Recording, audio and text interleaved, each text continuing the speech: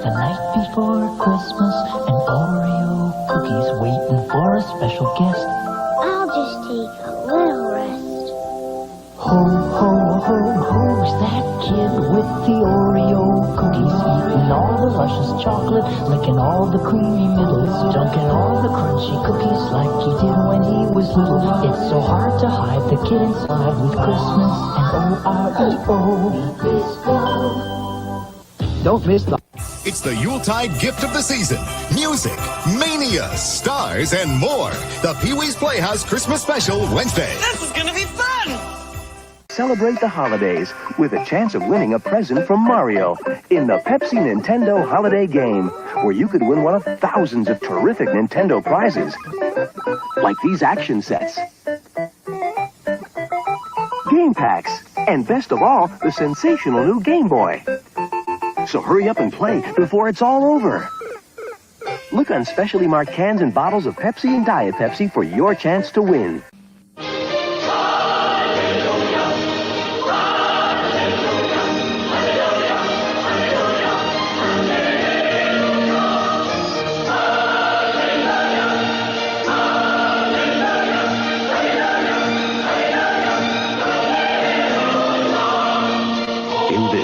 The season of giving, the gift of freedom, is the greatest gift of all.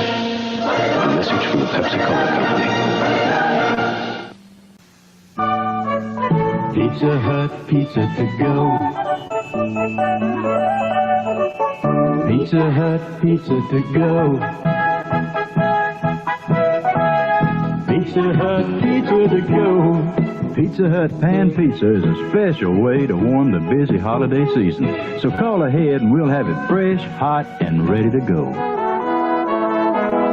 Pizza Hut Pizza to go. It's a Radio Shack Merry Christmas. Radio Shack's Christmas electronics sale can save you money. Two-way hi-fi speakers, half price, just $39.95 each. A solar-powered deluxe 4-key memory calculator, only $10.77. The cordless telephone with AM/FM digital clock radio, only $99.95. And the one-piece 10-number memory dialer phone, only $19.95. And you can buy it all in one place. A super Christmas electronics sale, only at Radio Shack. Make way for one of America's favorite characters. Can one tiny reindeer save the day on a stormy Christmas Eve? The original Rudolph the Red-Nosed Reindeer. Then the excitement begins with special guest star Kirk Douglas and dozens of celebrities in the 12th annual Circus of the Stars, Tuesday. Rudolph the Red-Nosed Reindeer shines when he tries to find the lost baby New Year, but a nasty buzzard is out to stop him. Saturday night at 7:30. Having a famous father isn't all that great. He's always recognized, gets tons of letters, and people think I get everything I want. Wrong. Last Christmas I wanted Kaboom, Laser Blast, and Freeway, 3 knockout video games from Activision. Well, I got 2, so I don't get everything I want. This year I want Mega Mania and Grand Prix and... Son? Yeah, Mom? Your father wants to know if you fed the reindeer. Gotta go.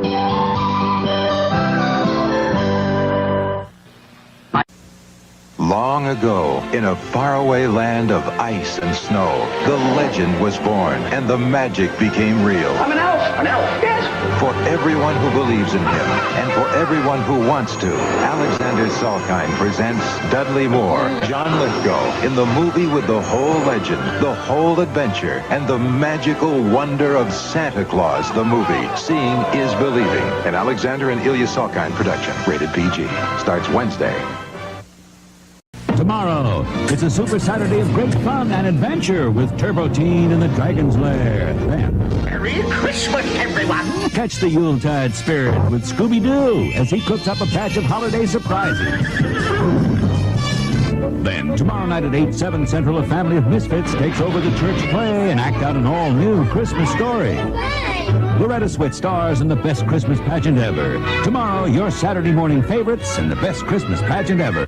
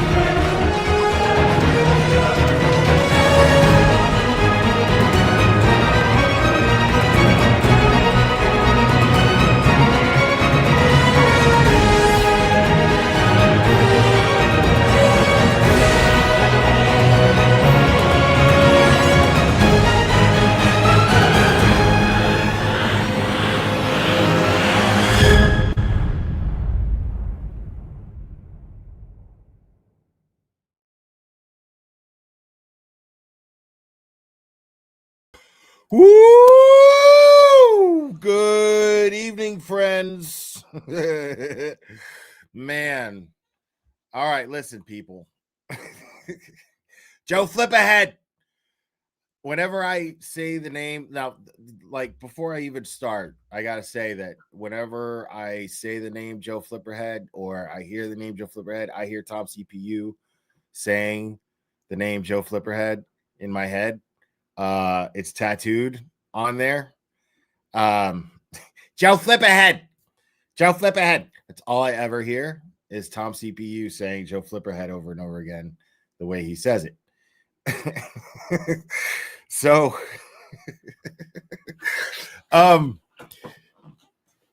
as we progress on to the evening, folks, we are going to discuss a current situation that involves the community. And this is important information to share and discuss because this is when shit just goes too fucking far. And there's no reason for that shit, you know? Like, here's my whole thing. Everybody could sit there all fucking day long and bitch and moan at each other and argue online and fill up threads arguing about, oh, well, you know, she catfished him and blah, blah, blah, blah, blah, blah, blah, blah, blah. None of that fucking matters because any man who is worth their own shit, bro, is gonna say, all right, well, okay, if she's catfishing, then she's fucking catfishing. You know what I'm saying? Then fuck it. You know what I'm saying? Like, if she's not living up to my standards of I need to see what she looks like and this is what I expect to know who she is, and she's not willing to do that, okay, well, I'm out. I'm out. What we're missing here in these situations lately, folks, is just the lack of grace to fucking end and move on. You know? That's what we're seeing. And this is what happens when you don't fucking do that shit. And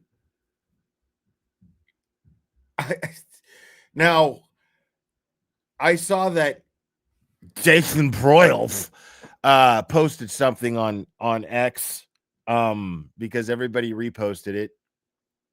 Now I can't even get on there through my, like, I can't share anything on X from my laptop because, like, I signed out somehow, and now I can't log back in because my account is fucking gone.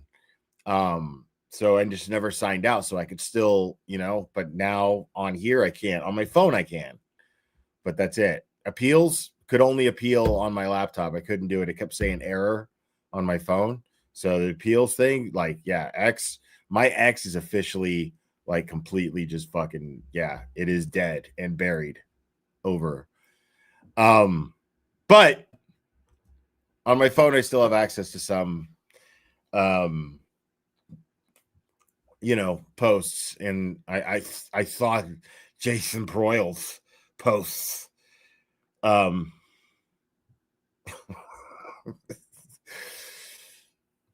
digital cross-dressing, dude.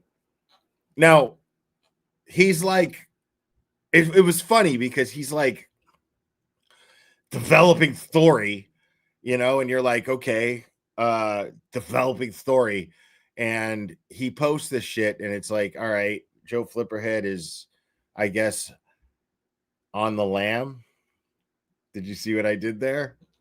I dropped that fucking nugget. I dropped that golden nugget on in Jessica Machado's chat earlier, which I was really enjoying, mostly because of Jeff. I love Jeff. I love Jeff. I like Jeff a lot more than I like Jess, if I'm being completely honest. I like Jess. You know, she's all right. You know, I might like her more if I move up on that board, whatever that is. I don't even know what it is.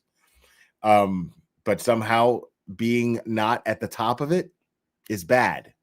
So, whatever that means. But I might like her more. But in the meantime, I like Jeff. Okay. Jeff got a guitar. his birthday, and I wanted more. Like I wanted more Jeff singing, and it was like Jeff's music saved me, and I wanted Jeff to know that his music saved me. So it was really sad that Jess kept kicking him out of the room, not letting him express himself, not letting him be the Jeff that God put him on this earth to be, which became apparent once he was handed a guitar. And he sounded nothing short of nothing less divine than a cherub. And I wanted more. And Jess deprived all of us of that. And for that, I'm not going to forgive her. So it's just that simple. Now,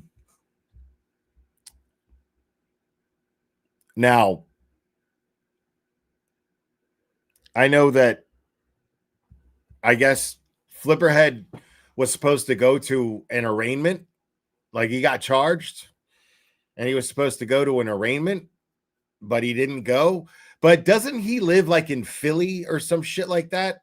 I know he's not a Boston local, is he? He's not a Mass local, is he? Right? Isn't he like Philly or some shit?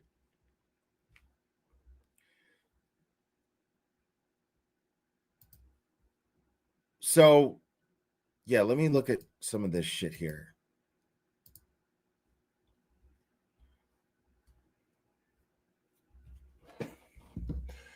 Yeah, let's take a look at this. This is what was shared on Twitter. And oh my God, Gerda K gifted a membership. Holy shit.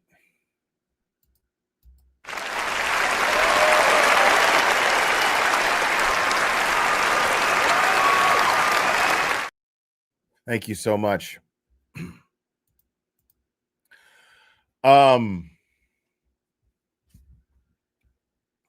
Let's see here. So his name is Nick Miller. That's no secret. That's been out there.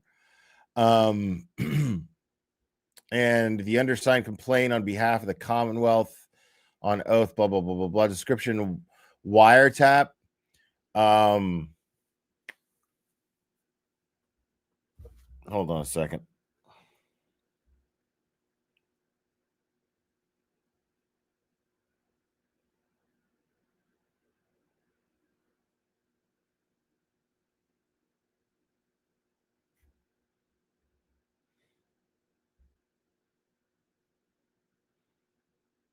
Oh, wow. Okay.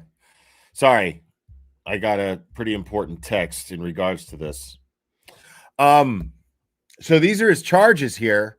Description is wiretap, unlawful wiretap, willfully commit in interception or procure some other person to I can hardly read that because it's so small. Violation. And then harassment, criminal harassment, did commit the crime of criminal harassment in that over a period of time between July 12th this year, knowing pattern of conduct and series of acts directed at a specific person, Olivia Lamb, with reasonable person to suffer substantial emotional distress.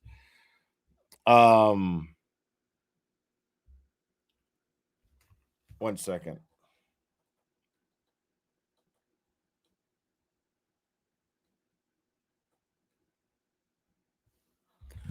And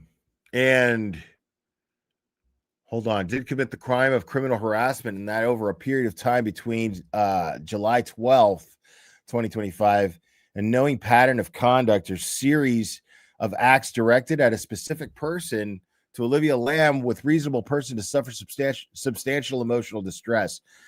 Telephone calls and electronic communication And July 12th, he did telephone another person or contact another person by electronic communication, by telephone, or contacted by electronic communication repeatedly for the sole purpose of harassing the family. So, wow. Okay, homie.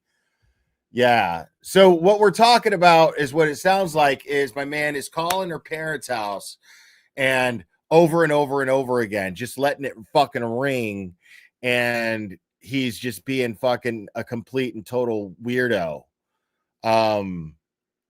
Not taking any, like it's wild that this dude like went this far.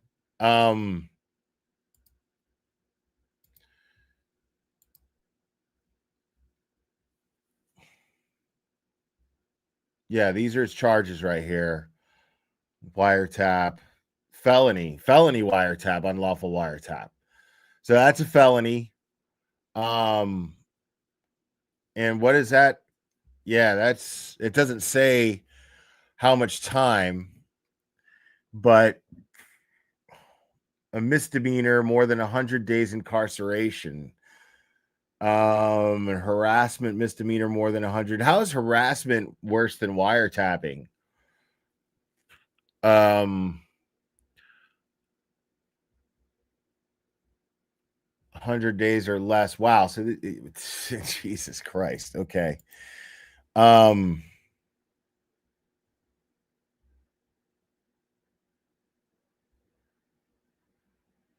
Yeah, this is wild, bro.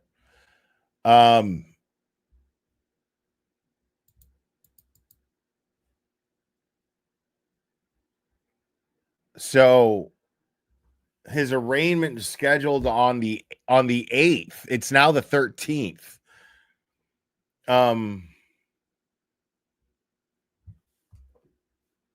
Okay, hold on. So I'm in communication with Olivia. Okay. She may or may not come up here. She has the invitation. If she can, she will. But she's saying that she says, you can mention that I went to the police a few months ago. They immediately launched an investigation, but it took so long for charges to be filed and him to be served because he's in a different state. So yeah, that makes sense because that's what happens usually. Like, if you're trying to get somebody charged with a crime, you have to the cops are going to have to build a case because they want to be able to prosecute them, right? So the cops are going to build a case, and that's what they were doing. And because it was in another state, it took a little bit longer. So while they built the case, they still had the red tape that they had to deal with Pennsylvania, and now they're now he was supposed to be arraigned on the 8th and never showed. And so there is an active warrant out for his arrest, and he is charged. It's a felony warrant. Like, he's got a felony warrant out for his arrest right now, which is fucking crazy. I don't understand people who make choices like this. I mean, I've made bad choices too, but this is the kind of choice that I can't really relate to. And so here I have, okay, I have this right here.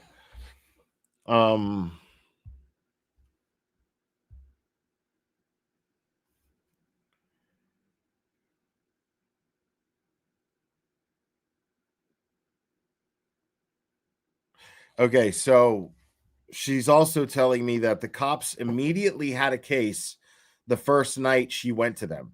They had direct evidence of at least 2 charges when she left the police department after making the initial report. So here's count 1. Here's the description of count 1 on 7/16 on July 16th, 2025. Flipperhead did willfully commit an interception or procure some person or some other person to commit an interception or attempt to commit an interception of some wire or oral communication not being specifically accepted, blah, blah, blah, blah, blah. Penalty state, not more than 5 years. So this is a felony right here. This is his felony charge. And he could get up to 5 years. And a $10,000 fine. Wow.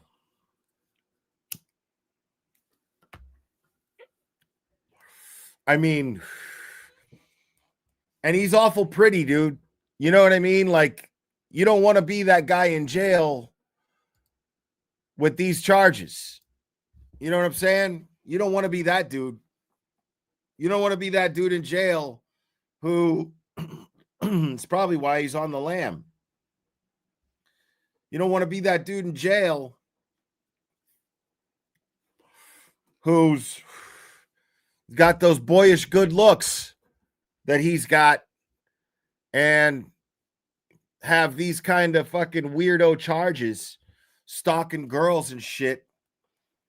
You got dudes in there with their women out in the fucking world, not knowing what the fuck they're doing, and then just to fucking justify in their minds that their women are good and they're not cheating, they're gonna fucking fantasize about some fucking weirdo stalking them,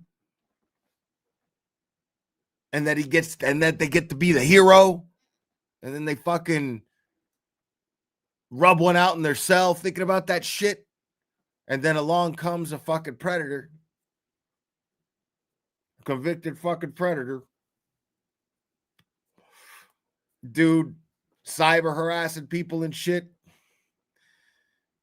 fucking intercepting communications, and fucking doing gross, calling people's fucking moms and dads all hours of the night, acting a goddamn fool.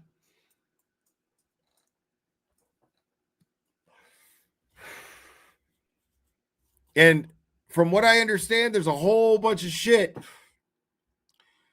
that Olivia ain't even told nobody.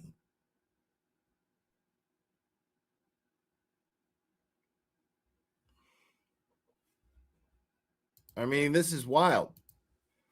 Let me see something real quick.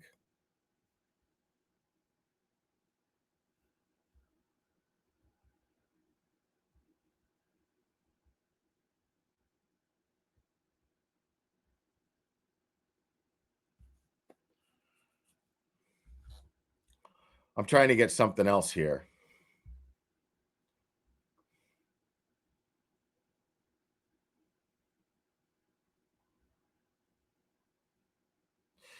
And this, I'm grateful that Olivia is telling me as much as she is, because she hasn't really spoken publicly on this stuff.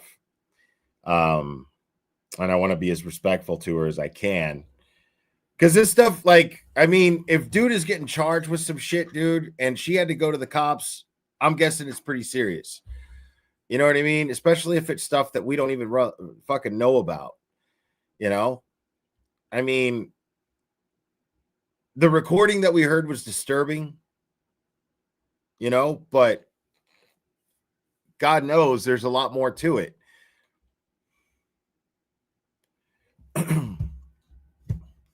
And I'm trying to tell you, like, when this was all going on after July, and I was hearing about it, I was like,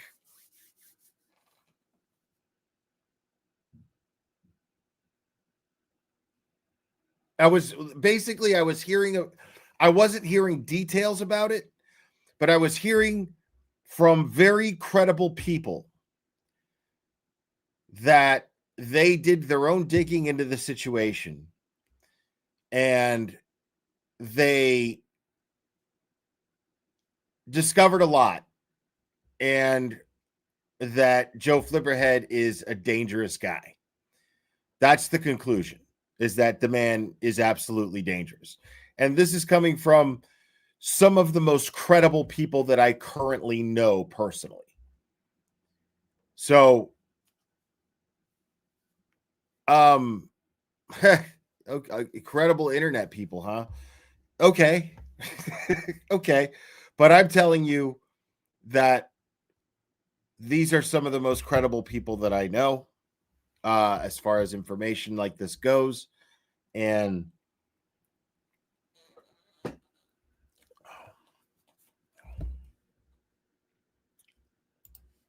me see what we got here.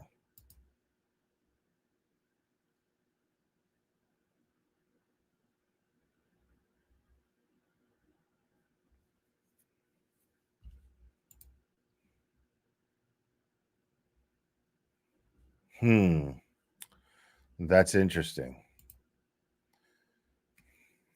Huh. Okay. Thank you for that, Cherry. So yeah, from what I understand, from what I was told by very credible people, is that Joe Flipperhead is very dangerous. This isn't just a simple he said, she said type of scenario. This is where other people who are very credible got involved and looked into this themselves and were like, this dude is dangerous. And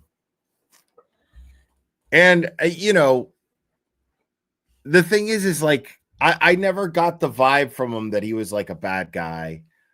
I never got anything like that. Like, because that's the thing about him, is like, as far as like, I mean, my dynamic with the dude was always pleasant, I never got a weird vibe from him.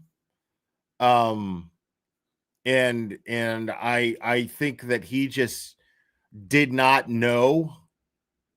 I think he lacks certain social skills, to say the least, and just did not know how to control his temper in a situation like that, or think rationally in a situation like that.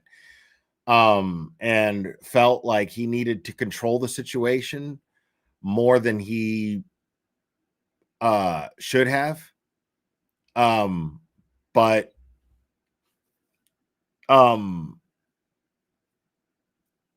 I mean, but I never got the impression that he was like, evil. You know what I'm saying? Like, I never got that. Like, there's people that sometimes they're just so fucking dark natured. You can just tell, and you could tell that they're deep down really angry. I don't know if he's deep down really angry. I didn't get that impression from him. I just got the impression that the whole Olivia situation brought, like, I guess he just felt really strongly about it, and it wasn't going the way that he wanted it to go. And he didn't know how important it was to respect boundaries, whether you agree with those boundaries or not, and whether those boundaries make sense to you or not. You have to like respect someone else's boundaries. So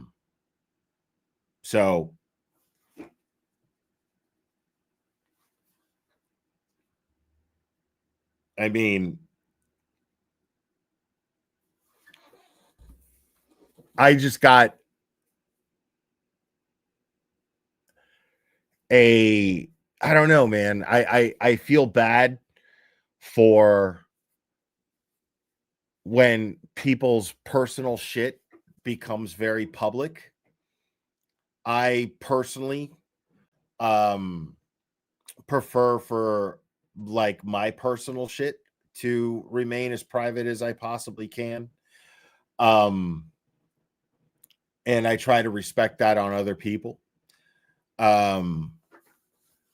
But when you have a situation like this and you have someone who's within the community and he's attacking people online and he's doing all of these different things that are all of a sudden extremely, nefarious in nature, in this behavior just seems erratic, and then this person gets charged with a crime, with a felony, and two misdemeanors, because he just would not leave certain people alone. Now, I'm curious as to what else happened,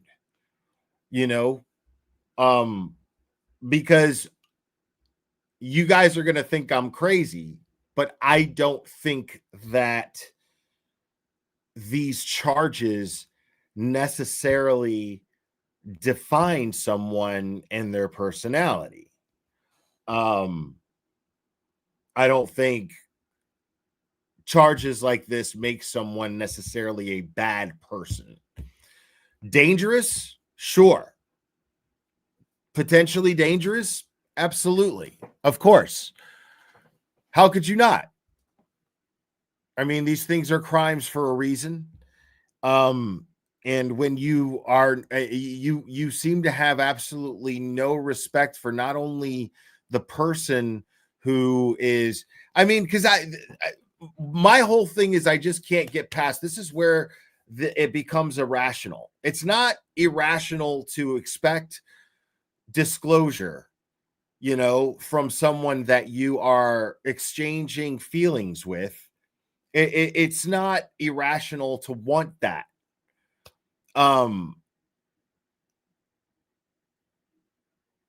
But it's irrational to, once you have convinced yourself that this person is hiding things from you because and you've never met them. It's not like you grew up together. It's not like you're related, but you realize that this person all of the sudden is, I don't know what the words I'm looking for here are, but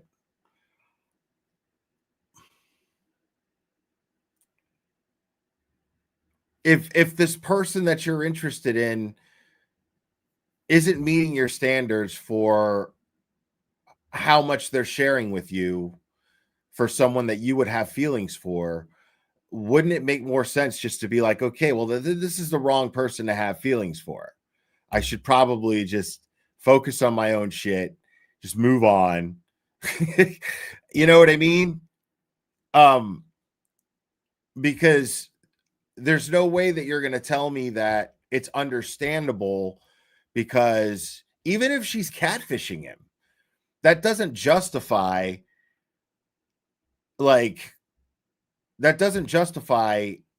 going out of your way to make her parents answer your questions and ease your pain and suffering of the big mystery that is the girl that you have fallen in love with on the internet. That's not her parents' problem. It's not. So it's really fucked up to do that. And I think in his mind, he somehow justified it. Otherwise, he wouldn't have been doing it. He had to have known. And then the recording of her, which is weird because, in the recording, when you listen to that recording, he's clearly the aggressive one. He's clearly the aggressive one. And she is confused as to why he's behaving in the manner that he's behaving. But the interesting thing about that is you could sit there and be like, okay, well, she's gaslighting him because she knows she's being recorded. The problem with that is that she didn't know she was being recorded. She was coming off like the innocent, nice person because she knew she was being recorded. Not true.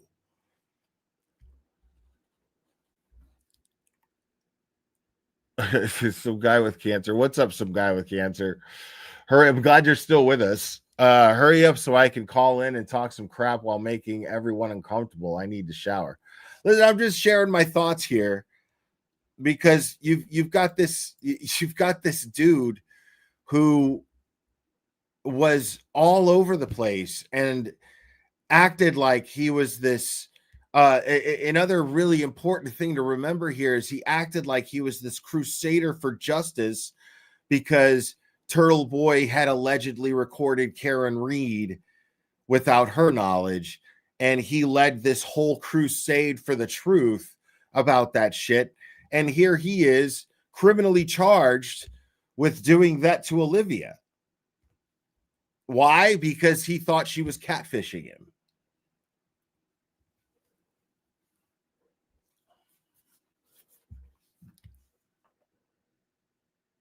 That's an indication. That's an indication of a dangerous person.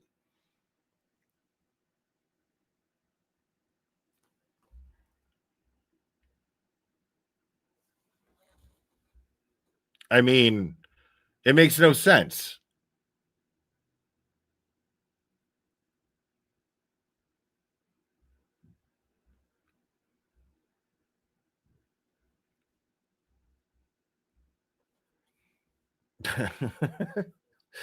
Guys in the chat are tripping me out.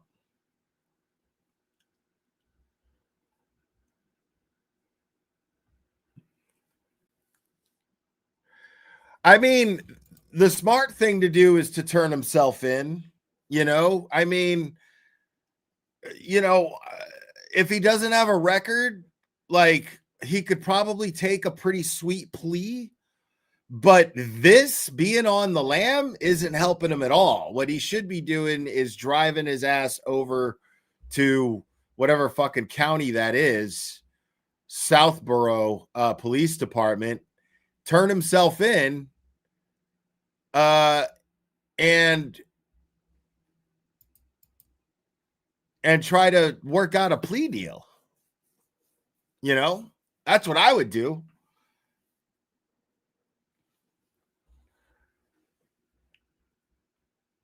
Because this, like being on the lam is not going to help him. That's not going to help him at all.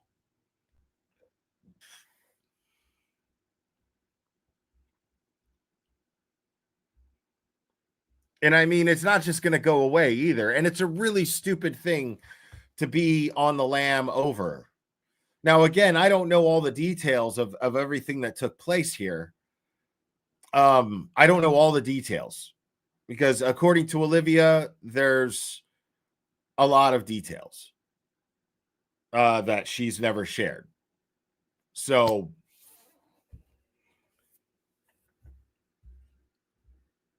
and yes, Turtle Boy is going on at 9. I mean, I don't know how much of this he's going to talk about. But yeah, I just don't see how it could help him in any way, shape, or form. More time going by that he is not turning himself in. I mean,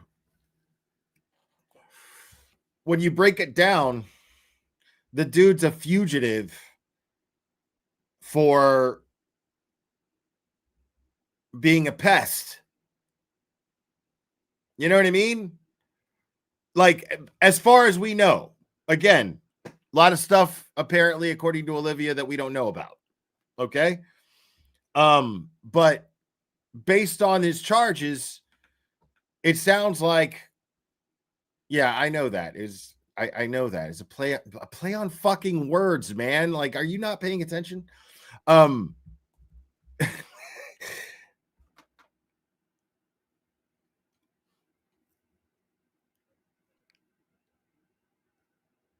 when you look at the charges, I mean, he's basically a fugitive for being a pest, you know? And I'm not trying to underplay it. I'm just saying, based on what I know, you know, he's basically just being a pest.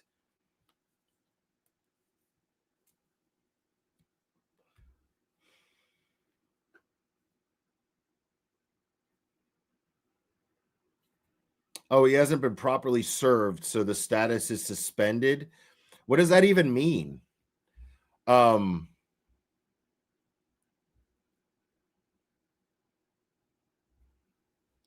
Like, as far as like his warrant for arrest.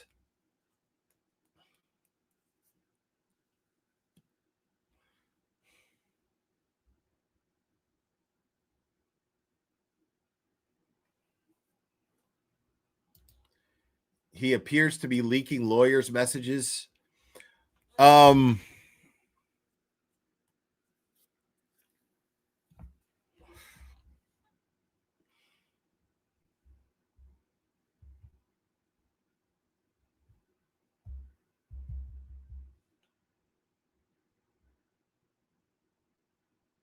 You could be served through a phone call. I don't know about that.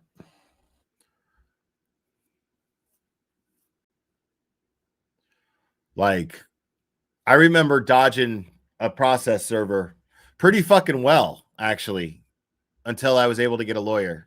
And then I got the lawyer, and I was like, yeah, cool. But yeah, I remember doing that. But not for anything criminal.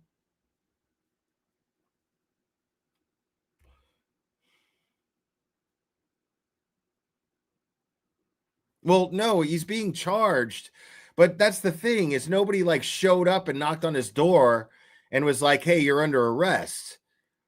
Nobody's you know what I'm saying? Like nobody's telling him nobody's done that yet. What's happened is, I guess they were supposed to serve him with a notice to appear at the courthouse for his arraignment in Massachusetts, but he wasn't properly served, so that's why he didn't go to his arraignment. Because he can argue, I didn't even know I was being charged. I mean, there's no fucking way that he doesn't know now. You know what I mean? Like, there's no fucking way that he doesn't know now.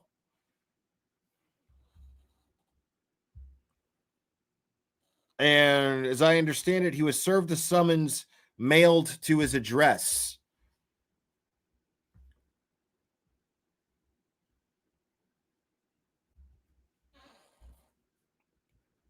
So he knows.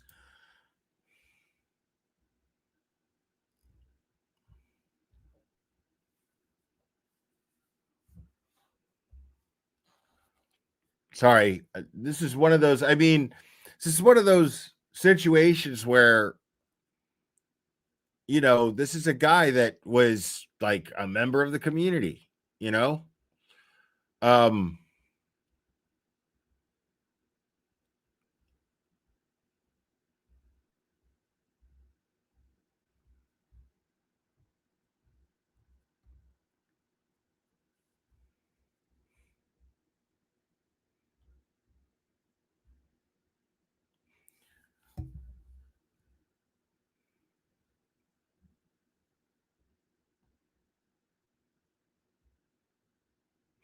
Yeah, I mean, that's the whole thing. Is like, will he like end up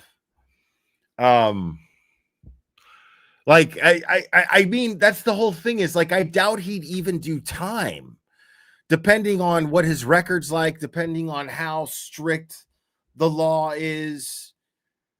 I mean,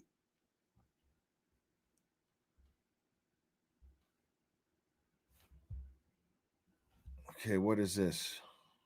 Oh, okay. I don't know whose number this is, but they have mine. So All right, I'm just going to email this to myself and then I'll share it. So I have the statement of facts here, which I will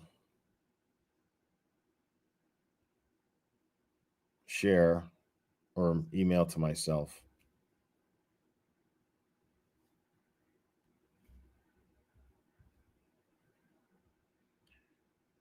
Yeah, that wasn't even Olivia who sent that to me. It was a number that I don't even recognize. They texted it straight to my private number. So, okay. There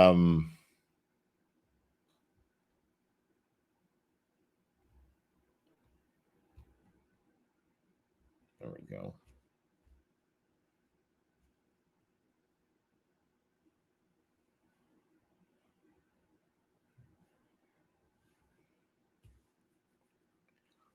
All right.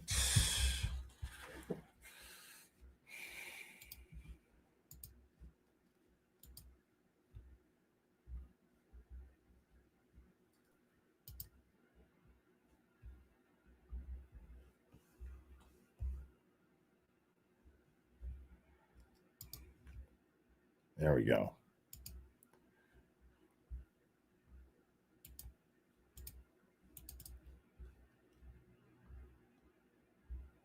All right, so here we go. We've got the statement of facts here. Let me go ahead and read this. Blah blah blah. I don't want to. Fuck.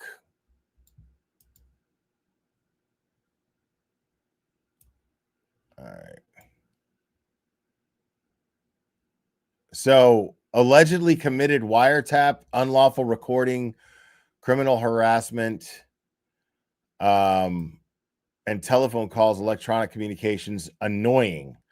So apparently it's against the law to annoy people in Massachusetts. So I'm going to play devil's advocate here, whether y'all like it or not, but I'm going to do that. So that's interesting, but let's read the statement of facts here. So Nicholas had called Olivia's parents' house phone 4 times in the midnight hours. Nicholas did so with the intent to annoy and harass the family because he believes Olivia is lying about her true identity. These calls caused the family to be freaked out and fear for Olivia's safety. Nicholas had called Olivia's parents' house phone 4 times in the middle of the night.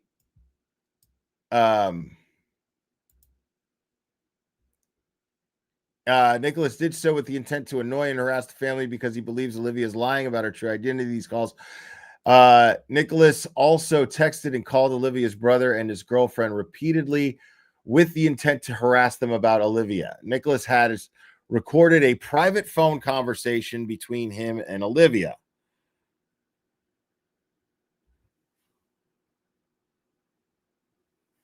All right.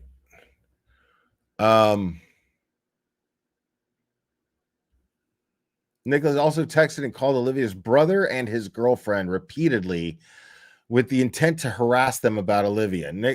Nicholas has recorded a private phone conversation between him and Olivia. Olivia didn't consent to this, and Nick had shared the conversation with other people.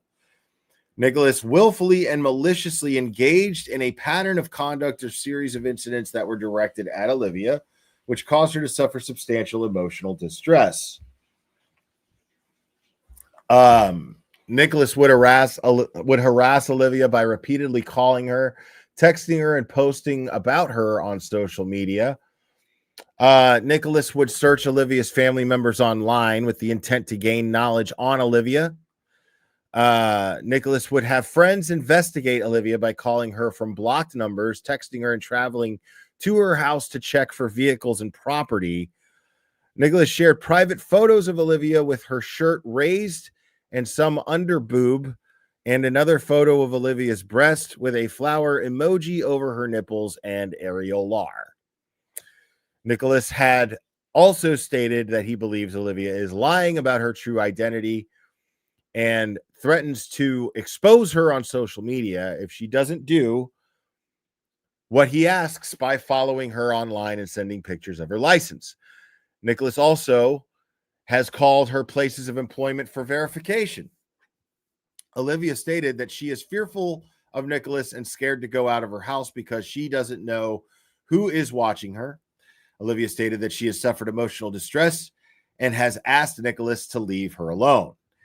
Olivia stated that harassment has affected her personal and professional life.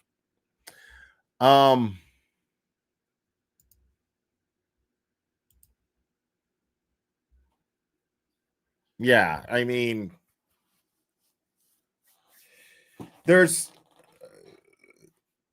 yeah, this is a guy who's just pissed off about the way things went down.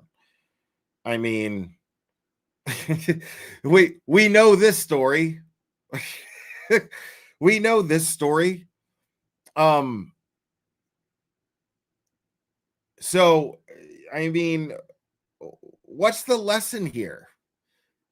Because I mean, at the end of the day, it's not like Joe Flipperhead is coming out the winner.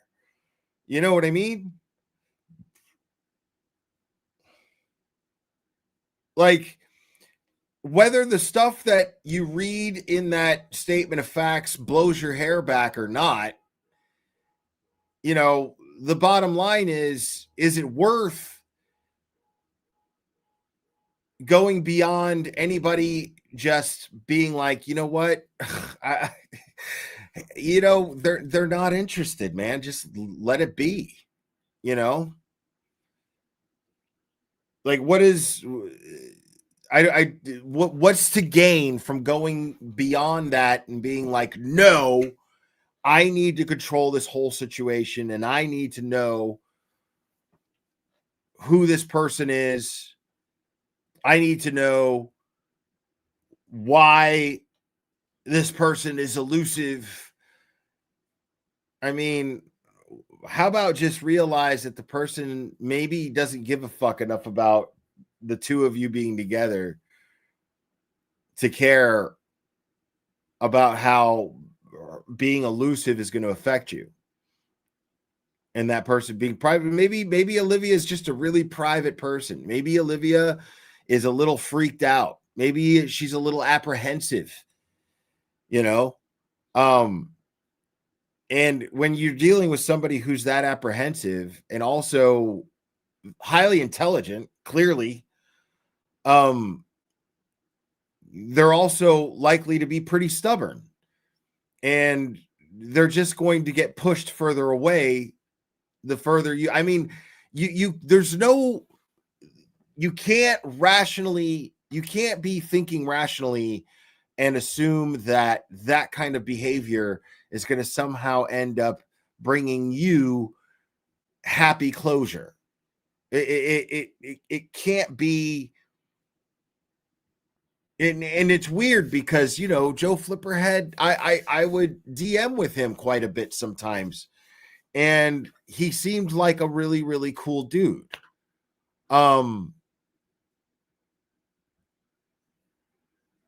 He seemed like a really cool dude, and he seemed like a really, you know, I mean, we had intelligent exchanges, you know. So I don't imagine someone being that intelligent and not understanding that there's no good that can come from pushing things that far, especially with someone who the whole point is you trying to prove that they're being elusive. Like, okay, well, why not just realize that, okay, they are being elusive and it's really not my problem. It's really not my fucking problem to have to sit there and try to fucking Scooby-Doo and Encyclopedia Brown why this person is so goddamn elusive. It's exhausting, really. You know, like I just don't imagine someone being worth all that. You know, I just don't. I let that get to me one time. I remember I had a similar situation and I let that get to me one time. But never even considered for a millisecond doing what this dude, going to the links that this dude went. Like, not even close.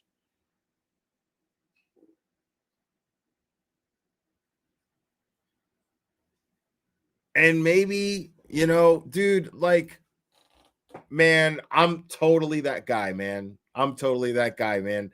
I'll, you know, every few months, I'll get that bottle of scotch and and I'll text the lady, man. You know, it happens. You know what I mean? Like, but I can't imagine going as far as like I can't imagine being drunk and going that far, even. It makes no sense. You know? Like, it makes no sense.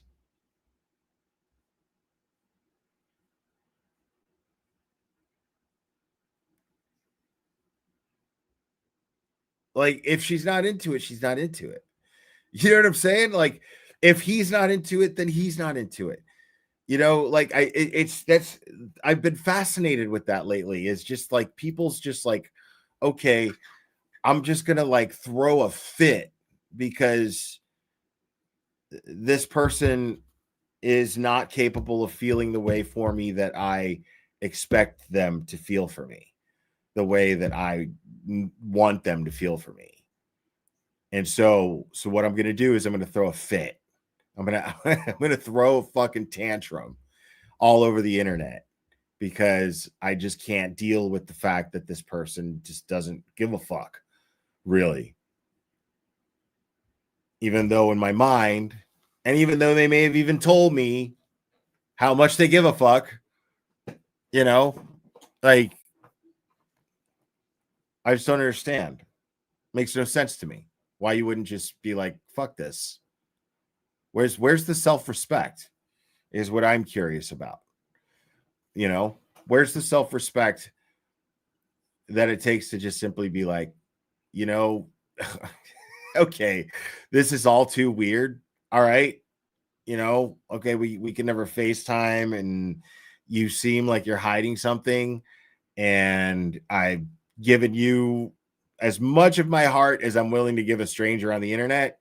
And that's it. You know, like I don't get what's so difficult about that. And not having the simple ability to do this, now the man has charges. Now the man's forever going to be known as stalker guy, you know, because all of this shit is public record. Because I mean, the thing is like these charges, there's dead solid proof of these. There's data to prove this stuff. So he's gonna get convicted of it. Like, it's just a matter of time. He will get convicted of this. Like, he will get convicted of these charges. The question is, will he do time? You know what I mean? And like, how crazy is it that a grown-ass man is going to go to jail and sit with a bunch of fucking murderers and fucking armed robbers, fucking domestic abusers, God knows what, to children, and sit around with people like this over charges because he was deliberately annoying people. Like, because he couldn't let something go. Like, you're ending up in jail now. You're gonna end up in jail, or I don't think he'll do time. Like, he'll do time if he stays like playing stupid and he doesn't turn himself in. And according to Olivia, they did FaceTime. And that he lied about not FaceTiming. So I don't, there's not even anything that remotely justifies him being like, obviously he got on some sort of like something snowballed and he just lost his grip. No, Flipper's not Australian.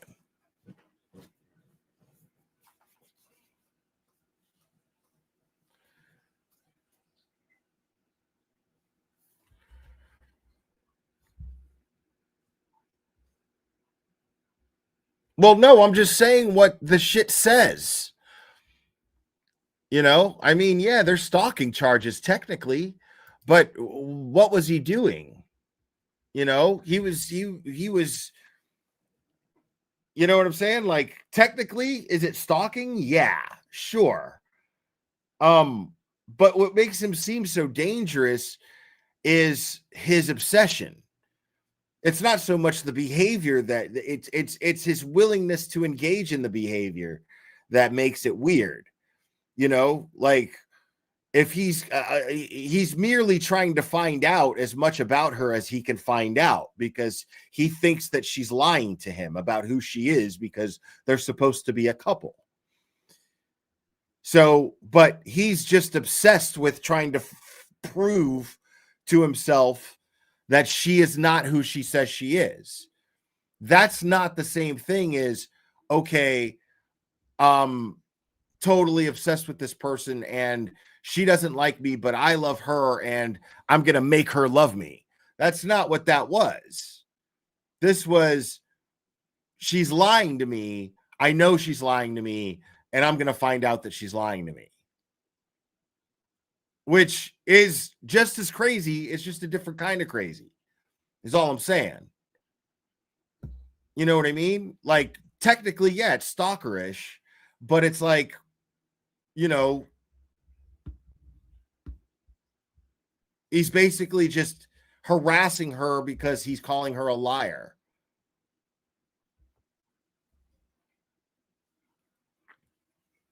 Which in and of itself makes the behavior that much more bizarre. You know what I mean? Like, he's going this far just to find out that she's lying. Going to these lengths just to prove to himself or to prove to everyone else, I guess. I'm going to expose you. Expose me for what? Okay.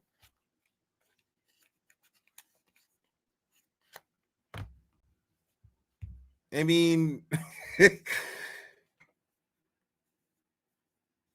like you got to understand it from Olivia's perspective too, man. Like, Olivia's perspective is like, you know, and I'm just guessing here, but Olivia's perspective is, okay, so I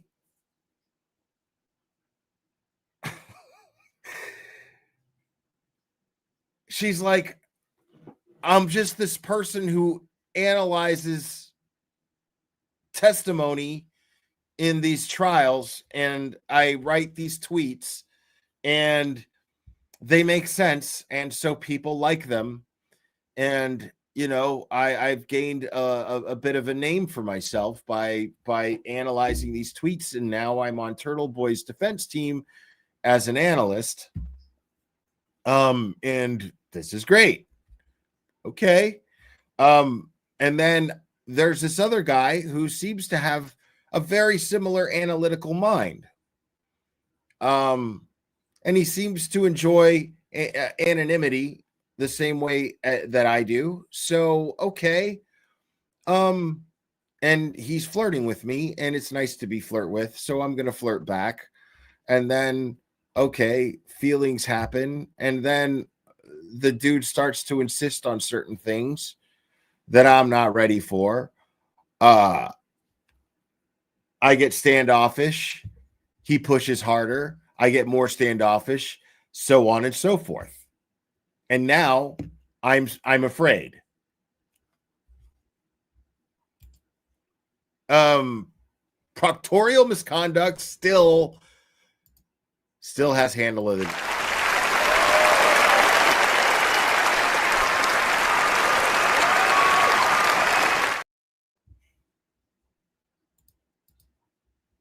Sorry, what did you say? I didn't even read it. Turtle Boy did time on false charges and was a man about it.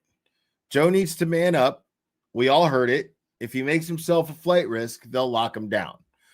Right. I mean, the problem is nobody's going to be rallying outside of the courthouse for Joe Flipperhead. You know, not for this shit. And, you know, like, Turtle Boy went to jail, and I don't want to speak for him. I'm just assuming that his mindset was somewhere along the ways of, okay, well, I didn't do anything, and I didn't do what they're charging me with. And if these motherfuckers are going to put me in jail, fuck them. Fuck them. Because they're trying to quiet me, and they're not going to silence me. They're just not going to do it. This is going to make me even louder. That's different.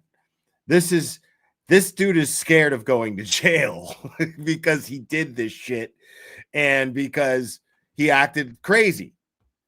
Like, that's why Joe Flipperhead has not turned himself in. Now, hopefully, I'm wrong. Hopefully, he just fucking, because honestly, it's going to be better for him. I'm just speaking in terms of legalities, dude.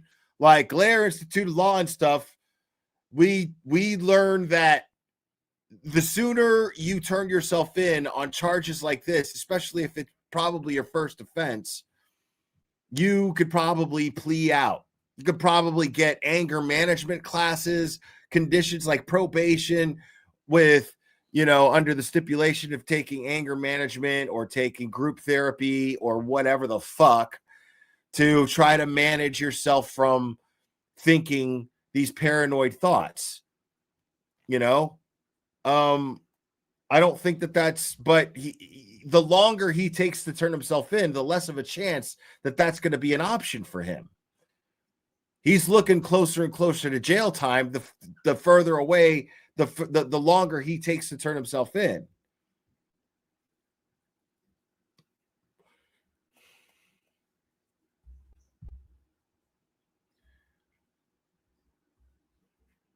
And like I said, I don't think the guy's a bad guy. I think he's just socially fucked up, and just needs some help. You know what I mean? Not necessarily. Like, depending on if he gets, a decent enough representation, if it's his first offense, I don't know. I mean, of course I'm not an attorney, but I would love to hear an attorney chime in on this and say whether or not there's a possibility that he could avoid jail time. But I'm speculating. I'm merely speculating that these are not violent offenses, and, he could probably get a decent plea deal.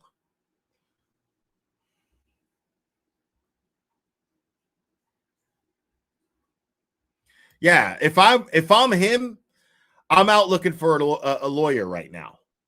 If I'm him, I'm trying to lock down a really good lawyer, take their advice, and then turn myself in, waiting to hear whatever my lawyer fucking game plans. That's what I'm doing if I'm Joe Flipperhead right now, if I'm not already turned myself in. If I'm Joe Flipperhead and I haven't turned myself in, that's what I'm doing. But I don't know.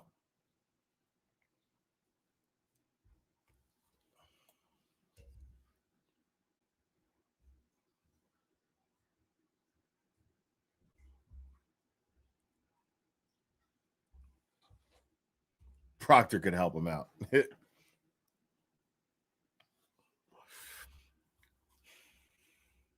Yeah, I mean, it's a real shame, dude, because I'm trying to tell you, I really liked Joe Flipperhead. I really did. And then he just fucking lost his shit. I don't know what the fuck happened. Like, I don't know what it is.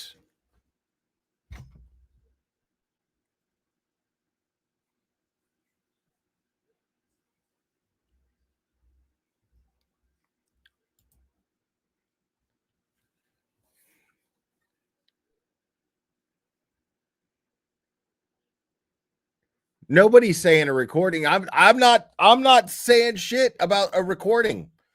I'm saying he got charged and he's probably going to go to jail because he's not turning himself in, and these are not violent charges. Like I'm seeing stuff here that,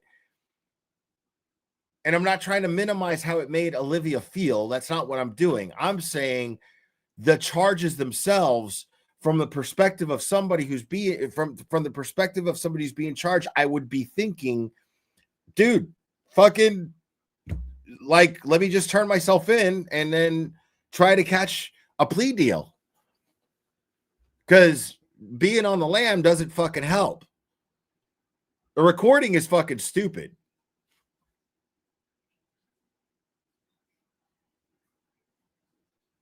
Oh my god, I'm so sick of this motherfucker right here, dude.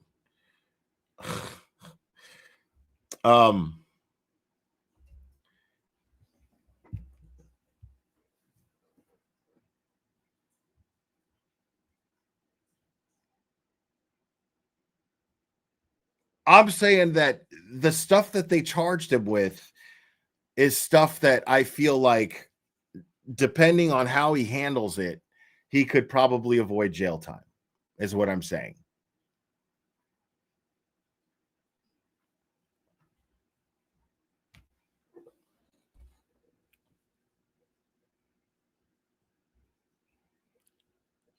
Yeah, that's not okay either. Like, I that's another thing that I don't understand, you know?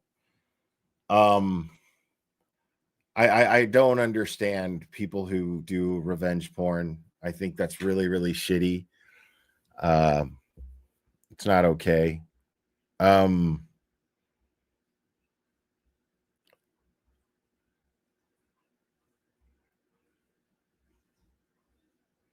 no, you can't blame it on the alcohol. I talked in depth about this stuff on my clubber walk this morning. And you don't get to blame alcohol for your shit, like, I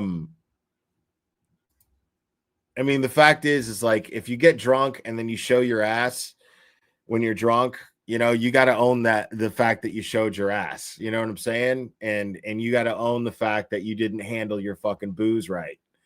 It's just that simple. You got to own that shit. So you can't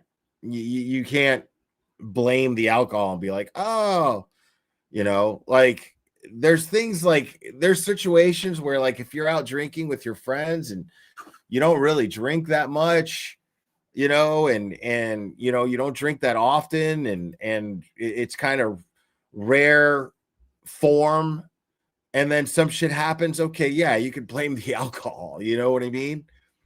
But if you're just somebody who can't handle their booze, then no, you don't get to blame the alcohol. Then if you can't handle your booze, you shouldn't drink. Do I think he's hiding because he's embarrassed? No, because it's the longer that he's gone, the longer that he's not taking accountability for this, and facing this head on, the more people are going to talk about it. So it doesn't make sense that he would be hiding because he's embarrassed. It wouldn't make sense. What makes sense is just to face it head on and just fucking stand head tall like a man. He's not going to be on the news. You know what I'm saying? Like, it's he's not Turtle Boy. He's Joe fucking Flipperhead, bro. Like, he's not going to be on the news. There's nothing to be embarrassed about. Just the the sooner you get it over with, the sooner people are going to stop talking about it. So no, and I don't know if he's a drinker. I'm not saying that he is. Someone said blame it on the alcohol, and I'm like, you can't. But I'm just talking about that generally. I don't know if he's a drinker, and I don't know if he was drinking when he behaved in this manner.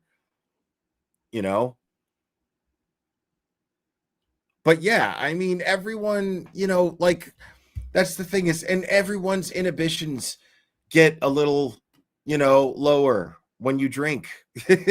You know what I'm saying? Like, that's going to happen. Everybody's inhibitions get a little lower when they drink. It's not that serious, but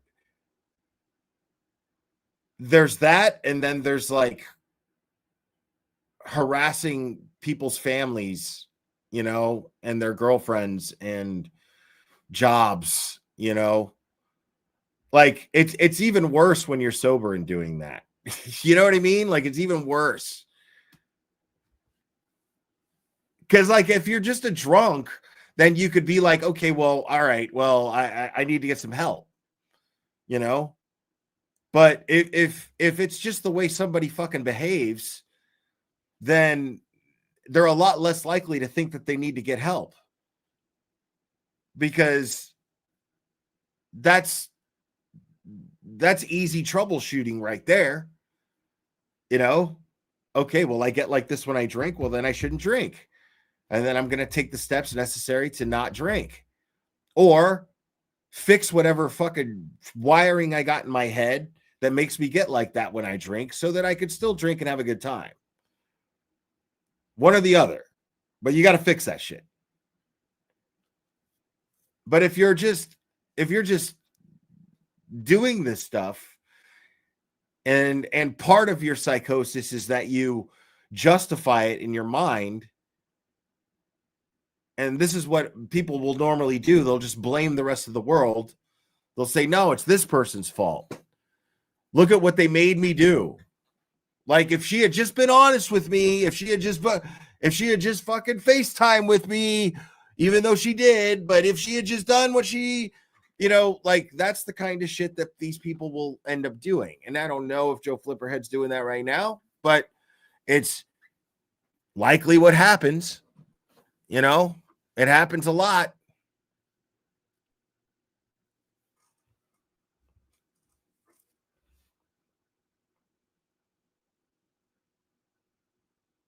And yeah, I mean, that's what I'm trying to say is, like, this seems like the kind of thing that there's probably a program for, like, this is probably the kind of thing that he'll get probation for, and under the condition that he has to see counseling. He has to get counseling of some kind during the probation. That's okay. Right on.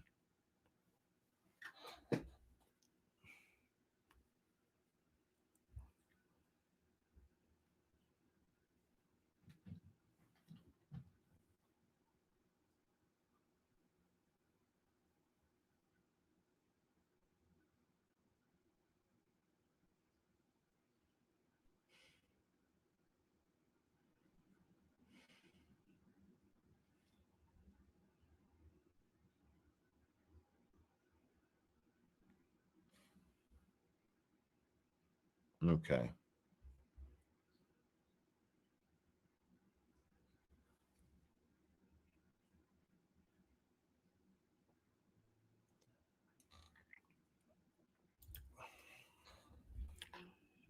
Love the tree, Will. Thank you, lies. The little GNR reference there. I like that.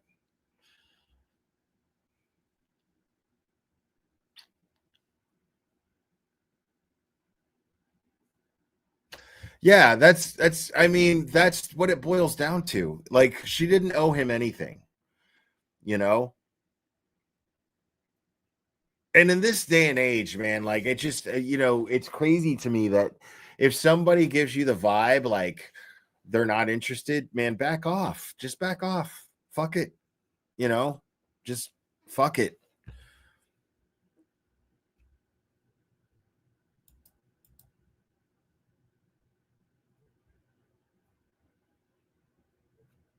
Because, like, I mean, dude, like, I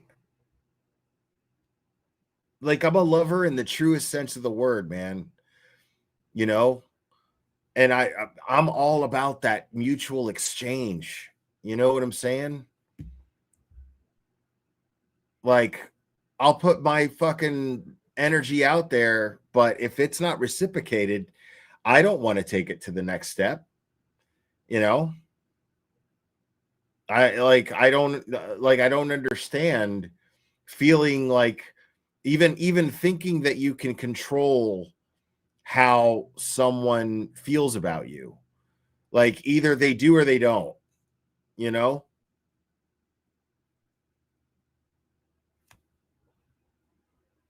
Like, if someone truly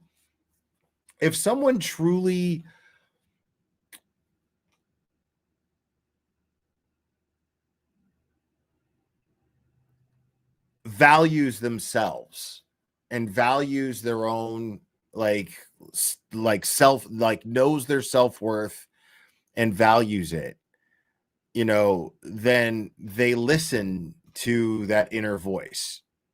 They listen to that, you know, hey, you know, is there a vibe here? You know what I mean? Um, you can tell if somebody is saying I love you, but it's just because they're lonely. You can tell if somebody's saying I love you because you just have that, like it's, to me. Thank you, Decline, and Tracy Cooley, thank you so much. Got a friend going through this. He never dated this person and she's being a stalker. Like, it's crazy, like it's scary. Yeah. I mean, that totally happens. And it's really weird to me, you know, like, and it's sad. Mostly it's sad because the cool thing about love, to me, what love really is it's a place. It's not a feeling, it's not an emotion. I don't believe love to be an emotion at all. I believe it's a place that requires two people's souls, two souls or more, whatever you're into, to feel something, to meet in that place. Um, I just because you are like, oh my God, this person's amazing, you know, like, otherwise you love that person like you love a song or a TV show or your favorite shirt or whatever, you know, that's a different kind of love. But being in love, that's why they say in love, because it's a place. It's a place that two souls meet and they celebrate living there, and they take that place with them everywhere they go and every decision they make in their lives. And it is just that, you know, all through the rest of however long it lasts. You know, and I know I don't think that I'm emotionally mature enough to be ready for that.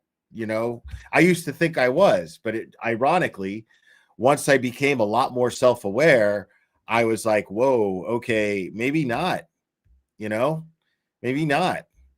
Um, I can absolutely enjoy being with a really good-hearted woman and have a really good time with her and really enjoy the place that we're in at that place, you know, during that time that we're spending together. I can absolutely enjoy that and have a great time. But the desire to commit to something and move forward and build off of that takes a whole hell of a lot for me that I don't know I'm even capable of anymore. um I think I'm just so exhausted. um and I really like being alone, over you know. I break it down and I think about it. Flip was never served. He's not avoiding. Well, I mean, it was mailed to his house, so I don't know.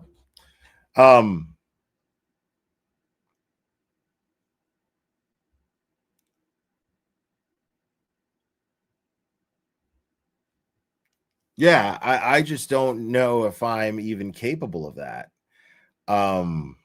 And but the funny thing about it is, like, I'm super okay with it. That's another cool thing about growth is, like, I've at least this point in my growth where I'm just like, I'm totally okay with being alone. Uh I I get all the love I need from the people in my life already, my dog and my cat, you know, and I love taking care of them. I love them being my life. I am that old person now, and I'm totally okay with it.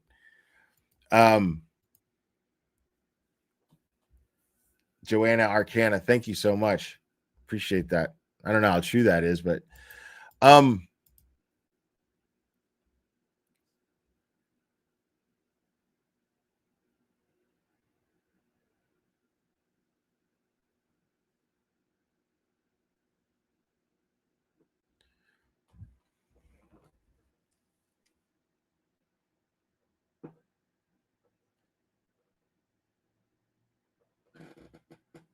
yeah, I so and again, I really enjoy the company of women. That's never been a secret. I really do. But I just don't know if I'm capable of like commitment where you're making long-term plans and you know uh my lifestyle suddenly turning into deciding what I'm going to eat with another person, all the time. And deciding on decorations and having a higher standard for uh you know how my place is furnished. Just shit like that I find just complications that I just don't need. I really don't squander the fact that I live a very, very simple lifestyle. So and I really enjoy it. Um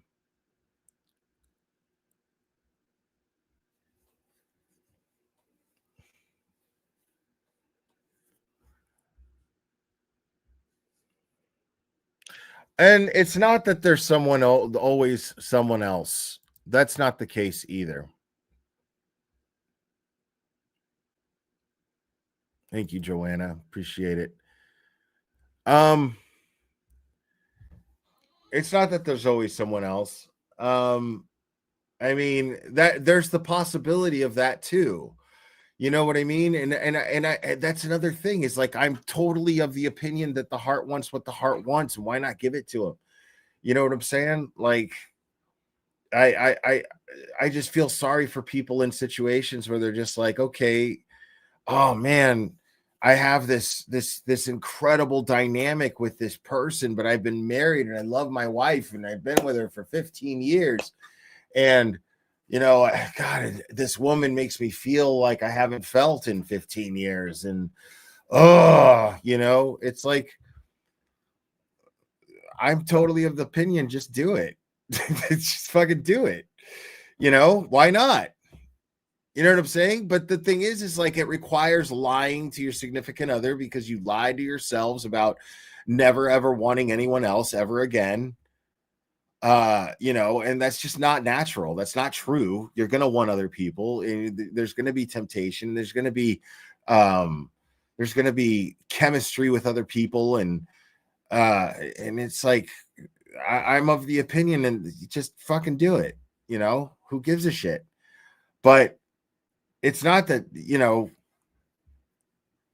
it's not like you go out looking for it either. You know what I mean? It just fucking happens sometimes. And I don't think it means that you love the person that you're with any less, you know? I don't think it necessarily means that.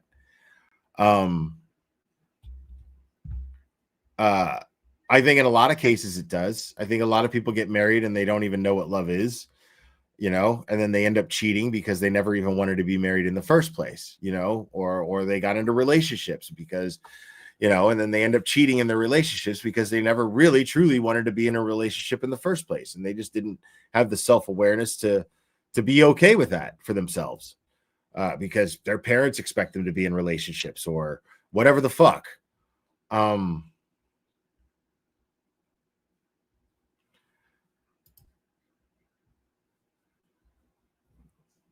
Okay, well, cool. I mean, what the fuck do I care about that?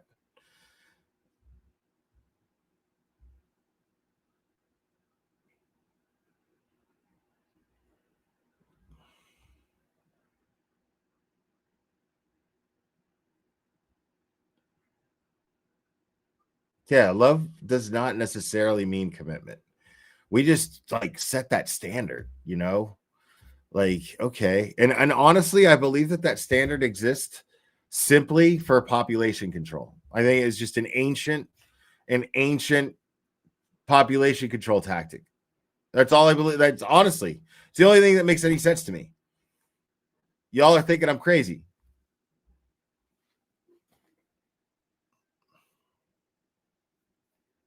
I mean, otherwise, then why not act on your desires? What's the problem? What is the problem? Like, look, this guy right here. Here's this guy. He's saying, I've been a swinger for Bob C says he's been a swinger for 10 years. If you get an itch, scratch it. Okay, so this is the swingers mentality. Now, I've known swingers, and this is their philosophy. They feel like, hey, if you completely subtract jealousy and possessiveness out of a relationship, you just subtracted 95% of what people argue about or get mad at each other about as couples. Right? Think about it. Now, I don't know, man. Like, to me, like, I'm just a single guy, so it's almost the same thing. So, but like, that's the attitude. It's like, okay, well, we don't, you know, like, well, why not?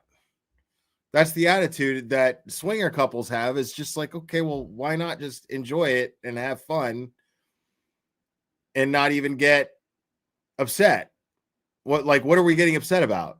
Like, somebody that I love is getting pleasure. What am I really upset about? That it's not me doing it? What's the fucking difference? You know?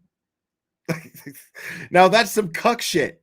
But realistically speaking, what's the problem with being a fucking cuck? You know what I mean? If you're a cuck, then right on. Knock yourself out if you're a fucking cuck. Like, there's no kink shaming. There's no kink shaming.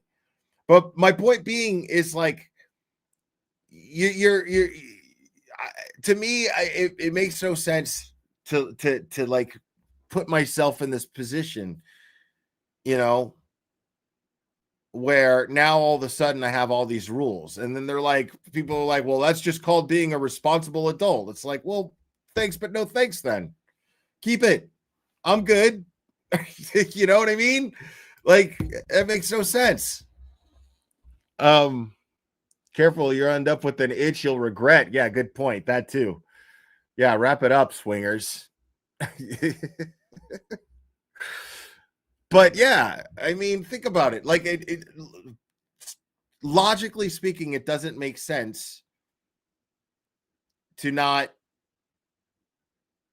act on an impulse that is mutual between you and another person. Where's the moral dilemma?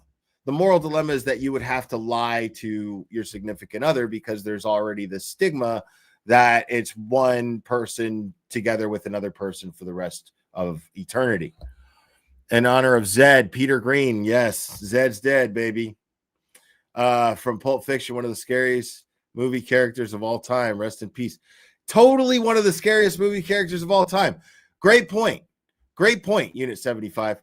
Great point. Definitely one of the scariest characters of all time, because it's just like, dude, you don't expect that shit.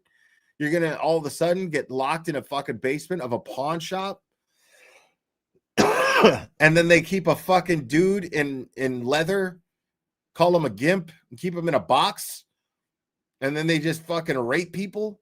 You think they just let those people go? Like, that shit is scary as fuck.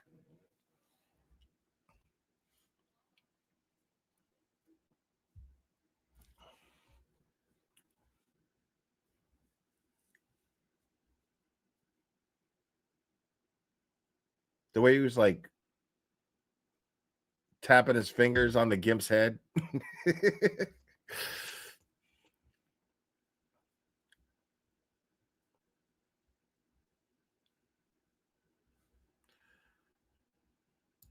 Hold on.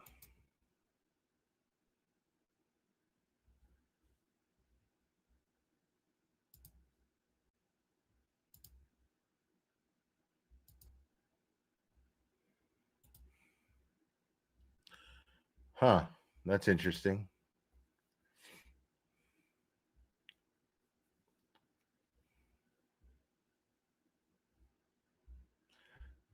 That's all I'm saying. Like I said, I'm not trying to minimize what he put Olivia through.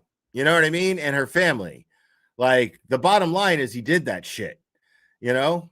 And they have every right to feel how they feel about it, you know? I'm just saying that the dude can probably not have to worry too much about charges, or about doing time anyway. Excuse me. Charges are already there.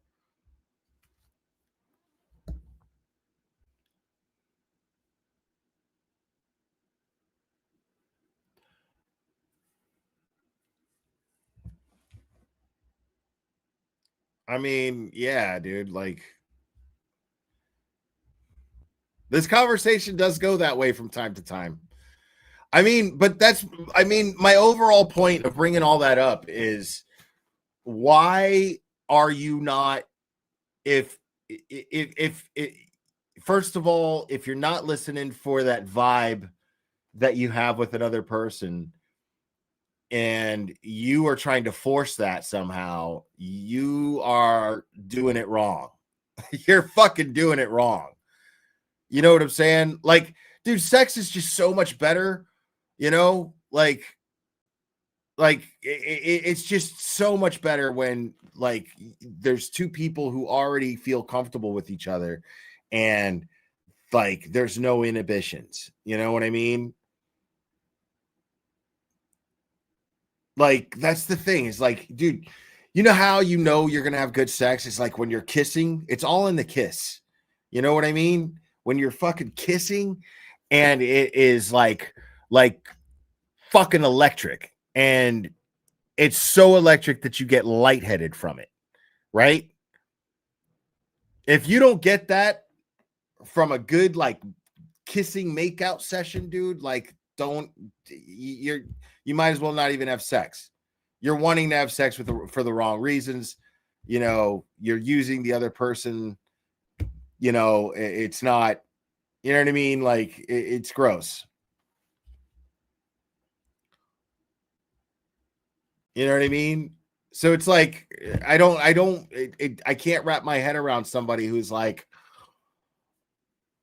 you know, come on.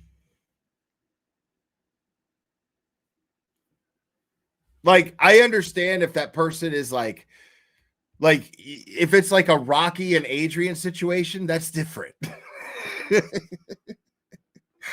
it's like a Rocky and Adrian situation where she's just real timid, like, you know, she likes you, you know, she's just real shy and timid, and then you're persistent, but you're not, you know, weird and pushy. You're just persistent. You're just like, hey, come on, you know, like, you know, you're a girl, I'm a guy, you know, we got a cool thing. Like, why not? What's the problem? You know what I mean? Like, that's different. And for some reason, like, that somehow became creepy over the years. Persistence somehow became creepy. But there's a big difference, in my opinion, between like persistence and then just being like, okay, like this person has made it pretty fucking clear they're not interested. Like, because then you've got some like Pepe Le Pew rapey shit where that person is going, no, I'm not interested. And you're just like, come on, bullshit. They're going, no, can't stand you. You make me sick. I'm not interested. And then they're just so pushy. But a certain persistence to a girl who's just, probably a churchgoer or something, and you got to win her over with her parents, that's romantic. You know what I mean? You got to win her over through her parents, that kind of thing, which almost never happens. You got to come out here where I live for that shit to happen. But that shit doesn't happen like in like city life. It looks like, I mean, yeah, I don't see Aiden's stream up. It was scheduled for 9:00. I saw it earlier, but I don't know why it's not up now. I haven't heard from him. I don't know, so don't ask me.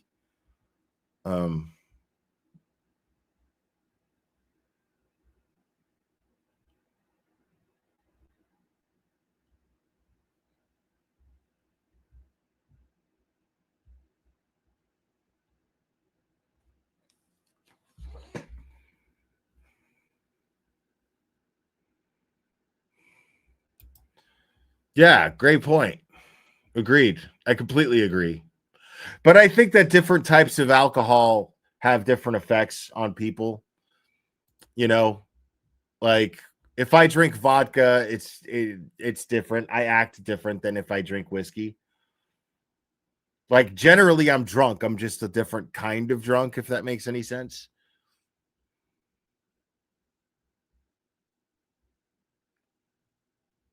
Yeah, I hope he's okay too.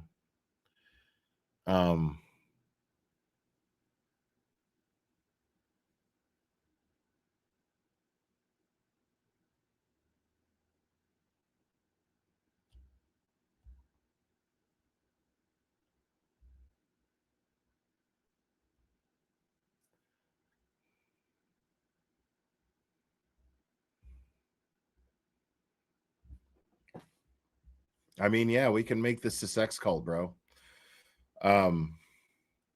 We can totally do that.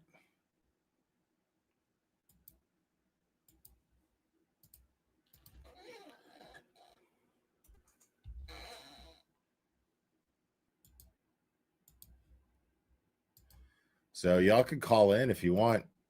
Let's this supposed to be a live call in. Let's make it a live call in. Let's do it.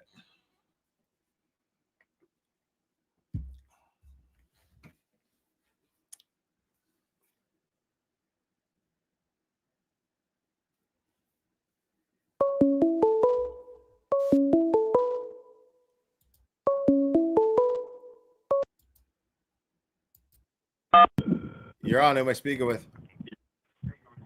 Hi, Will. It's Crazy Brazilian. Crazy Brazilian lady. What's up, Crazy Brazilian lady?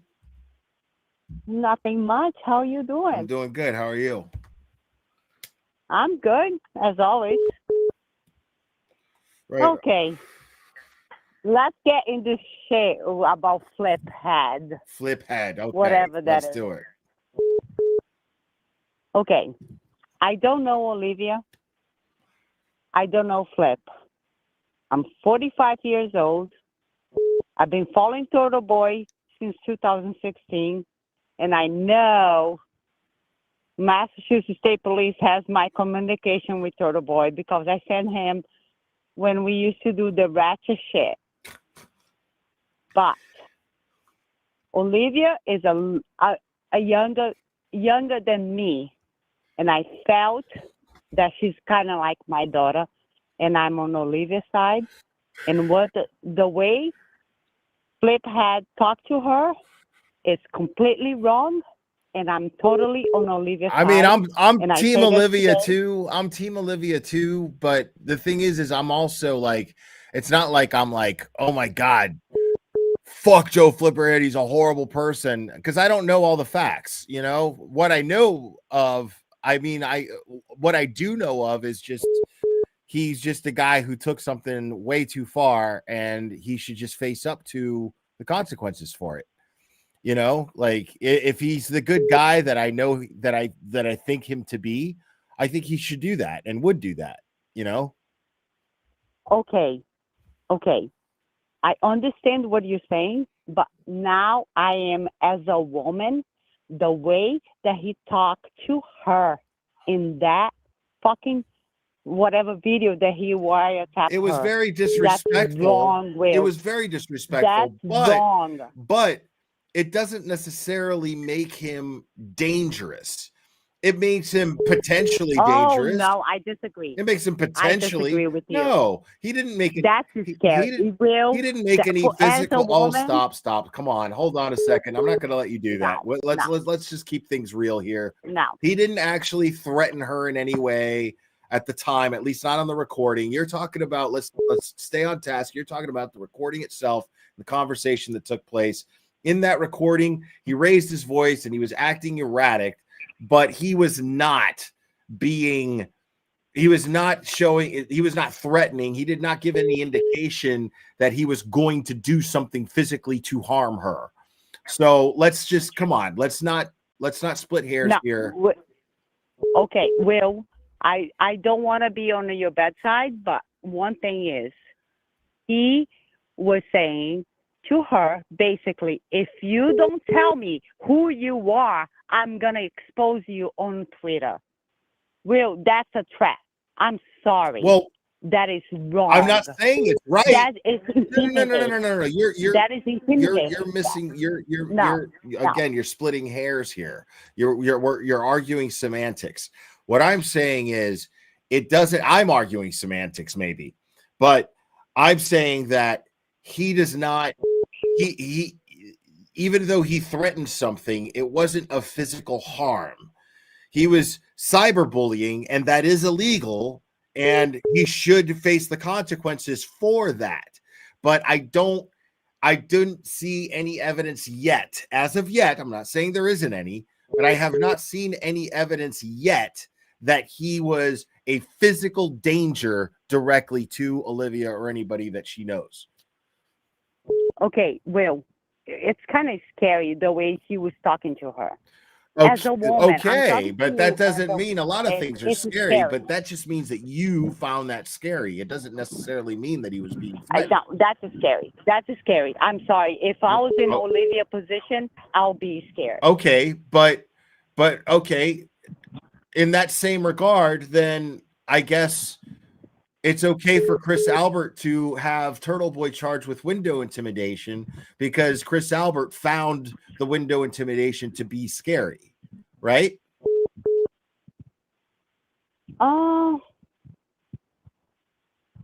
No. Okay. You got me in that one.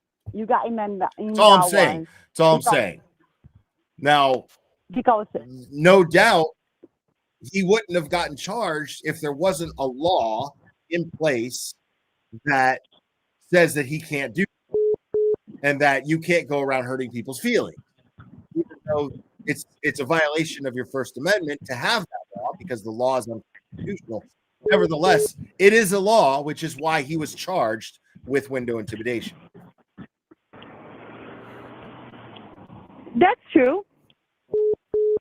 That's true, but I think the way Flip went and her parents, if it was me and my daughter and I'm receiving those phone calls, I'll be scared for my daughter and I will defend her as her mother as much as I could.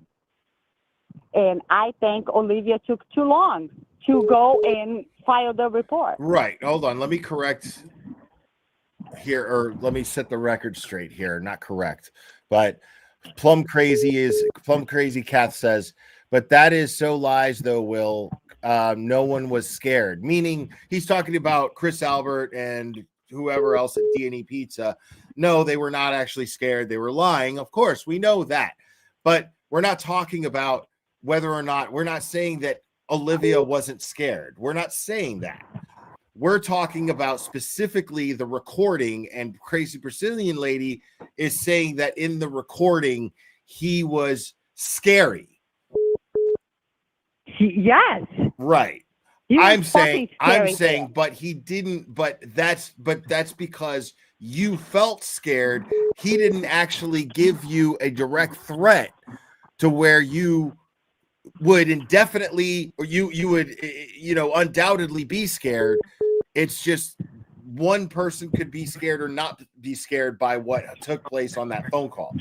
Because Joe Flipperhead in that phone call, even though he was pretty aggressive in the way that he was speaking, because he was being loud and he was being intimidating and he was trying to take control of the situation, and she was sitting there confused, like, I don't know what you want me to say here, so that can be scary for sure, but that doesn't mean that he is a physical threat to her. Does that make sense? Not really, because for you to call your parents, Will, you need to understand, you're calling as me, like, example, but even the charges daughter, specify that the purpose of doing it was to annoy them. So it wasn't to threaten anybody. It was to annoy them. No, I disagree with that. But that's what the charges say. Yeah, no, I'll be scared for my daughter, for the guy being basically, how we say, basically like stalking her on everything. If it was that my daughter, and I feel Olivia, she's young, and I feel if that was my daughter, I'll be with my claws, my mama bear claws, all over this guy. Sorry, and it took too long for them to defend her, for her to file this charge. Should have been sooner. Well, they have to be able to build a case. I explained that at the beginning of the stream. They have to take their. I heard it. And also because there was, and also because he's in another state, so that complicates things. No, I understand that, but I'll be scared for my daughter. I would. That's all.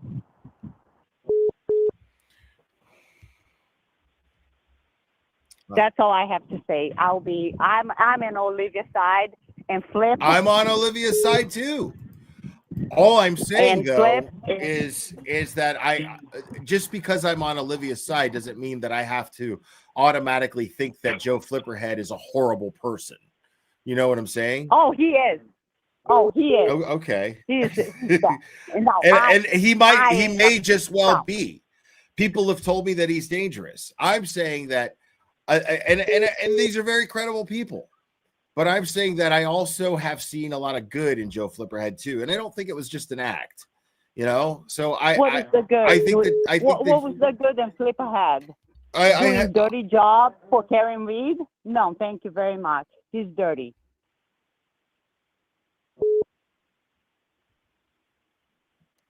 Right. I mean, okay. Are you there? Yeah. No, I mean, I get it. I'm just saying, like, it's. Congratulations, Karen. You did it. You got it. You got your dirty job done, and now you have a Flipperhead. This is what you get. Sorry. Congratulations, Karen. That's what you get. So this is Karen Reed's fault now? No, that's not Karen Reed, but that's what she chose to. Okay. Okay, we gotta agree and disagree, but no, that's okay. He's wrong. That's totally okay. He's wrong in this. He's wrong. Yeah, I'm still. I haven't formed a full opinion yet. That's all. I need to see Oh no, I told my I opinion. need to and see then all he's of the got it. evidence. I need to see all of the evidence. But yeah, he definitely went too far. Like having people drive past their parents' house is menacing as fuck. Like that, come on. You know? Exactly. It's fucking psycho. Right. He's crazy. I'm Come talking on. about He's dirty. you specified the call, and that's what we were talking about. Yeah. That's it. Okay. Yeah, we're in agreement. Okay. Yeah, he went way too far. He needs to be held accountable. Yes, and big time. Sorry, Will. No. You're good. I love you. I love you. I love you too, crazy Brazilian lady. I'm just trying to trying to assess something else that's going on. No, I'm gonna tell you. Congratulations, Karen Reed. This is what you lay in bed with. I'm happy for you. Okay. And I used to be your biggest supporter. That's it. Have a good night, Will. All right, crazy Brazilian lady. Thanks for calling. Bye-bye. Bye. Call from Brenda from Canada. Oh man, I lost Brenda from Canada. Fuck.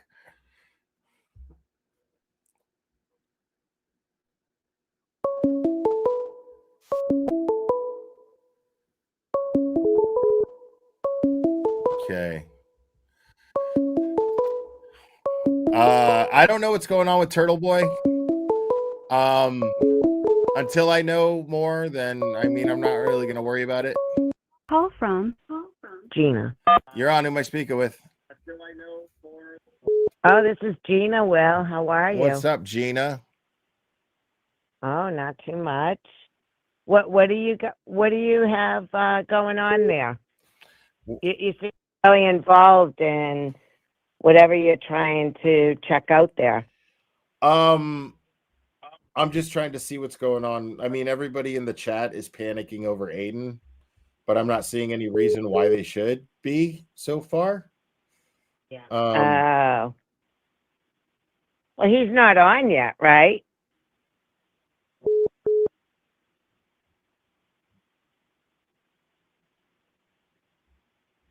No, he's not. Yeah. Wow. I'm looking at X posts right now.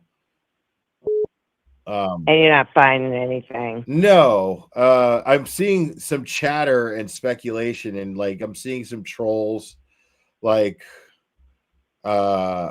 just crazy people posting so far. Yeah. But yeah. Certainly not reliable sources of any sort. No. Yeah, no, not at all. Yeah, a lot of TDS and speculation from TDS. Yeah.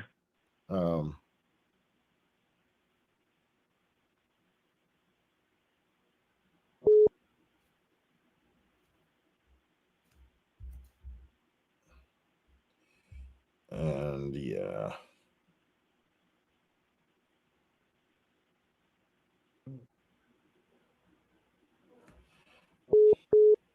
How's Clubber these days?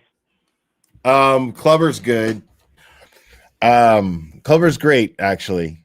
And so is Drago. Drago's really, really affectionate right now. Yeah, sorry about that. I was a terrible recipient of this phone call, but you now have my full attention. Oh, I love that. That's all right. I actually don't, because you keep looking down, but no worries there, Will. Seems like you might have some more important stuff to look at. There's a lot of things flying in at the same time, but nothing at the same time. You know what I mean? So it's a lot of stuff to sift through that is nothing yet. You know what I mean? So I don't. Yeah. Apparently, a lot of people are not happy with this live stream, and they're posting stuff all over X about me doing it. About your stream, right? Which is just and then tying it in somehow with Aiden canceling his stream. And I don't know why What the everyone. fuck? What the fuck's wrong with people? Listen, people. I'm not going to call Aiden. Okay, I'm not going to put you guys on hold and then call Aiden if there's something that Aiden wants. Because what good would that do? I mean, if there's something that Aiden wants the public to know, he'll post it on X or somewhere. You know what I mean? Like, so he's not going to take a phone call from me and then update the world. You know what I'm saying? So, no, like, if he wants people to know whatever's going on in his life, he will let you know. Don't fucking recruit me to fucking start being the fucking bridge of Aiden and you. You know what I'm saying? Right. Like, yeah. Oh, people are asking you to call him. I'm not looking at the chat right now, so. Yeah. Like, I'm not calling Aiden. Yeah. If he wants to call me, I will take the call. You know, but I'm not going to bother the man. I'm not going to bother the man if something's going on in his life. I'm not his immediate family. If he feels it's important enough, if I'm somehow important enough in the situation to speak to about it, then he will contact me. But I'm not going to call him because you guys are curious as to what's going on in Aiden's life. Like, refresh your X and check his posts. That's what I can tell you to do. Yeah, I really don't care what's going on in Aiden's life. I care what's going on in your life, though.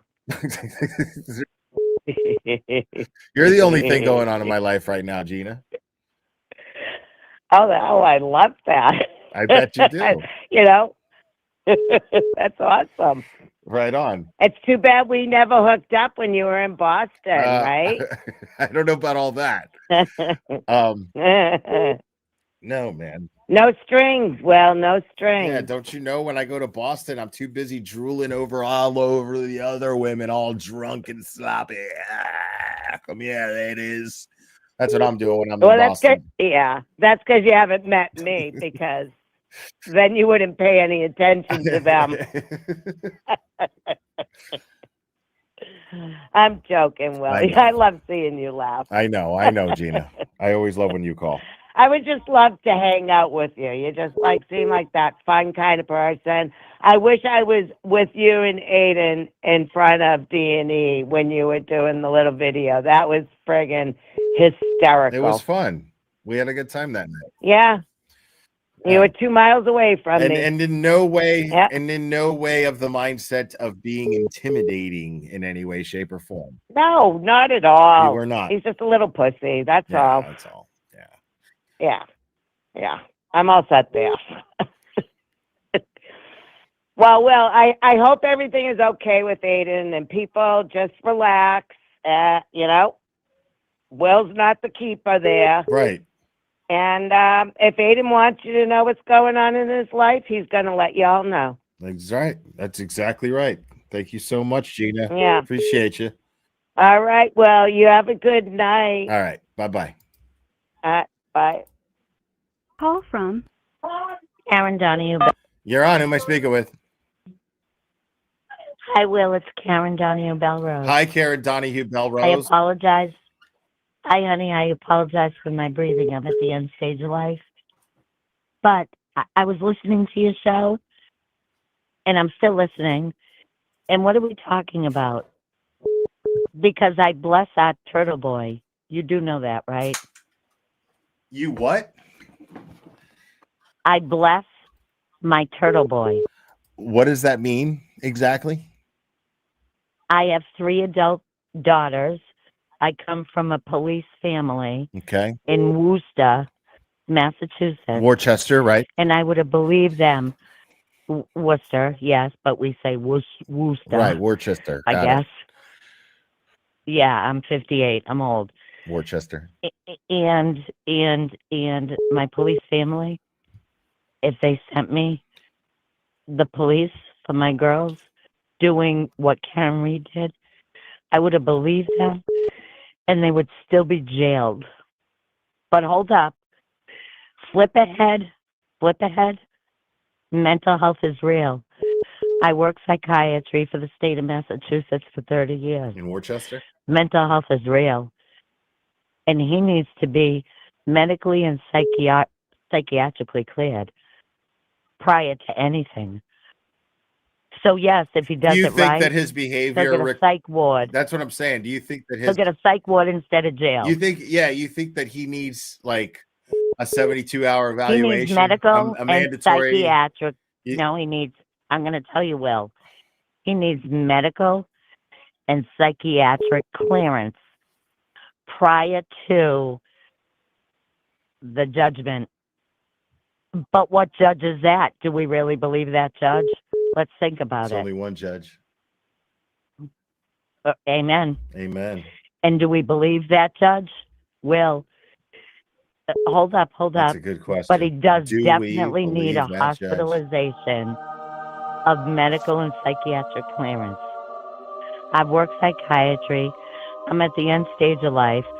My girls, some are psychiatric, craziness, and addiction. And I'm telling you, Will, trust me, but always save our turtle boy. Because you know why? I would have believed my police family. I would have believed them. I would have handed my girls over to him. Wow. Yes. Please, Will. We got Turtle Boy's back because I would have handed my adult daughters over to my police family. This is real. This is dangerous. And I can't breathe. I'm at the end stage of life, and I apologize. You have nothing to apologize for. I just want you to know it's real. And amen for Turtle Boy. Amen for Turtle Amen. Boy. I And agree. you know what? Karen Reed, Free Karen Reed, Alan Jackson, Bedrow, Yannetti, all of them. Every one of them. If it wasn't for my Turtle Boy, I wouldn't even know. I would have handed my girls over. Wow. And I told the Attorney General, Joshua Levy, yes, I did. And the Congressman, Jim McGovern, and our State Senator, Robin Kennedy. I would have handed my girls over. Will, that's serious. Yeah. And I've worked psychiatry you said 30 years you for said the you state of spoke Mass. you said you spoke to Josh Levy? Of course I did. A few times. Oh wow. Oh yes, I did. I miss him deeply. Wow. Wow. Yes, I did. But you know the problem? I would have handed my adult children and had to have taken their children. I would have handed them over right away. Shame on me. That's what I told Josh Levy. Shame on me. I'm learning. But please, always save our Turtle Boy. Well, Turtle Boy's got a great support system. He taught me and he teaches. Yeah. He's got a great support system, and we all believe in him, and we've all got his back. It's good people like you. We appreciate you. And his mother, we used to do tea time. Ask him about tea time. Shh, don't tell anybody. But, and I can't breathe, but I just want you to know, Will, please always save our Turtle Boy, because I don't know how much time I have, but I've called the Congressman Jim McGovern, our State Senator Joshua Levy, and I continue because I believe in him. I would have sent my girls to the other side. That's not right. Well, the important thing is that you learned from this situation, and you're doing everything that you can, and you know. And it's not all about Karen Reed. No, because I saw I saw Alan Jackson say to Turtle Boy when he was on the front steps of the courthouse, and I bet you're interested. So listen, you let Karen Reed know. I wouldn't even know. I remember the day it happened. I was getting ready for work at 6 a.m. And I said, oh, she's fucked. She killed the Boston cop. Yeah. That's what I said to myself. That's what I said too. That's exactly when what I first heard about it. Yeah, I said my family's police. I said, she's fucked. I was scrolling through YouTube and it just came up on my news feed like it was a news story and it was fresh. It just happened. And I watched. Will, I come from a police family. It was a 2-minute little thing, Yes. and I was like, "Oh wow, yeah, she's fucked." That's what I said. And then I didn't think about it for like my another hair 2 before years. work. Yeah.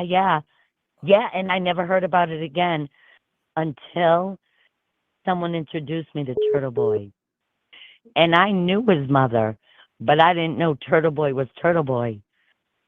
If that makes sense. I knew his mother because my kids went to school and were friendly with his sister. But I didn't know Turtle Boy. But I said, she's fucked. Yeah, I come from a police family. She's fucked. Yeah. Guess what? She's not fucked. She's not fucked, Will, because of Turtle Boy. Amen. That's all. Yeah. I mean, and this Flipperhead. Turtle Boy had a lot to do with it.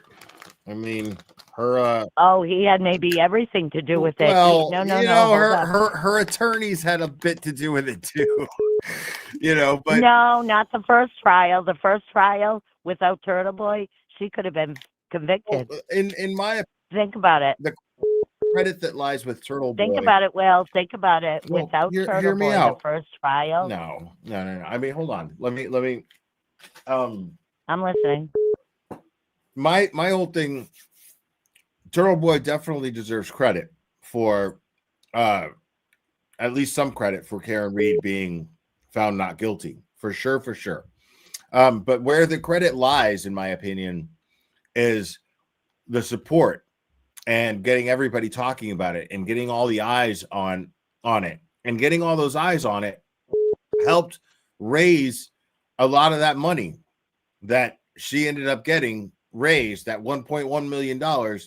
A lot of that was due to the fact that Turtle Boy uncovered a lot of the corruption, and that gave people. Yes, my girls would still be jailed. Yes, right. Correct. So yes.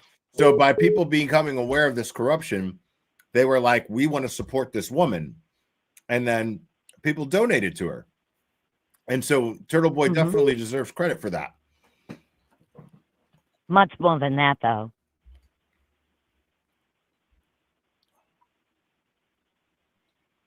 Will? I'm sorry? Much more than that. If it wasn't for him, he wouldn't have gotten the information that they needed. Not just that. Well, no. I mean, yeah, a lot of the information that he uncovered on his own was used in trial. Now, whether or not their investigators uncovered it themselves, I don't know. But I know that Turtle Boy deserves the credit fully for the support that Karen Reed garnered. It's just that simple. Thank you, Will. Amen. Thank you. Okay, I thought you were going a different way. No, Thank you. No. I bless you. No. Yes, I mean, but Karen Reed needs to know from me. You tell her, baby girl, Meme says, listen, pay attention, because she's very lucky. Because my girls wouldn't have him, and they would still be jailed. Yeah. And I come from a police family. Yeah. That's all I'm saying. I get it. I get it. Thank you for You know calling. what I mean, Will? Yeah. No, thank you for calling. This has been a great phone call. And I really appreciate you Bless taking you, the Will. time. Bless you too. Just remember it. Bless you, honey. Will do. I appreciate you. Thank you. All right. Bye-bye. Bye-bye. Wow. Flip isn't horrible, but we agree. Proud of Olivia. Nip. Great thing. I too. Call from Anna from You're on. Who am I speaking with? This is Anna from Arkansas, What's up, Anna from Arkansas? aka proctorial misconduct. Proctorial misconduct. That's you. Okay. That's me. I couldn't believe nobody ever thought of it, so I put it on there. Fantastic. Yeah. No, that's what makes it good. I was calling about old Joey Flipperhead there. Okay.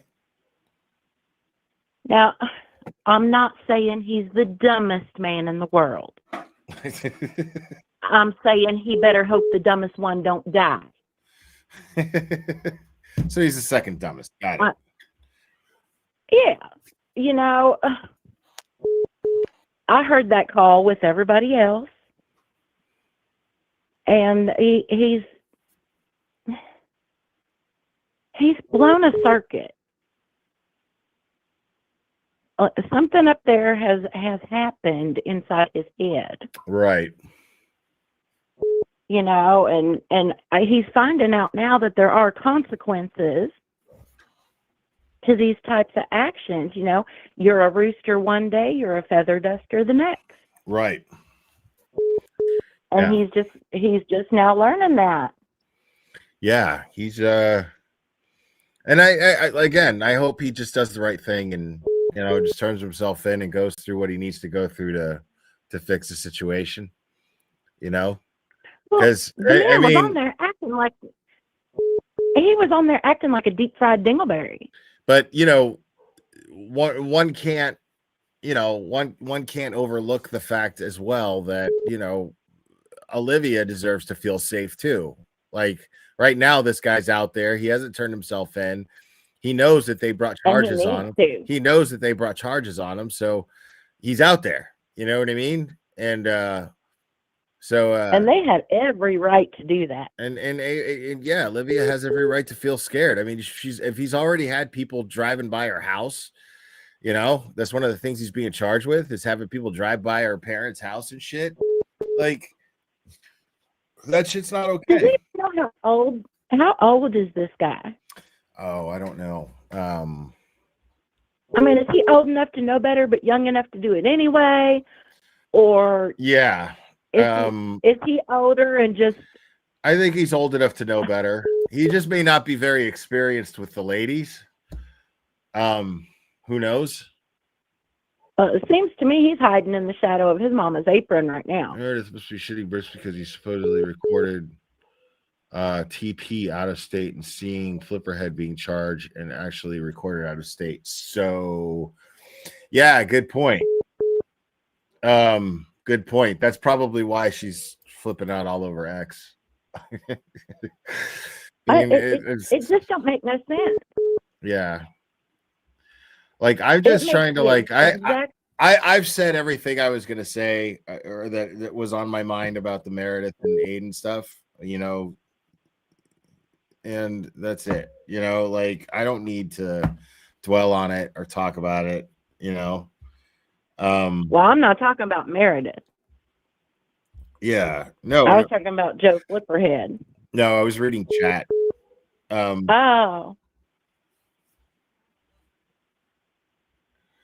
Oh, right on. Well, thanks, Meow Doosa. Meow Doosa. I like that. It doesn't beat proctorial. It doesn't. Yeah. Proctorial misconduct. Proctorial misconduct. It doesn't beat that. But it's if proctorial misconduct wasn't a thing, Meow Doosa would win handle of the day. Well, somebody's gonna beat me at some point. I'm going to have to come up with something else clever. Right. But yeah, I feel like Olivia has every right in this world to bring charges against him. Yeah. And so so real quick, the update is that Aiden is taking the night off tonight, hang out with his kids, touch some grass, take a breather. Yeah, agreed. Absolutely. He deserves a night off. You deserve a night off, but don't, because we love you. We want you here. But I mean, I took the night off either yesterday or the day before. I don't know, but yeah. I mean, yeah. I just like hanging out with y'all. Sometimes I don't even know what I'm going to talk about. Well, I don't know. I think you ought to go on that X. Are you on that X? I'm not. Not anymore. I got kicked off. The Twitter twatter? Yeah. Well, somebody needs to go on there and tell old Joe to quit acting like the south side part of a northbound mule. Because that's terrible. I mean, I don't know what he's hiding from. He's a first-time offender. They're going to slap him on the hand, tell him bad boy, and send him home. Yeah, that's what I'm thinking. I mean, I just don't see how it's going to be like so damaging to his life altogether. You know, like it's a little embarrassing right now, sure. But I mean, that's it. Just face it, deal with it, and fucking whatever. You know, he's still got Boy people stood up like a man. Agreed. You know, but it's a stood different up like a man. It's a different situation, though. You know, it's a different situation. This is a lot more embarrassing. Different. This is a lot more embarrassing. You know what I mean? Like this is just like he did this shit. You know, like Turtle Boy got accused of something he didn't do, and then he got charged and then locked up. So it's a lot easier. Turtle Boy is in more danger. Well, Turtle Boy is definitely in more danger. Nobody's denying that. What I'm saying is, when it comes to going, you know, comparing going to jail like a man, you know, it's easier to go to jail when you're like, all right, well, I have kind of a plan here. I'm being railroaded. I know that I'm not getting out of this, so I'm just going to turn myself in and then just fight this shit because I know that like I'm gonna turn the tables. I'm gonna go to jail and I'm gonna fucking and I'm going to expose how disgusting this shit is. And that's exactly what he's doing. And he's got Mark He's got Mark Besterow on his side. Right. So it's a little different. It's all him going to jail, even though it was fucking. It's got to be one of the most traumatic fucking things anybody could fucking go through. Even though there's that, it's still right, but it's still. The circumstances are still okay. Well, this is just going to make me louder. This is just going to prove it's going to validate everything I've been talking about this whole time. Now I'm going to jail for it. So I'd like to see these motherfuckers try and invalidate everything that I've been saying about their dirty asses this whole time now. You know what I mean? You know, so there's not that it wasn't before. There's a little something to help him hold his head up high when he goes to jail. Flipperhead doesn't have that. Flipperhead just has, you know, just embarrassment. Shame. That's it. Shame. Yeah. Shame. Yeah. I mean, what Turtle Boy went through, not that it wasn't before because he's always been good, but it seriously solidified his journalistic integrity. Agreed. Yeah. I mean, it made him nobody could deny. I mean, they could try to deny that he's a journalist before. They could try. He's a vlogger.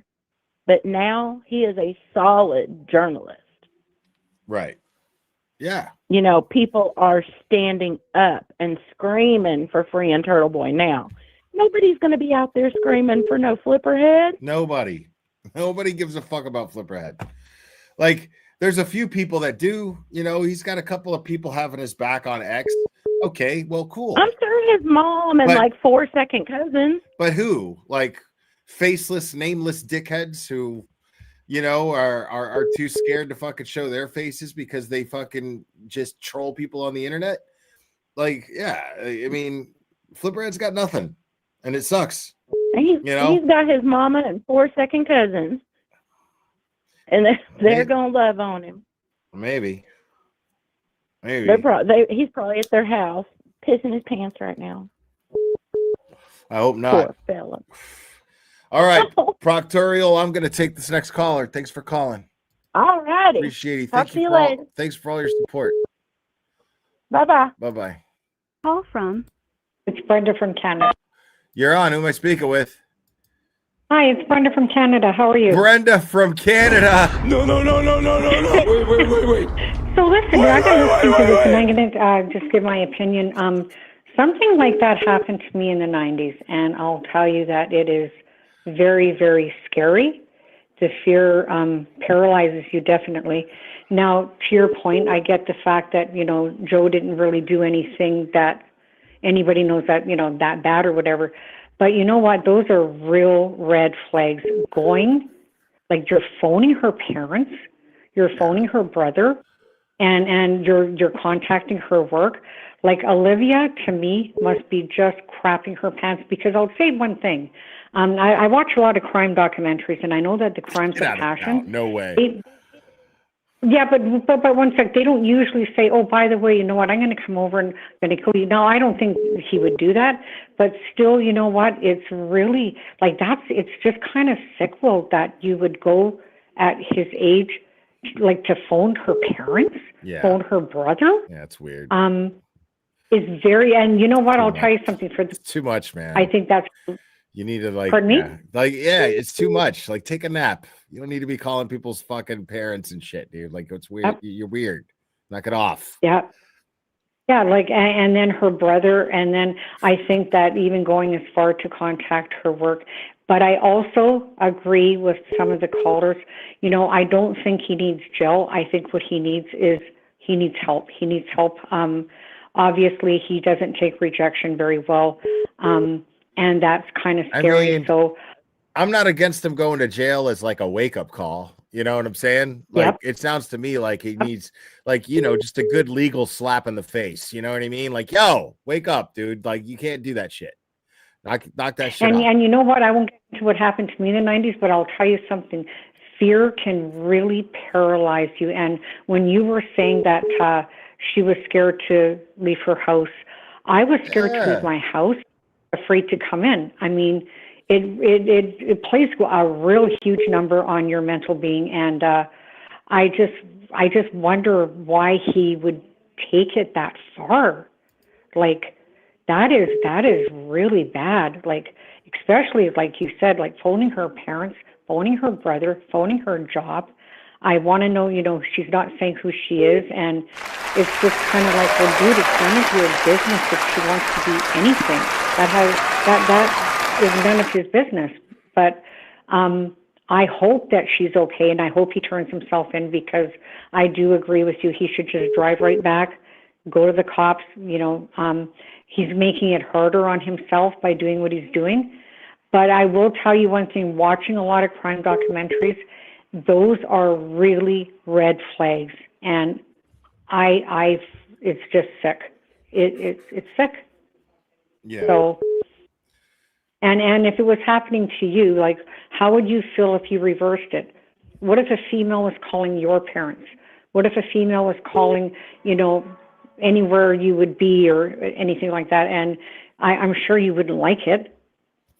And you said that she also isn't sharing everything that she went to the police with. So to me, that also sounds like there were some red flags there, like what he said to her, or, you know, maybe she felt threatened. But when I seen him at the beginning of, you know, Karen Reed's trial, and that, he seemed so funny. He seemed okay. Like, he just seemed like he was a lot of fun to be around. So it's kind of shocking. His videos were funny. He was a fun dude. You know, like I DM'd with him behind the scenes quite a bit, and he was cool. Like, he made me a video. I remember he made me the video for Nan when I first had Nan on here. Yep. I even told him what I wanted, and I was like, "Can you make a video using this music?" Blah blah blah, and he was like, "Yeah, I got you." And he was really cool about it.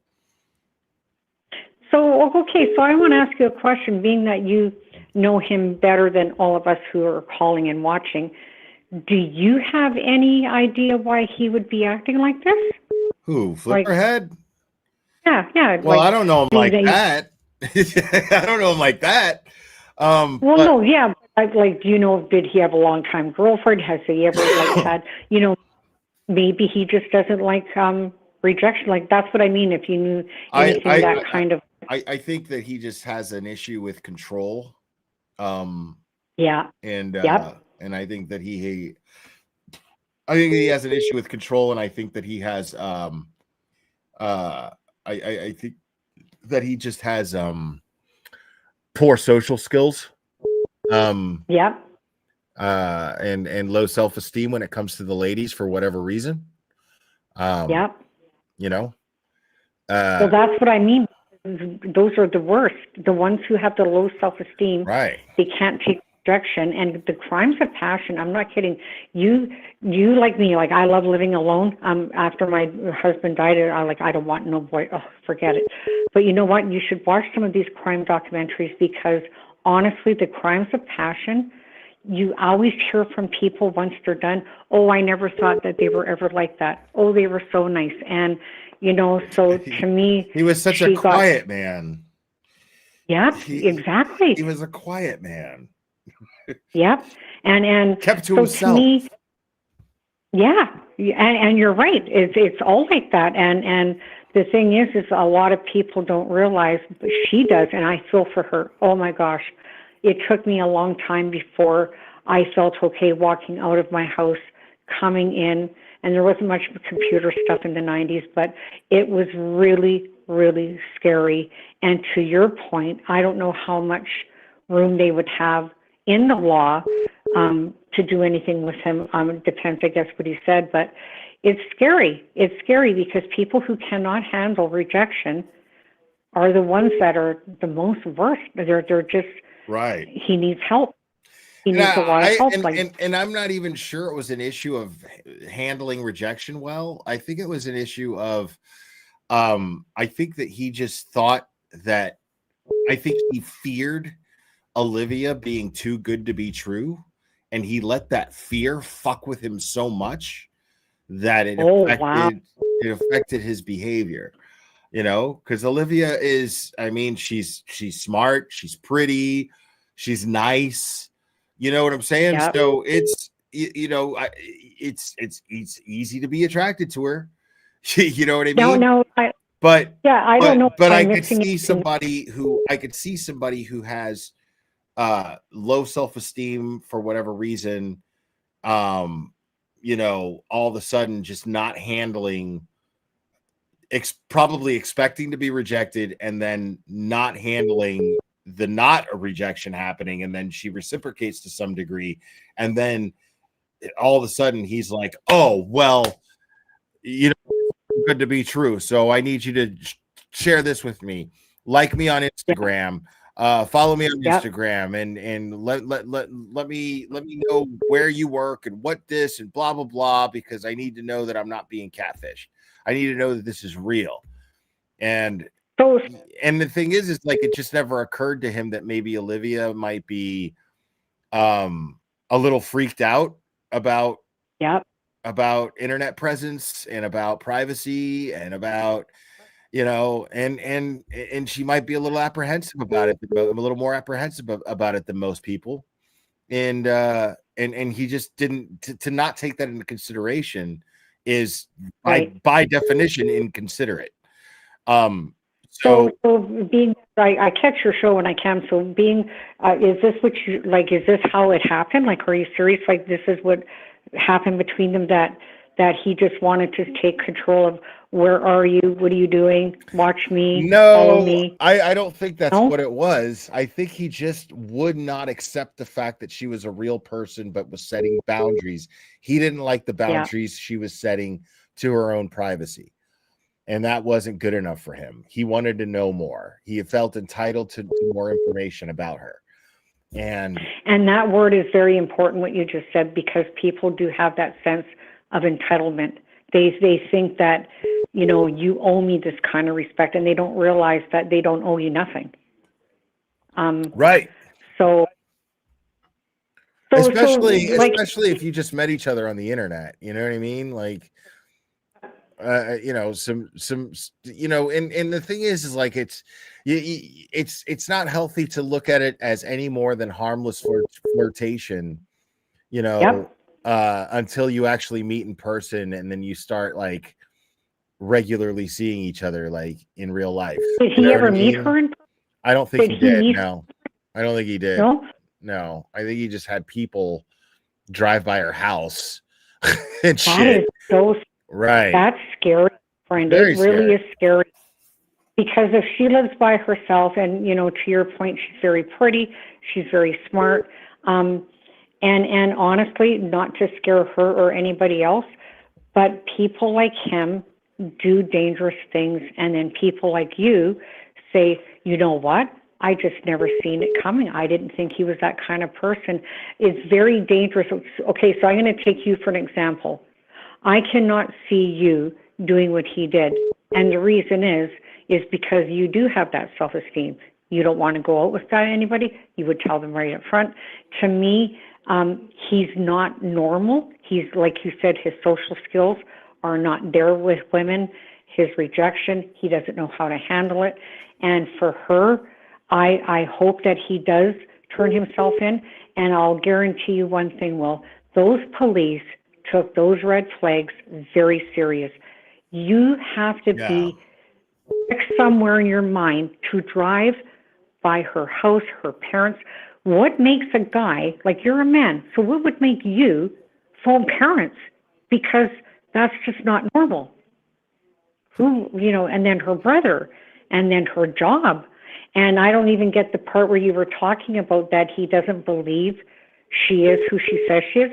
So do you mean like he doesn't believe her name's Olivia? Is that what you mean? Or when you hear that phone call, like he's pretty much accusing her of some crazy shit, and she's clearly confused by it, and she's confused. Yeah, I never heard the phone. And she's really confused by his rage, by his, and rage is a strong word, but she's really she's confused by his by his aggressiveness about it. You could tell, I mean, she didn't seem scared so much. I mean, she was, but she didn't seem scared as much as she seemed confused. And I think the confusion just added to the fear. And she's, you got a guy acting like that, you don't know what to expect. So she's going to be in fear, and she's going to be afraid of him. And now he's out there. You know what I mean? So imagine how she feels right now. Oh, I can only imagine. Like I said, something very similar like that happened to me in the 90s. And that fear not only grips you, but it paralyzes you. It does really stop a lot of your life. And it's easy for people to say, don't be scared, whatever. If I were her, I would be as equal scared as I was in the 90s, because it overtakes your private life. You don't know if he's across the street while you're leaving your home. You don't know if he's going to come by behind you when you're putting your keys in the door, because that's what I went through. I was that scared. Well, I didn't know, is this guy just going to, run towards me, be behind me, unlock the door, bitch, get in there. So it does grip your life. It takes over your life. And the things that you're saying that she can't share, that she told the police, I can't even imagine that. What the hell did this guy, say to her? And I hope the cops get him, and I hope he gets the proper help that he needs. Because like I said to you, when I used to see him and, you guys all together, he seemed very funny, very normal. It's just shocking. And that's what I mean. We're talking about this now, where we're like, it's not the Joe Flipperhead we all knew. And that is the common thread that you see in a lot of these crimes of passion. They don't see it coming. Yeah. I mean, steps are being taken. I'm not ready to sit here and think that this is going to turn into a Lifetime movie. I agree. I mean, I hope, if anything, because he did seem like a very nice guy to me, and I don't hope the worst for him. I hope that if the police do get him, and if he does turn himself in, that a judge would recommend him getting real mental help there, where he can learn to be functional with women saying no to him. And I will say one more thing. I wonder if anybody from his past is going to come forward and say, well, you know what, this is what he did to me, because, I guess it's a good thing nobody has come, up front to say that they went with him. But, I hope Olivia's there. I'm going to pray for her. And by the way, I still pray for you every day, but I'm going to really pray for her, because I really feel for her. I feel that fear. And you can't even believe the shoes that she's walking in right now, because it is, my friend, very scary. and you just don't know if, when you're going to bed, is the person outside my bedroom window. You really do start running away with a lot of fearful thoughts, and you can't help it. You just can't help it. So if you had a daughter, because you seem like a tough guy to me. Wait. Okay. This needs to be acknowledged. Bailey Love, people, apparently it's because of Bailey Love that Aiden decided to take the night for himself. Let's all give it up for Bailey Love, because she's the hero tonight, folks. Okay, so I hope everything works out too for Aiden. She is solely responsible for Aiden deciding to take the night off. That is good. You know what? I do commend you, and I will compliment you here too. You know what? You're a good friend to Aiden, and I really take my hat off to you that you've been with him right from the beginning. He phoned you from jail. You are such a good, supportive friend to him. And I take my hat off to you, because you don't back down. And it's so good and wonderful that you just speak your mind the way you do. And so, yeah, Aiden's probably very happy that he has a friend like you, because like Mike Crawford, when I phoned you, that I think it was a month ago I phoned you, and I was really mad about Crawford saying about you that you should shut your mouth and you're wrecking it for everybody. And meanwhile, sticking up for you, when Sean on the golf was being an asshole and talking the way he was, I never seen Crawford on Aiden's show then and saying, well, gee, Sean is right, he's wrecking this for everybody. He is such a jealous person, and I did laugh quite a bit when you were playing that, when the guy was losing his mind and, saying, you try to set me up with wiretapping, and then the part where he called Aiden a bitch. But honestly, Mike Crawford, I think he just committed career suicide. YouTube show. He's such an asshole. And I will tell you, because I do respect you a lot. You never ran him down, and you knew he was an asshole for a long time, but you did not. You had enough respect for yourself and for your show to not bring this in there. But I'll tell you something. That's not why. You read him right. You read this guy right. No, that's not why? No. Why? No, it was because at first it was because the community, you know what I mean? Like, he had Bettero on a lot, and everybody loved him because he had Bettero on, and I just didn't want to be like, you know what I mean? Like, I didn't camaraderie in the community was really important at the time, and I didn't want, because I knew that my gripe with him was really petty. I was just like, I just don't like the fucking guy. Like, he's a fucking weasel, and I don't like the guy. You know what I mean? I wasn't about to. I know I was right, but I didn't want to make a thing out of it. In the middle of a trial or in between trials, you know what I mean? Like, I really didn't want to do that. But then something happened, some stupid shit happened. And then I just fucking went off. I was in the wrong mood. And then I went off on X because he was just trying to tell this girl, who's all the way in fucking Australia, that she can't fucking have Grant Smith Ellis on as a guest on her channel. And I'm like, who the fuck are you to tell people who the fuck they can have on their channel? And so I lost it. And I was just and I couldn't help but be like, dude, fuck this guy. He's a fucking douchebag. I don't like the guy, and that's what ended up happening. And then after the verdict of the last trial, the second trial, I genuinely was like, you know what, man, my beef with him is just so stupid. It's not really he didn't do anything to me. He just he tried to undercut me every chance he got, but whatever, I mean, that's just him being a douche, whatever. I didn't take it personally.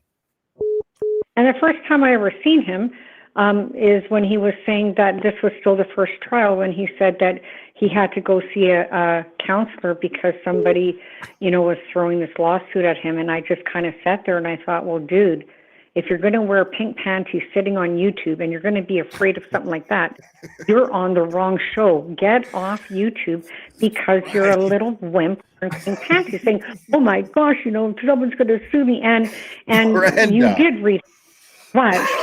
I'm sorry, but Go you ahead, read him right. please. And for what he did to you and what he did to Aiden, the guy should shut his mouth because he couldn't hold a candle to either one of you men. You guys do such a good show. You don't back down. And honestly, I still call you guys the hero of Karen Ray's case because you guys really, really were the ones that exposed so much corruption that they were doing out there in Massachusetts. And I didn't what? expose anything. I didn't expose anything. I just talked about shit. But you did, and you did good. And it got exposed that I talked about it. That's all that I did. And one more thing I'll say about Crawford is I remember when everybody turned against Sean, which, well, everybody should have. What does Mike Crawford do? He sits on the show and he goes, I can't run down Sean Crawford got other people to talk about it. Because he's my friend and I can't run. And I'm just thinking, you know what? Like, take off those pink panties, buddy, because you look like a moron the way you talk. And he's a spineless guy. He doesn't have what you and Aiden have at all. He's a spineless dude. Yeah. And he's got no juice. He's got no juice. None. And if you're going to be scared because someone's going to throw a lawsuit on you, get off YouTube because, like, YouTube is tough. Like, you if you can't take it, get out. And to me, like I said, when I watched him on Aiden, and he kept saying for you to shut your mouth because you're wrecking it for anybody, I'm scratching my head and I'm going, well, what the hell did Will wreck for anybody? I watch him all the time. I had no idea, and I still don't know what he was talking about because you didn't say anything that wrecked anything for anybody else. Nothing. And if anything, before I let you go, it's like I said, you are the one person that Aiden Carney can count on. You are the one person, like Aiden said when Mike was saying, oh, I couldn't play it, and he wanted me to play it, and then, of course, Peter said, well, you can play it. But the one thing that Aiden came out and said is, Will played it. And I don't know what you guys were talking about where you played whatever was out there at the time. But yeah, he's just like, oh, yeah. I only watched him when Betterer was on. But I hope things go good for Joe Flipperhead, and I do hope that he just turns himself in, and I hope that he gets the very help that he needs, because I don't think entirely he's a bad guy. I think he has a problem, and I think that he needs to get someone professionally to help him fix it. So, and I sure hope that Olivia, anybody out there too that believes in God, pray for her, because you know what? It's a lot of fear, and it does paralyze your life, and it's not right that he should be able to do that. And I can only imagine, which she's not telling you, that the police know. So I think that a warrant for his arrest is probably pretty good. Like if he said something way more than this, I could not imagine how she feels right now. It's just the fact is that you don't know and I don't know. So, but you know what? You keep doing a good job, and I'm going to keep praying for you. You know what? I really love you. I love all your shows. I think you're the most honest person. You and Aiden are both honest. But you're entertaining and you're very honest, and I just like how you keep things in perspective, and you do not compromise for anybody, and that is so wonderful to have. Well, yes. thank you, So Brenda. You're welcome, and you know what? If I don't talk to you before Christmas, you have a very Merry Christmas, and my friend, I will keep praying for you every single day. Thank you, Brenda. You're the sweetest. You're welcome. You are the sweetest. You're sweet too, and you are good looking. Thank you, You Brenda. are. Appreciate it. You have all the women going, man, that guy is just so gorgeous. Okay, Brenda. Thank you. You have a good night and have a good too. weekend, and you know what? Have a good Christmas. All right, you too. Bye-bye. Okay, bye-bye. Okay, why can't they? There we go. Brenda's amazing. Call from. You're on. Who am I speaking with? Hello, Will. It's Rose from LA. Hi, Rose from LA. How you doing? Are I'm you good. sick of talking to the ladies? No, that's something I never ever get sick of. That's a good thing. I think so. Well, we appreciate you, hanging in there with all of us. I was just noticing, I looked at my text messages tonight after seeing all the stuff on Twitter, and none of my text messages are in the least bit exciting or scandalous. They're all like, hey, what time are you leaving? When you going home for the holidays? Here's a picture of my haircut. It's really boring. What am I doing wrong? Wait, start over.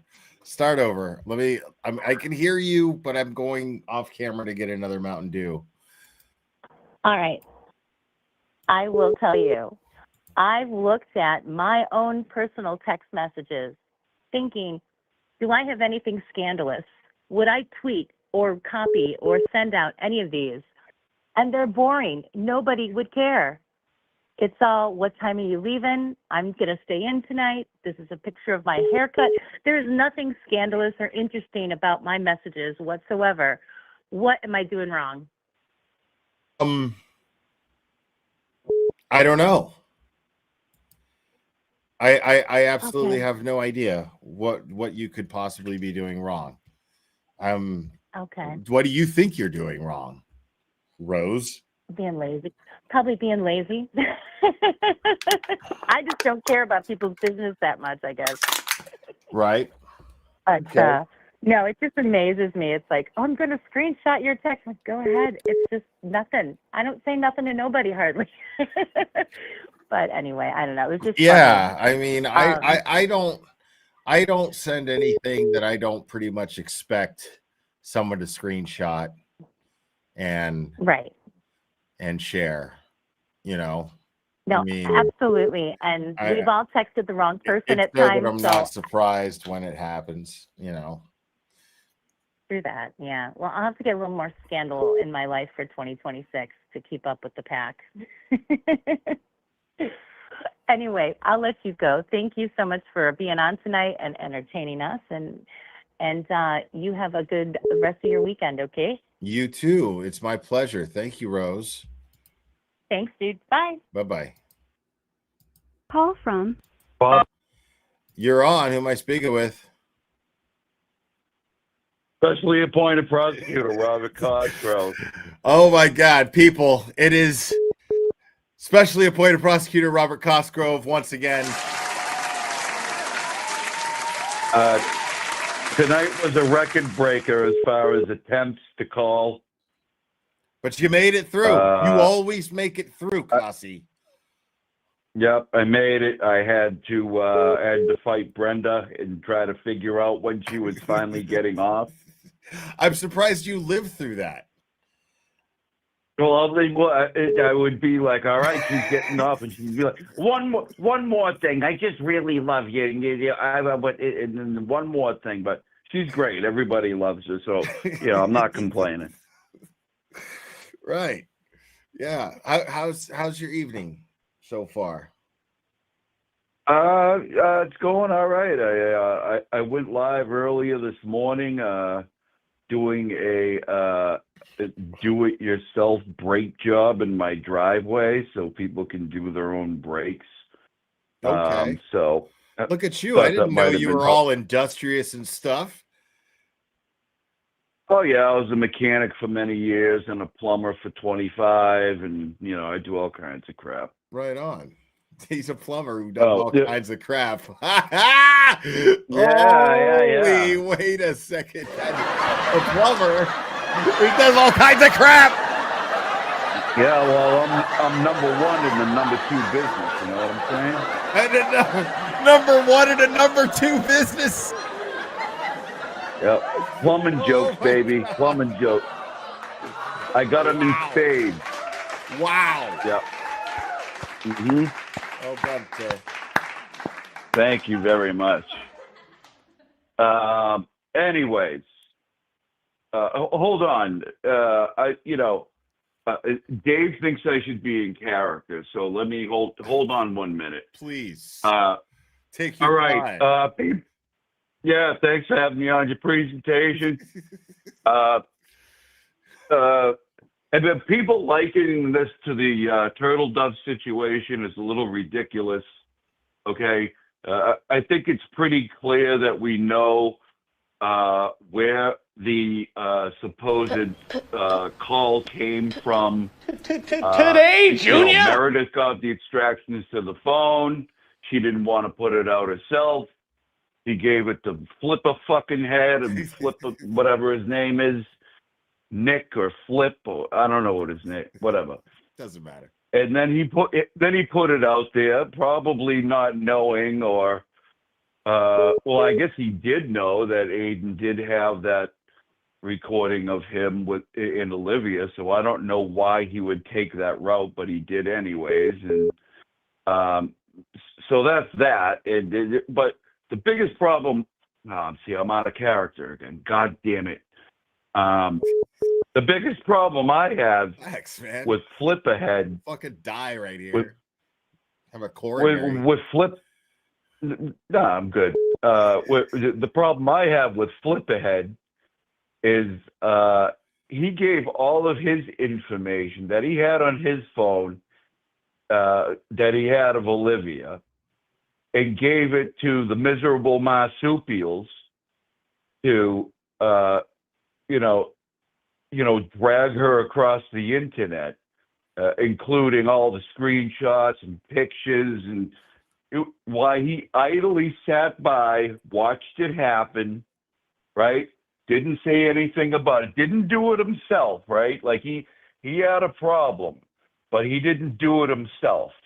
He sat back like a bitch and watched these other people go after Olivia. I don't know Olivia, right? Like, I don't know her. He you know what I mean? He but fucking sicked him after her, dude. Like, he sicked him after her. That's of course he of course he did. And I would say that about any woman. It probably even ratchets on the other side. That's just not cool, man. You don't fucking do shit like that. And that's why, like, I went hard after him on X, and he blocked me immediately. And, I called him a bitch and all kinds of other stuff, and I stand by that. Because who does that? If you're a guy... I agree. Like, his man card is definitely pulled. That shit's being revoked. It's revoked. It's definitely revoked. Most definitely, yeah. Why? While he sat there in the background, he's just like, oh, I'm just going to let these Australian people drag her through the mud while I sit back silently and let it all happen. And that's what I have a fucking problem with. And, calling her parents at 3 a.m. is also not a cool thing. And, people say, well, nobody has a problem with Turtle Dove recording Karen Reed, so how are you going to go? Listen, they're completely different. I never even said that it bothered me that he recorded her without her permission. At least I don't think I ever did. And my issue with that is that it's hypocritical of him to lead this campaign of let's get to the bottom of Turtle Boy recording Karen Reed, supposedly. Exactly. It's retarded. He knows. It was between that, and it was also the fact that what I focused on was the fact that Olivia didn't know she was being recorded, which means that her behavior in the recording was sincere. That's the only reason I ever talk about her not knowing about being recorded, but I never talk about a moral dilemma when it comes to her being recorded without her knowledge. It's illegal. Right. But my issue with it was always, okay, well, who the fuck is he to fucking act like it's the fucking biggest deal in the world when he's doing it? Right. And second, Olivia is the one who's acting calm and confused, and he's trying to make it seem like she's gaslighting him, but she doesn't even know that she's being recorded.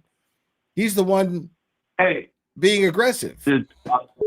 Hey, Evelyn Santos, I see your bullshit, your JFK fucking, simp, right? Why did TB accuse Flip because he had the recording of Flip fucking wiretapping. Like, what would you do? Like if somebody, when you were on bail, tried to drag you, right, for something that you totally had proof of them doing the same thing, would you not? What would you just sit there and be like, well, I'm not really going to do that. I'm above that. Evelyn, don't be stupid. Well, it's just insane. I mean, he threatened to just lead a campaign against Olivia online. The same thing that Meredith has been doing, and so I mean, it's not rational behavior by any means at all, and it's malicious. It's clearly malicious. And Evelyn, malicious for what? What did she do? You know what I'm saying? It's like, what did she do? What did she do? She started working for Raiden. That's you would have never heard of this if she had not started working for Raiden. You think that actually played a factor? Is her becoming an analyst on Aiden's defense team? 1,000%. Why? Right? Explain. Why? Because do you think the koala who says he's the white knight for Karen Reed would go after Olivia if she was just still helping Karen Reed and not Turtle Boy? No, of course not. He would have said, "Fuck you, Flip. I'm with Olivia. She's trying to." If Koala is being genuine in his, I don't know anything about this koala dude. I'm totally totally in the dark about the koala dude. All I know is there's like this weird Australian campaign of TDS, and they're with Joe Flipperhead about the fucking recording of Karen Reed's president. Right. That's all I know. Well, Koala's whole thing is he is an advocate, and he is offended on the part of Karen Reed for being recorded, right? So it would stand to reason if Olivia never got on the defense team with Turtle Dove, right? Then why would Koala go after Olivia? There's only one simple reason. It's because she's working with them, and they wanted to drag her and embarrass her and make her, Especially appointed prosecutor Robert Cosgrove. I got to cut you off for a second because Steph Dub just gifted 10 memberships. Oh, okay. Play the thing.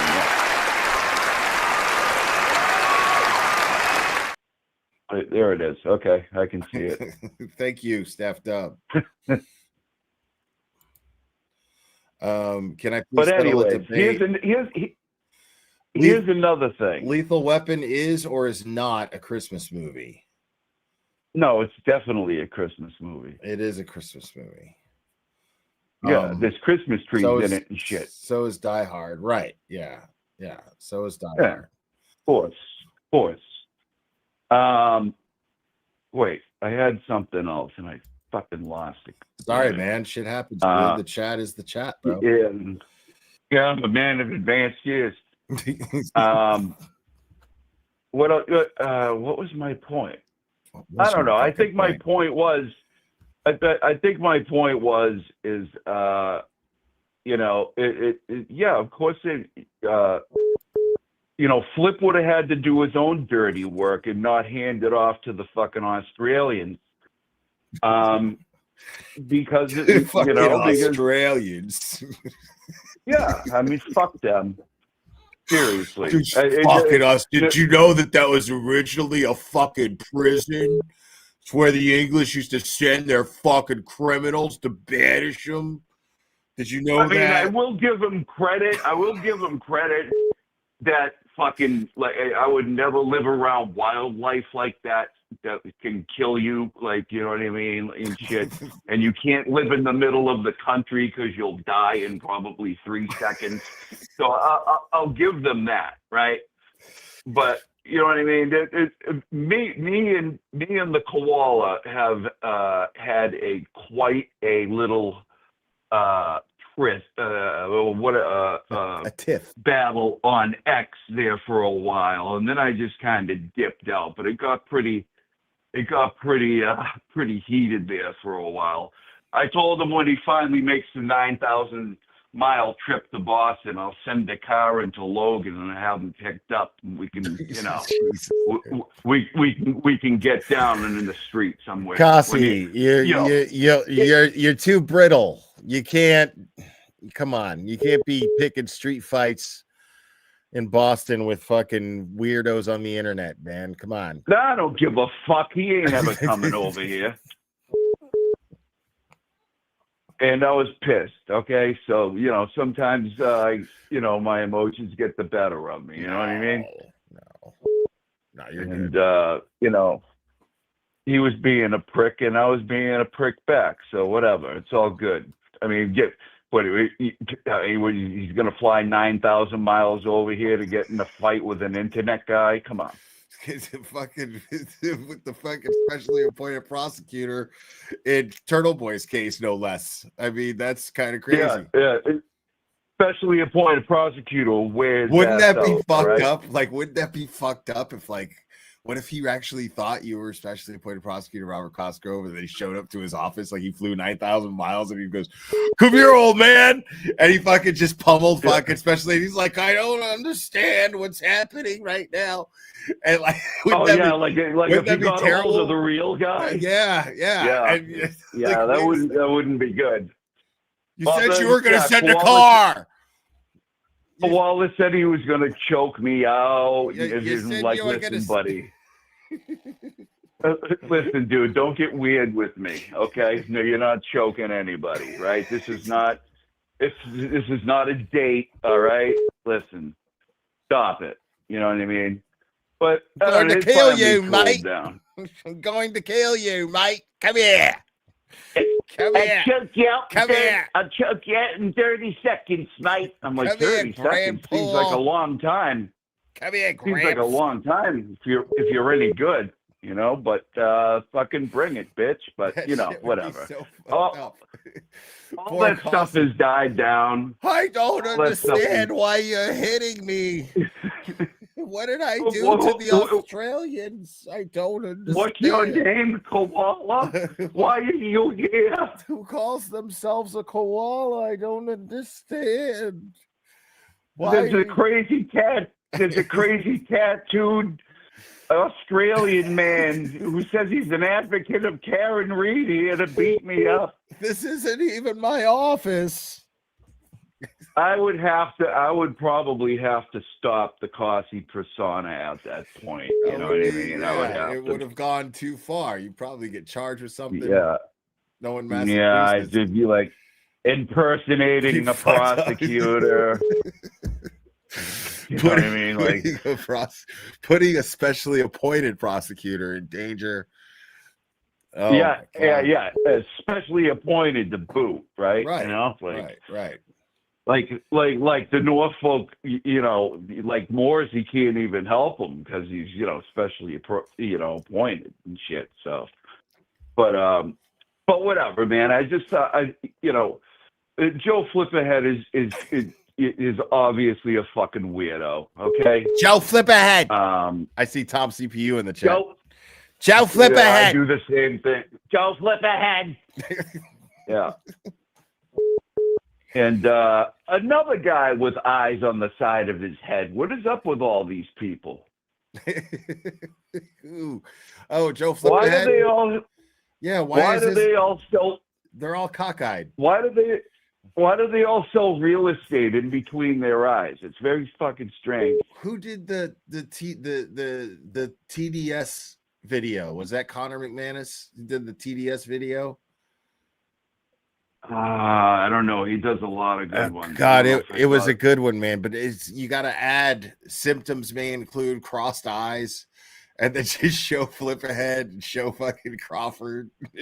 Well, I haven't seen that, but he's not wrong. I mean, I call Meredith Cookie Monster Eyes or Manson Land. It's fucking bizarre, dude. Why are they all fucking cockeyed? It's so weird. Hey, did you ever see that little meme of the squid? He's like a purple squid, and he has like little googly eyes on the side of his head. I put a meme up on X that was Joe Flipperhead. It looks just like him. It's so funny. Like, why are they all cockeyed? I don't understand. He was so fucking mad. It's dude. a phenomenon. So It's a phenomenon. Like yeah. You get TDS and you're cockeyed. Like it's and then I made a baby monkey video of him. You ever see little baby monkeys flip out? I'm like, this is Joe Flipperhead after Olivia wouldn't follow him on Instagram, and it's a little monkey just losing his mind. It was pretty funny. Check it out on that. Check me out on that, MC Kasi G. But yeah. Anyways, I don't know.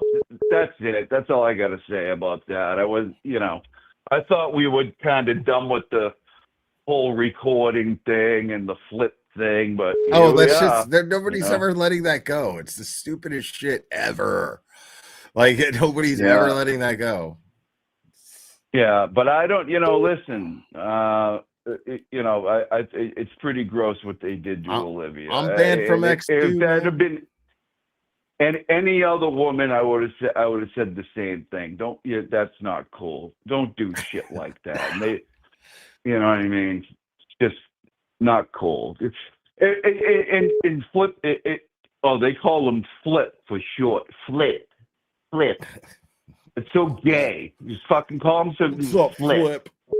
No, I mean, that's a very common thing to call somebody. Like, I mean, I grew up in Miami, so there was once in a while somebody named Felipe, and they would go by Flip. You call him Flip, Yeah, well, first of all, his name's Nick, right?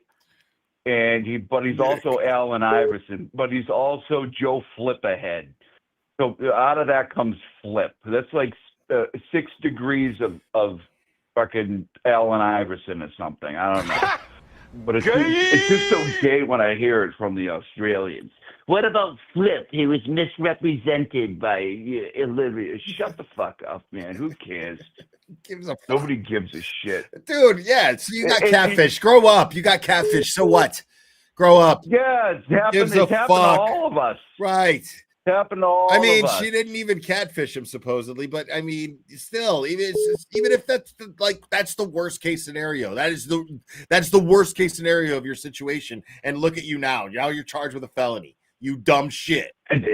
Like you should have done it yourself. I mean, even if you did it on X, right, which is low class, but you should have done it yourself. But you're too much of a bitch. You had to have 2 marsupials do it for you. That's what I hate about Flip. Okay, so just to put it out there. I mean, I don't. And if it's, I don't know, man. I don't want to see anybody go to jail or anything, but I think it's just shitty what he did. It is. It is. I mean, it's shitty what he's doing. Yes. So am I to understand there's a Flip bolo? I believe so. Something to that effect. I mean, he didn't show up to his arraignment. Yeah, that's not good. Right. But he's in Pennsylvania and the warrants are Massachusetts. So that complicates things. Yeah. I keep seeing in the chat that he wasn't served. Well, I mean, if he misses arraignment, they served him by mail, and so who knows what he's going to say about that? Yeah, well, we'll see. We'll see what happens with old Flip. Right. And he'll be looking on both sides of the courtroom at the same time. Yeah. I mean, shit, like, that's my question to him. Like, was it worth it, bro? You know, Right. this is old me who you used to DM with talking to you right now, bro. Like, was it worth it to like get like that fucking worked up over being catfished if you were being catfished? Like, and now like look at the situation you're in. You know what I mean? Was it worth it? Couldn't you just be like, you know, okay, well, fuck it. Like, couldn't you just said fuck it at some safe point, you know, and not done all those things, you know? I mean, I've talked to people, you know, in the past, I've talked to people for long periods of time just to be like, you know, and then like you end up meeting them and you're like, oh, that's not what I was sold a bill of goods of. You know what I mean? But I didn't go back home and drag them through the internet and call 1-800-Australia and, you know. I mean, the fact is like if you them do online dating, expect to get catfished once in a while. Expect it. Like, you know, like you don't know how old pictures are, really. You know what I'm saying? Like it only takes a good year to gain a shit ton of weight. You know what I'm saying? Like, so a picture could be a year old and it looks new, you know, like you don't know. I mean, like, and what do? You just fucking, all right, it's a shitty situation. Well, you know what? I'm the guy that goes, you misrepresented yourself. Like that's a sign of dishonesty. If you had been honest about how you look, I mean, I don't know, but but like you misrepresented yourself. And that's a red flag because it shows that you're dishonest, and I'm just not into that. Right. And I think we're done. Right. I think we're done here. But I'm not going to go home and employ a bunch of freaking people that are going to drag them through the internet. And why? Because let's get real here. Because it made him feel important on the internet. That's why. To have that type of pull to where he could get people because he meant something to people on the internet. On the internet, Joe Flipperhead somebody. Nick Miller's nobody. Joe Flipperhead somebody. So he's Joe Flipperhead. He goes crazy, and then he starts fucking getting people to start doing crazy shit for him. You know why? Because I mean, he did play some good Matchbox 20 songs and Google Dolls, and I really appreciate that. But you just said gives a shit. You just said good Matchbox 20 songs. There's no such thing. Well, I was being facetious, Will. I said maybe, but I'm man on the board and here. But the mail bear down.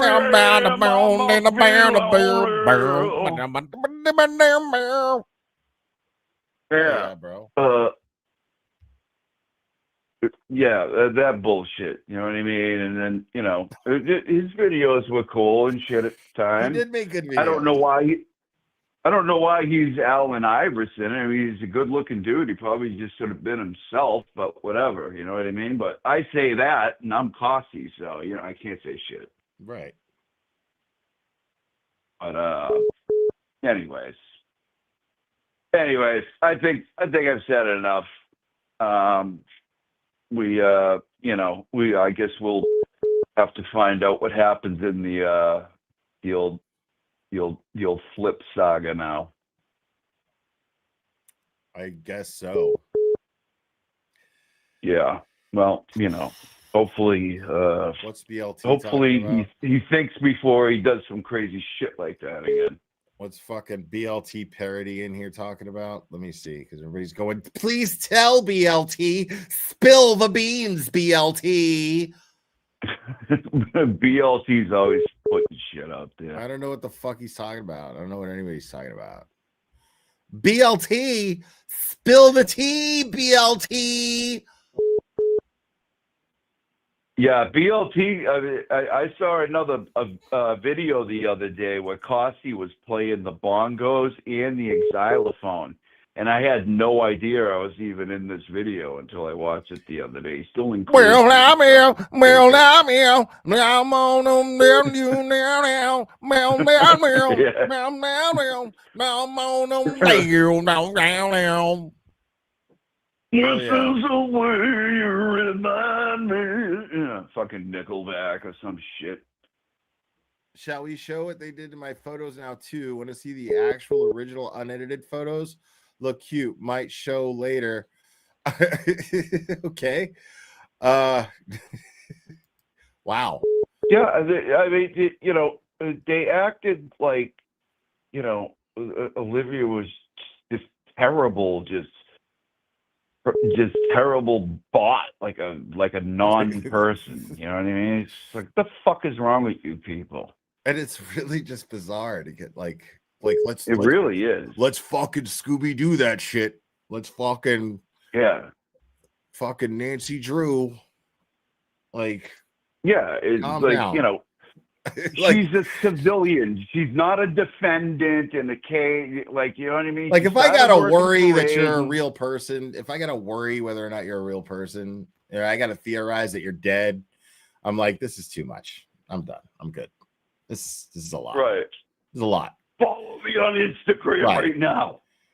Like, the anatomy of every vagina is basically the same. You know? Right. Like you can just find another one. It'll be fine. Yeah. And I just got one more thing to add. That's the best revenge, bitch. That's my favorite saying. My favorite saying of 2025, right there. That is the one. My life is good. My life is good. And that's the best revenge, bitch. We heard from the little boy who couldn't tell the truth. The little boy.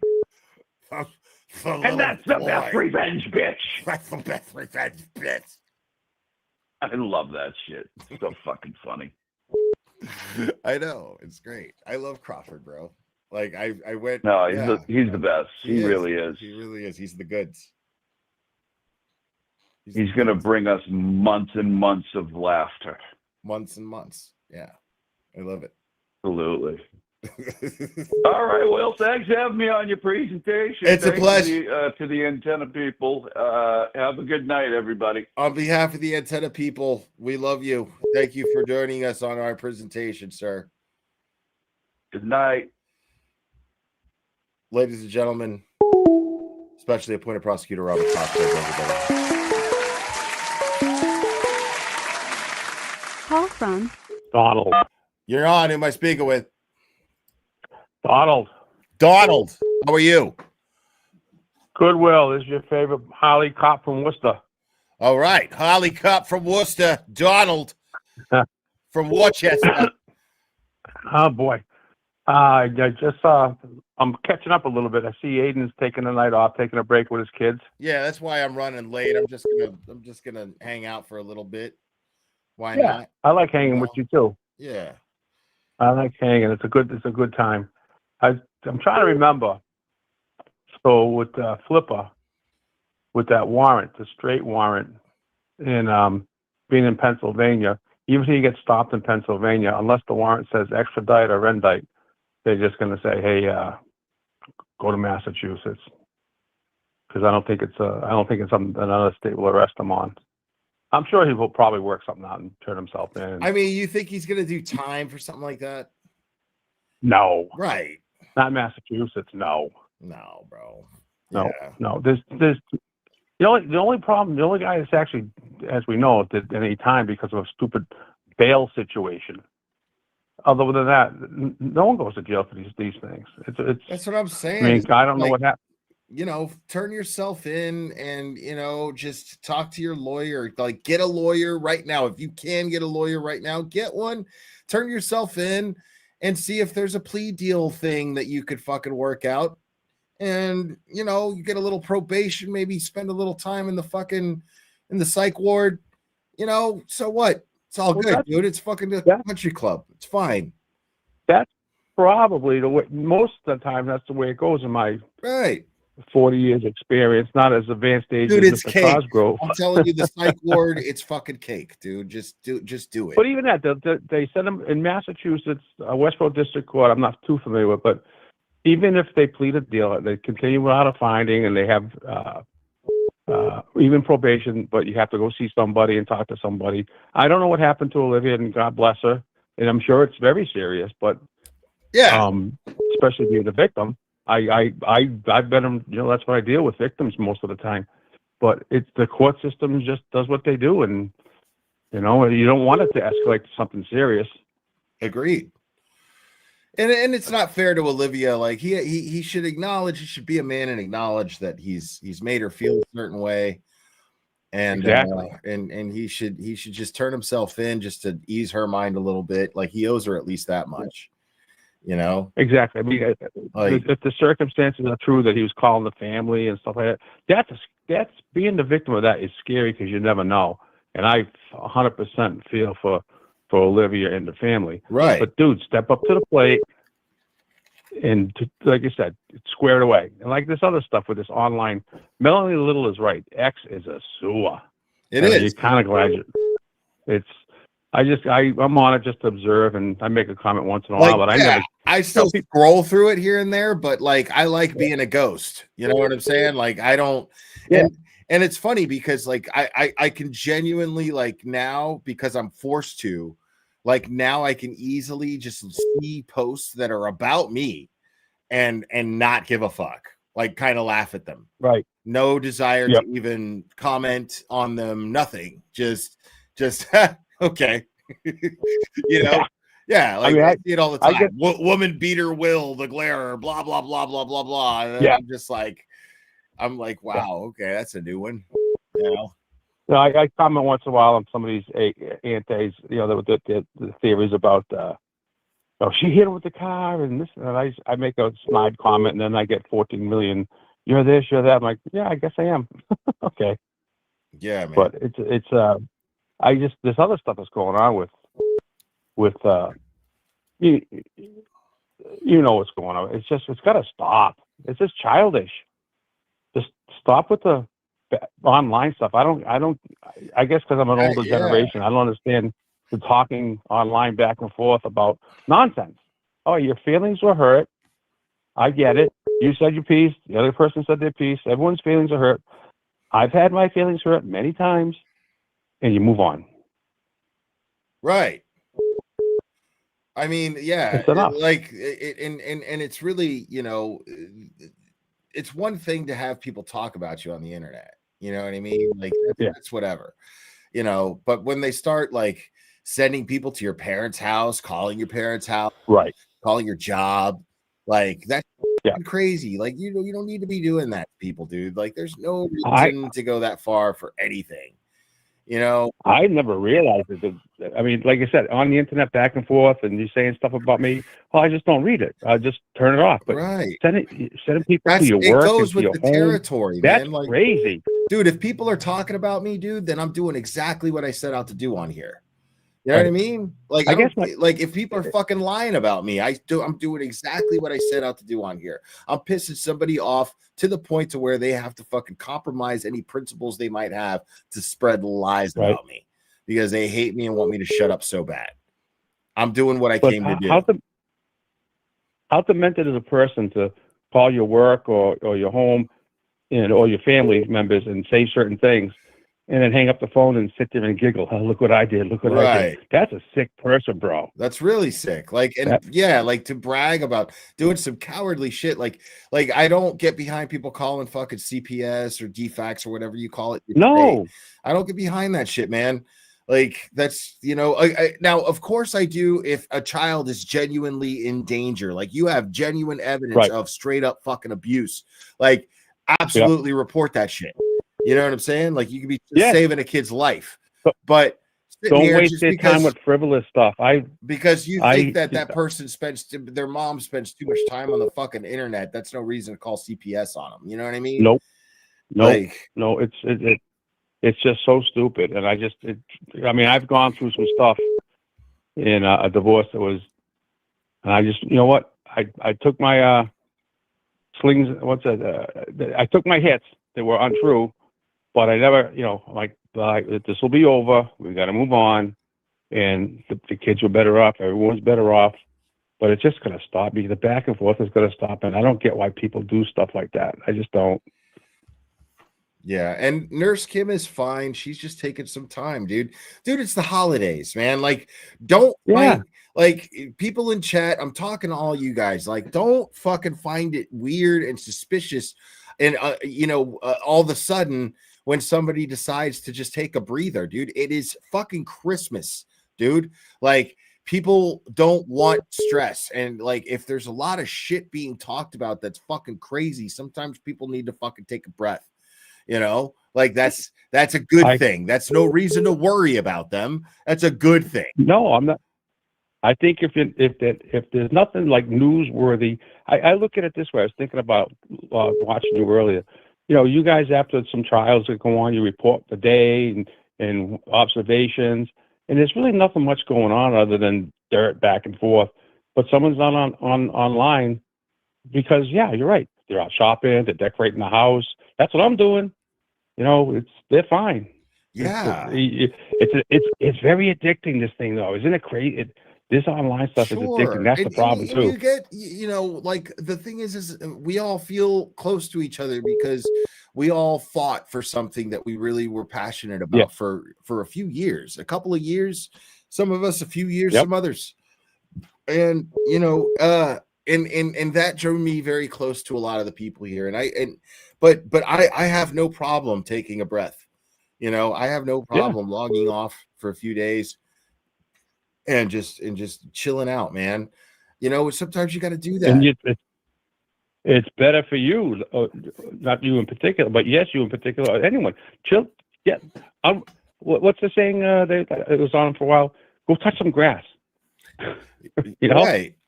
Go out and go build a snowman. It's gonna be winter. I'm trying to tell you, dude. Like, I'm trying to tell people, it is. I feel better than the only thing that's wrong with me right now is I have a horrible toothache. This cold weather is There's so nothing worse. so every every couple of hours I have to chew on some Aleve. Clears it right up.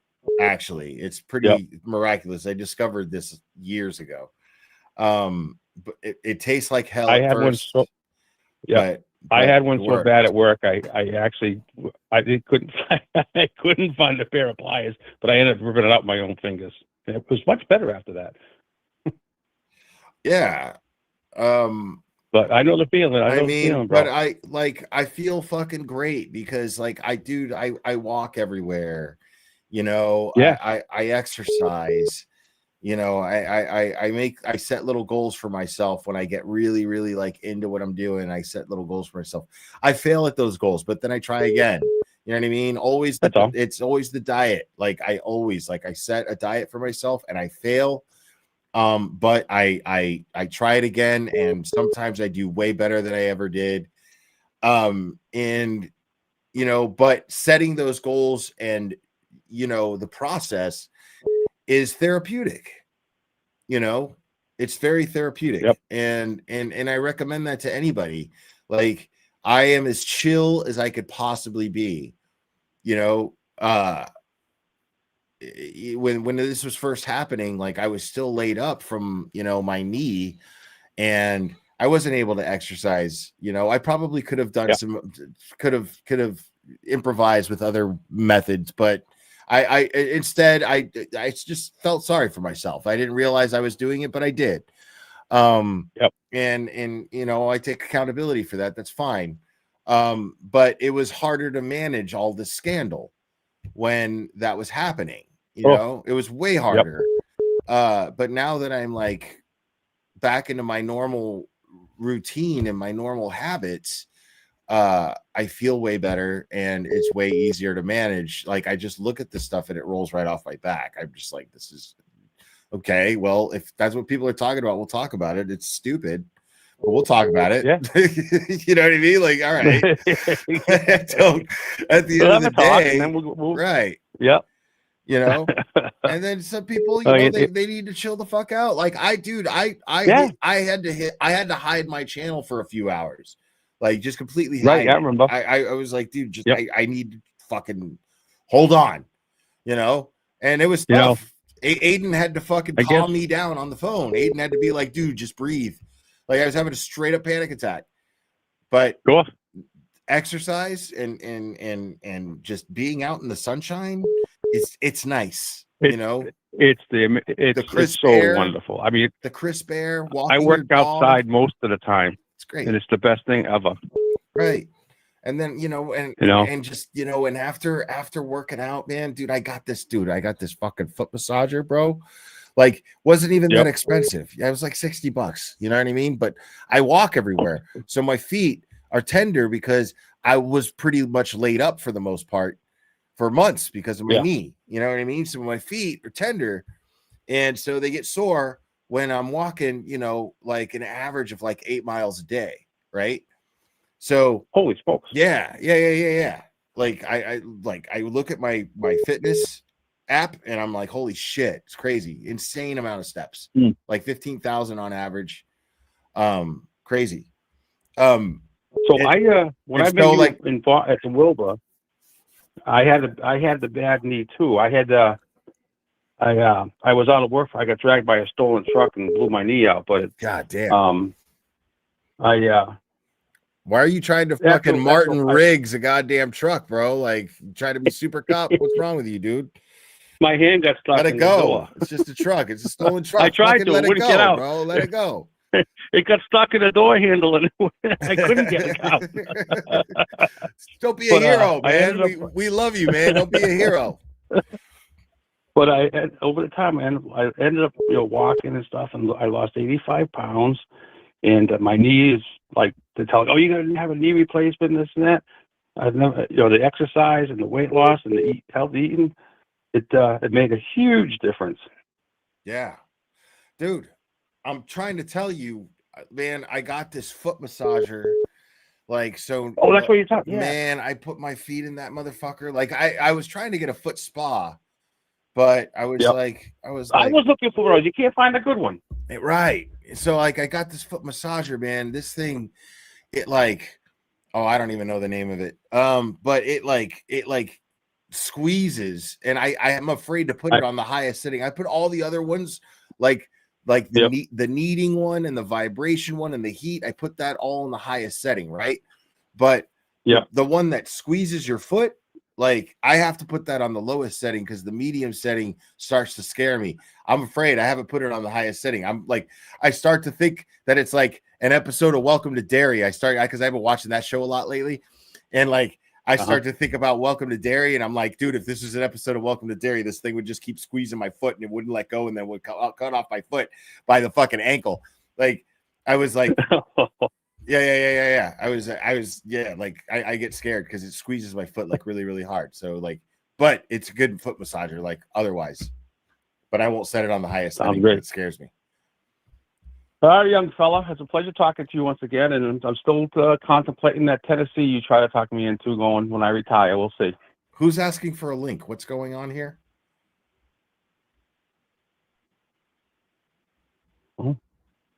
No, I'll let you go. Thanks for calling, Don. All right there, young fella. Take care, brother. All right, bye-bye.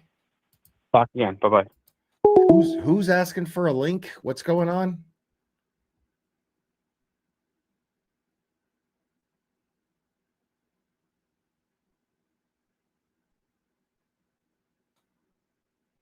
Oh, the link for the foot massager? Oh, I don't fucking know. Call from Brian. You're on. Who am I speaking with? Hey, Will. My name's Brian. What's up, Brian? How you doing? Hey, not too much. We talked a few times, but I mean, we're talking going over a year ago. Anyway, I'm a retired law enforcement captain. Right on. Up here in Massachusetts. Okay.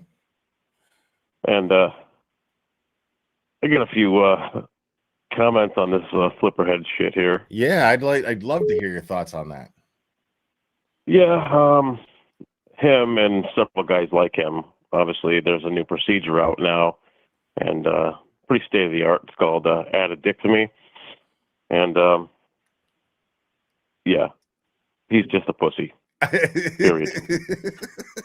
I'm sorry, and So that's about it. yeah, the other thing, that'll the other fix thing, the whole problem is the addictomy upgrade. I do think so. It seems like the younger generations, it's about I needed in 95% of cases, yeah, at least. Right. Yeah. Apparently now the women But, have them.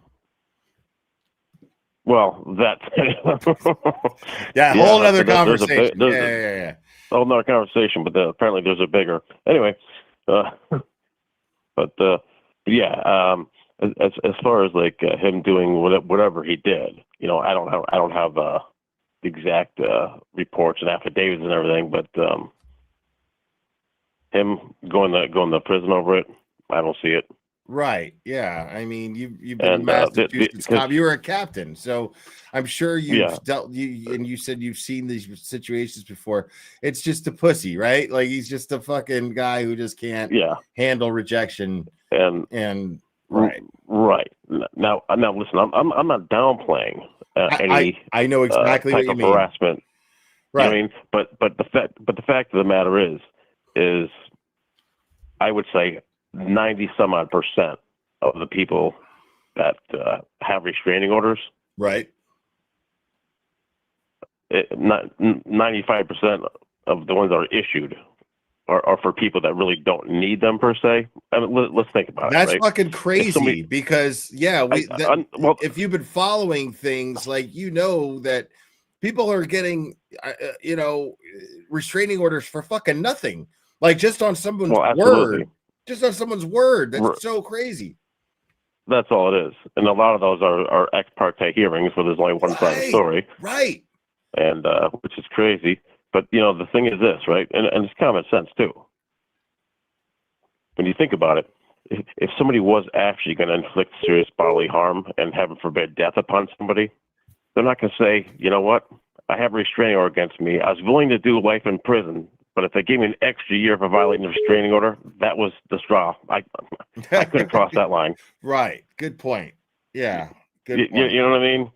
The other thing, too, I mean, you said he's out of Pennsylvania. Now, even though he has a felony warrant, right? The governor of Massachusetts has to sign what's called a governor's warrant in order for New Jersey to cooperate and extradite him back to Mass. Oh, well, Pennsylvania, but yeah. I mean, sorry, Pennsylvania, but yeah. You know what I mean? Is that possible? Yeah, it's very possible. But I mean, the governor, like Maura Healey, we're going to get Maura Healey to sign this thing. I mean, maybe he said some pretty unfavorable shit about her, so maybe. So maybe.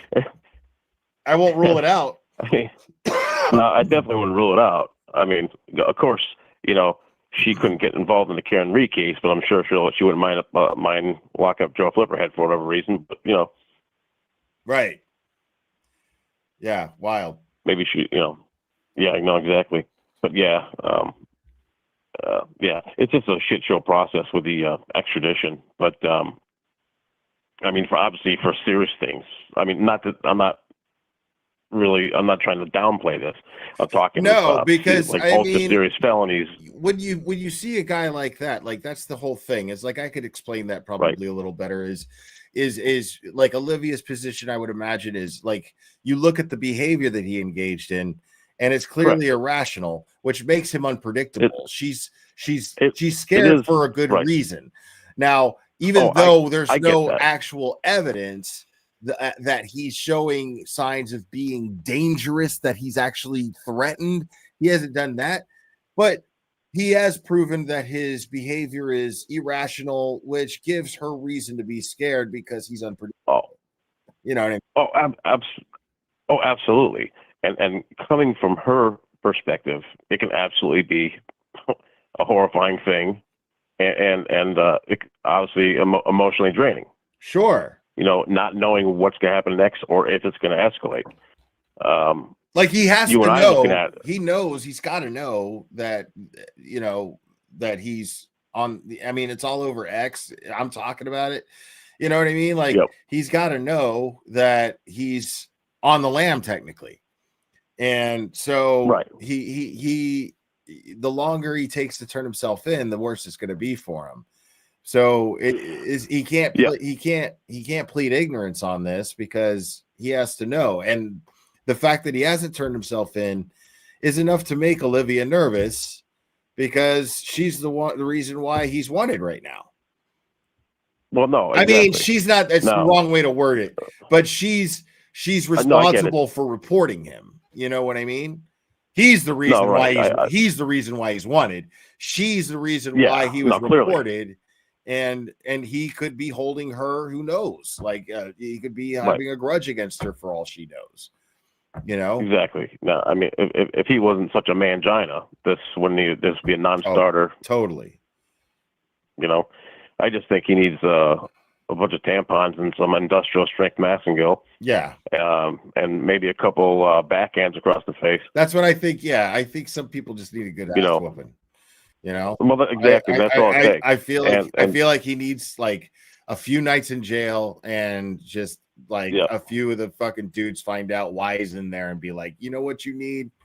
You need to be open hand slapped a few times. Yeah. Like that maybe some can't do that to ladies, bro. Like, no, exactly. Right. Like learn I'm sure learn to take rejection. Be a big boy. Exactly. I'm sure he. Well, yeah, that goes with a lot of people these days. My lord, But I'm sure he could definitely, like you said, he could definitely use a couple slaps across the chops. Now, I'm sure given his emotional state, I think he would definitely thoroughly enjoy the pillow talk with the fellas and afterwards. I mean, I'm sure that would just be that'll just be part of the fringe benefits of his stay there. I mean, Did you ever work in the jail? I did at first, yeah. Yeah. Yeah. So I mean, when you see Joe Flipperhead, what do you what kind of inmate you think he's gonna be? Like seriously. Jokes aside.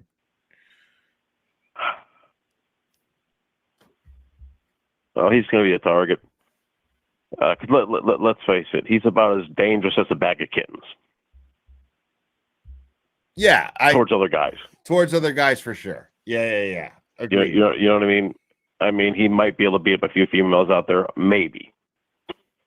But yeah, I don't. Yeah, he seems like a protective custody kind of guy to me. I could picture him. I could picture him going in there, and he would be faking chest pains. He would. Oh yeah. I see that faking chest pains and shit. Right. Oh my God! I need to be in isolation. Like, yeah. Oh yeah. Yeah. I'm gonna. Yeah. Or I'm gonna hurt myself. Well, yeah, that too. Oh, I'm sure he would definitely be playing the system for all it's worth. For sure. That's for sure. There's no question about it. Hey, can I have an extra slice of bread because I have low blood sugar and I'm supposed to have more bread? Exactly. I can tell you what I can tell you what they're probably going to say. No, we got cake and cock, and we're all out of cake. Exactly. Joe is the type which would probably put a smile on his face, but I mean, neither here nor there. Cake. Oh man, I'll still laugh. Yeah, we're fresh out of cake. Wow. Yeah. I was laughing at that Mike Crawford video too. Oh my God. Which one? Oh, I don't know. When he looked like the unhinged poster boy for the Democratic Party. Yeah. What do you think of him in jail? Imagine him in jail. Like, oh God, he's a rat. Like I see him as a fucking rat. Like I see him trying to play people against each other to try to benefit himself and just being a little Weasley motherfucker when it comes to like commissary shit, you know. Oh yeah, spreading gossip, he turning people against each other so he could take advantage. Exactly. He'd be dry snitching on everybody. Dry snitching like a motherfucker, bro. Yeah. Oh yeah. He would be he'd be the biggest ass kisser too. He would be. Yeah, kissing everybody's ass. What are you talking about? I gave you my little Debbies. Remember I told you 2 little Debbies. I wouldn't try to take advantage of you, dude. I like you, dude. He would probably like have like 30 letters written to the warden on the first day. Who the fuck is this guy? Let me go down there and smack this asshole. Yeah, dude. Yeah. Crawford's definitely like trying to play angles in jail for fucking little Debbie cakes, Cheez-Its. Yeah. Oh yeah. Oh my god, I can't with the 72-year-old girlfriend. Like I can't. I mean, you know, like that's something. Whatever floats your boat in that aspect. I'm not gonna clown him for that. Yeah, I'm not gonna clown him for that. Like, I like my women a little bit older, man. You know, like I mean, I've never seen. Yeah, I mean, I guess he looks. I haven't seen what she I shouldn't looks have said that. You know, he looks like he's 60. He looks like he's 65 or so. Anyway, he looks like so it's really not that far off. He looks like the kind of guy that only a 70-year-old would go for. You know, like well, you know what? You said it better than me. Yeah, I mean, and you know, maybe she's a classy lady, bro. You know what I mean? Like, she could be. Yeah, she could very well be. And like the thing is with older women, man, they don't want to fight. You know, like they're easy going, dude. Older women are awesome. They got great sex drive. You know, it's just they're better. They're better. Yeah, I'm not gonna. There's no arguing that. Yeah. You know. Yeah, and I'm sure they're probably. Dude, if he's sticking it out, you know what I mean? Like, what if they've been together a long time and she wasn't like 70 when they got together, but like, what if they've been together a long time? He's sticking it out, and he's like, he knew she was gonna age more than him, and he's like being a good dude, and you know what I mean? I've seen that happen. I've seen people be sticking it out, and he's still sticking it in. Right. I've seen people be complete shitbags in their whole lives and be good at their relationships. You know what I'm saying? And have that's so true. I've seen that happen. I don't know anything about his dynamic with his old lady, dude. And I don't mean old lady. I didn't mean a pun there. I just how I call. Sure you didn't. Pun. No pun intended there. But no, it's his woman. You know, his woman. Like I got no. I'm not gonna make fun of him for that.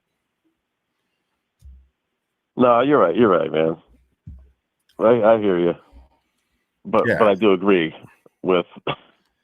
Now, like if he was what you said, like if he was dating a like a 20-year-old, I'd be like, you know, because I can't, you know, but like.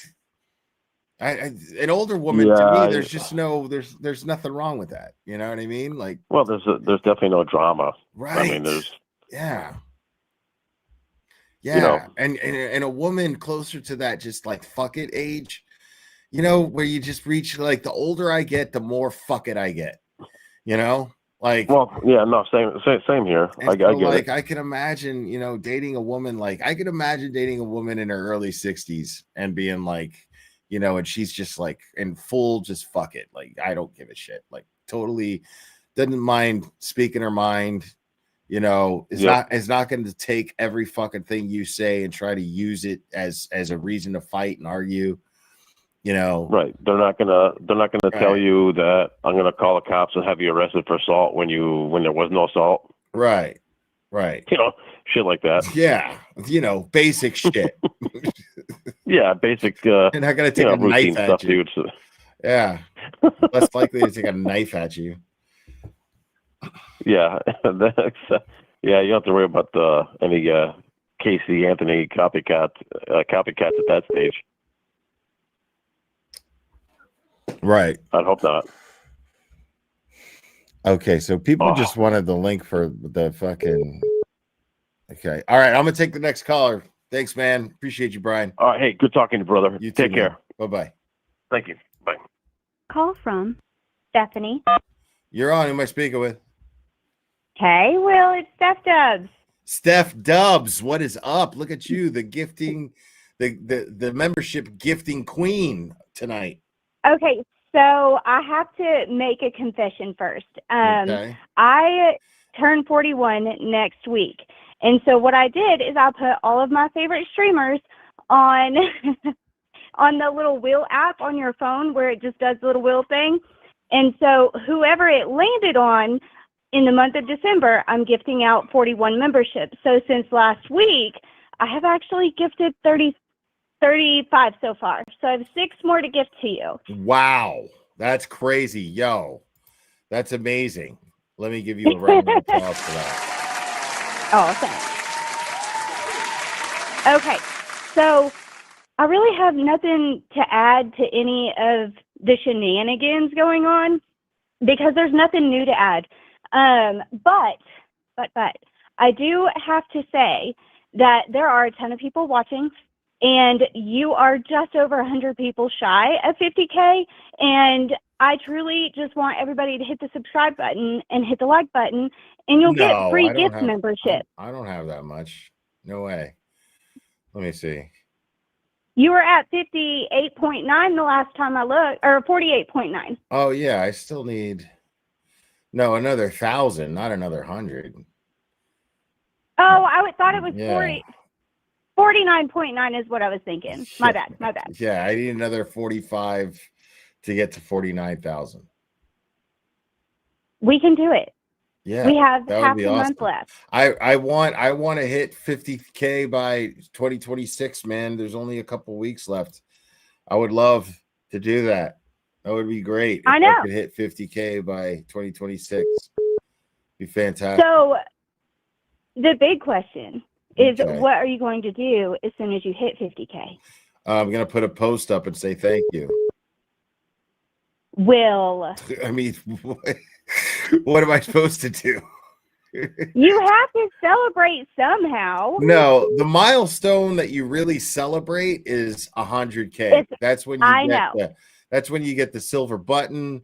That'd be nice. I know. You know, I would like the silver button. One day I would like So the halfway mark for 50K, I will buy you a steak dinner. I'm all the way here in Texas, so I can't physically take you for a steak dinner, but I will Venmo you a steak dinner. Or you have to celebrate somehow. Isn't Texas the best place to get a steak dinner? Yeah, and barbecue. Maybe I'll have to come out to Texas for a steak dinner and some barbecue. See, there you go. Now you're thinking normal, like a normal person. Because if you think about it, you have put all of your blood, sweat, and tears into us. Like, you literally do this for us. And I know you get enjoyment out of it, too. I know you love us ladies swooning over you and telling you how adorable you are and hot and this and that and all of that stuff. But at the end of the day, who would I be watching on a Friday night? Nobody. Nobody would be doing this. Saturday night. My bad. Yeah, I know. I thought it was Friday too. Like, seriously, I woke up thinking it was morning, Friday because I've been working totally 6 days a week. I totally did too. Yeah. But I wasn't working 6 days. Like, it's the opposite reason. Like, I had the same result, complete opposite reason. I don't have a job. I just wake up whenever the fuck I feel like it because I really honestly don't give a fuck what day it is, like, ever. And it's pretty awesome. I don't ever have to give a fuck what day it is. The I don't give a fuck thing, by the way, in older women, I reached that 5 years ago, and I will be 41 next Thursday. So that doesn't always just pertain to the older women, just so you know. Well, that is 40s is good. 40s is good. It's good stuff. Like, that's already I'm just saying, I don't mind a woman a little bit older than me. It's just so happens that I've always been attracted to older women, but the older that I get, now I'm at an age where, like, older women are old. Old. You know? So I can't. you know. So now you got to reverse it. You got to look backwards now. Right. But like somebody in their 20s, like I just don't have it in me really. No. You know. Absolutely not. Who has the brain capacity for no. Absolutely not. No. Yeah. Yeah, like that's too much work. I need a woman who's already got like the kids are already teenagers, almost out of the house at the youngest is what I need. All of mine are out of the house, and like I could not be happier. Beating the shit out of like life, beat the shit out of them because they raised teenagers, and now I raised all boys. Now they want to get fucking wild, bro. That's the kind of woman I like, right there. Yeah. Joe, you need one in her 40s. See? Yeah. You know, you're right. And steer clear of the crazies, because we've had enough doses of crazy. Use me and throw me away. I'm perfectly good with that. Yeah. It's like knock you around a little bit. Complete total piece of meat. Just discard. No hard feelings will be had. And it's perfectly fine. And then on to the next. That's it. Yeah. I'm a loving guy. It's like the last lady said, not the last lady. She was like a while ago. What? No strings attached? That lady? Yeah. You just need fun times with a hint of wild, not crazy. Right. Yeah. That's the unicorn, man. That's hard to find. You need to start looking in Texas. And I know there are a lot of Texas ladies that hit up your chat, and they can definitely back me up on that. You need to come to Texas and find you a good old country girl, because that's exactly what you would get. I am a sucker for boots. Okay. That's my weakness. I have like 10 pairs of them. That's wild, Steph. That's wild. Steph Dub. But I also was a rodeo girl. Ground. I was a barrel racer, so I have all the things. Oh man, yeah, that means that your ass is like kapow, like guaranteed. Is that always a thing? Science. You're not wrong, but yes. I'm never wrong, Steph Dub. I'm never wrong. I'm aware. I lost my last handle. I don't know what happened when all of the YouTube shit went down. I don't know where it went. And then somebody stole my name. So I had to add an 84 at the end of my name and then resubscribe to everybody. I was pissed. Well, see, I remember the year I remember the year 1984 vividly. Yeah. I was mad. So, but no, I've been following you forever. I thoroughly enjoy, I say this every time we get to talk on the phone, but I thoroughly enjoy this chat. This chat is unhinged. I am here for it. They are always funny. I'm always leaving in the best mood, and your laugh fucking gets me every time. Takes me out. I can't. Right on. I love it because I genuinely have a good time here, man. You guys make me laugh too, man. So I have a good time. Awesome. Well, I'm glad you're loving what you're doing. I'm glad you're feeling better, knee-wise. It's been a while since I've got to call in, but yeah, I'm sure there's a lot more. While I got you on the phone, let me ask, because I mean, it's what's happening. Is it the holidays? Is that what's like? Because I'm noticing women are way thirstier the last month. They're or so. rowdy. They're rowdy. I've noticed it. I don't know. I've seen it in my chat. It's been in my chat. It's been in Aiden's chat. Aiden's chat is on fire with that shit. It's fucking not crazy. Just that. So Y'all are some fucking rabid motherfuckers out there, dude. Like, what is going on? Is it the cold? Is that what it is? It's the cold. Yes. See, I always had a theory on that. I always had a theory that's why there's so many birthdays in the summertime in July and August, because the conceptions take place around the holidays. People are fucking. A lot of people are fucking right now. keeping each other A lot of warm. November babies because of Valentine's Day too. Yeah. So. Yep. Exactly. Yeah. No. There's a lot of this happening. There's a lot of it. Well, and every time Jess comes on, on her show, It's mating season. It's my cougar God, those mating women are season. unhinged. It's cougar mating season. It's what people are saying in the chat. It's true. It's true. Look, they're not wrong. Your chat is always right. They're not wrong. There is something in the air when it hits December, and it is like a complete flip, and something in our brains are just like, all right, I'm here for it. Yeah, man. Yeah, because, dude, people's mojo just fucking lights up, and then it's crazy. It's crazy. It's a tax season. Yeah, like some woman sent me a fucking video the other day. I was like, what the fuck? But it was pleasant, She was just like, oh, I'm sure you loved it. Just something to brighten your day. And I was like, okay, that was it. Yeah. Thanks. No. Right? Yeah. Adding it to the bank. Fucking wild right now. Yeah, it's wild. No, it is.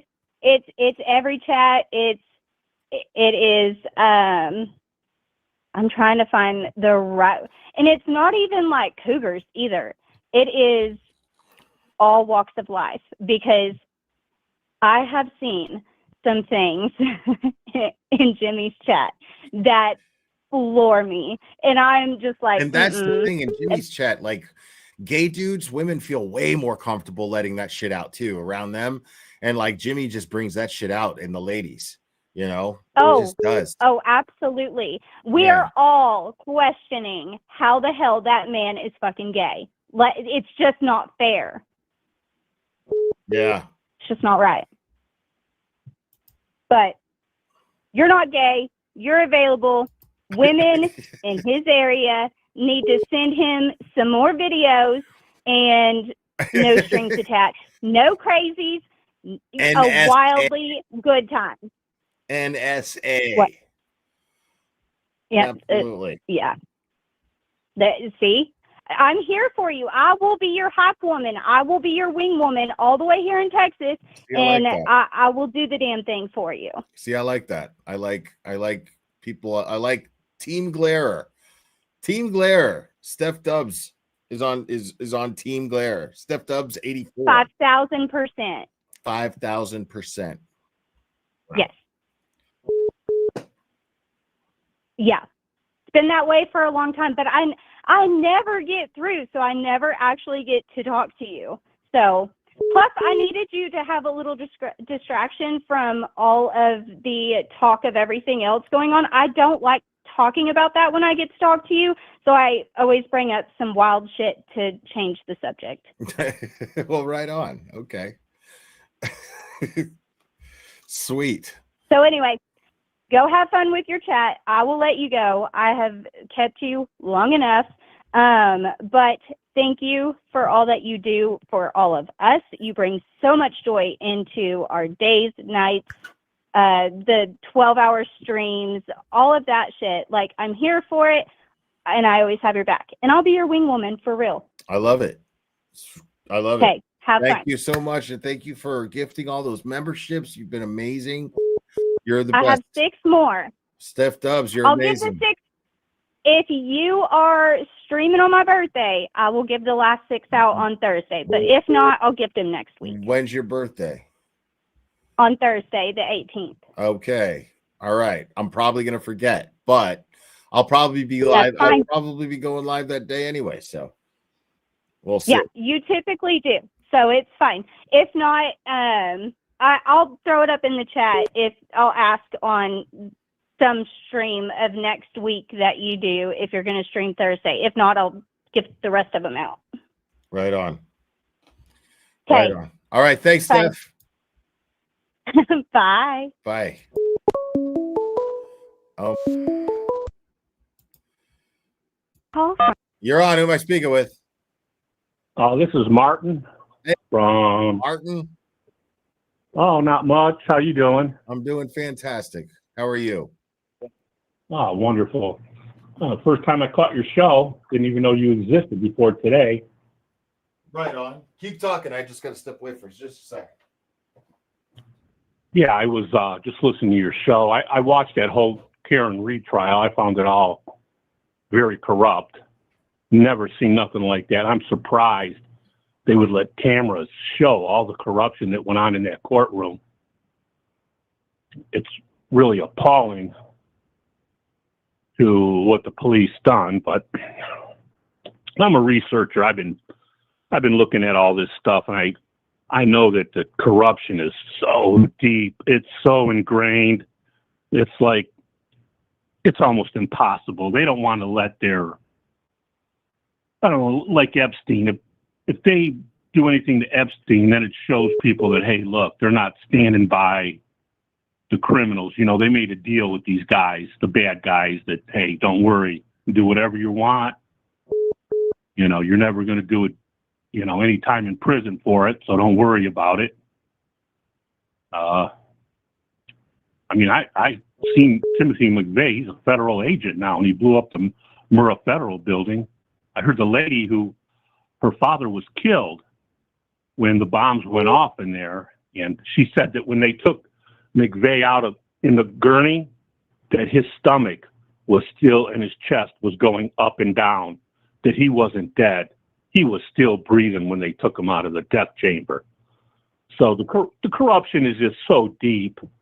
I mean, it's the people really knew how deep it really was. I mean, they can say they lock people up, but they're not really locking the bad guys up. They just, you know, as a matter of fact, they put them back out there. They just, you know, they drink let's call it the red Kool-Aid, and, you know, do some work on their face, work their nose a little bit, take some of them scars off and the moles off their face, and they put them right back out there, you know, and they're right in front of us. The people have no idea. You know, I have that a thing for facial recognition. I'm really good at recognizing faces, and I can see that they're just putting them back out there, right in our face. Now, and the people, it's almost like they're sleeping. What's really weird is I look around for all these podcasters. I listen to their shows, and they don't have nothing. There's not one guy. There's one guy.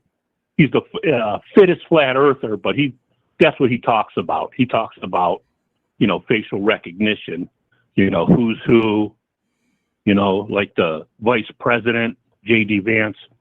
He's actually Josh Duggar from, I think it's called like Hillbilly LG. 19 Kids and Counting or something like that. 19 and Counting. He's got all these kids. Hillbilly LG. Yeah, do you know who I'm talking about? Yeah,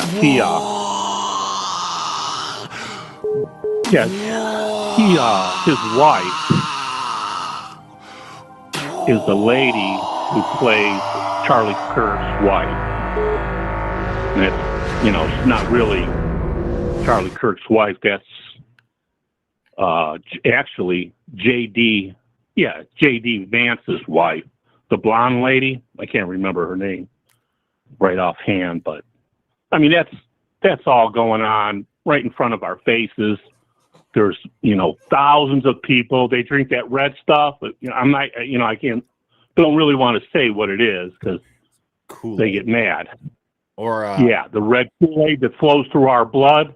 They drink that stuff in it. Just imagine, for an example, if you had a son, okay, and your son every week he gave you, let's say in a hospital environment, a quart of his blood or whatever it is, and you know, once a week, what do you think would happen to you? Start looking younger, dude, much younger. Now imagine you had the baby. Imagine you had 10 sons. Right.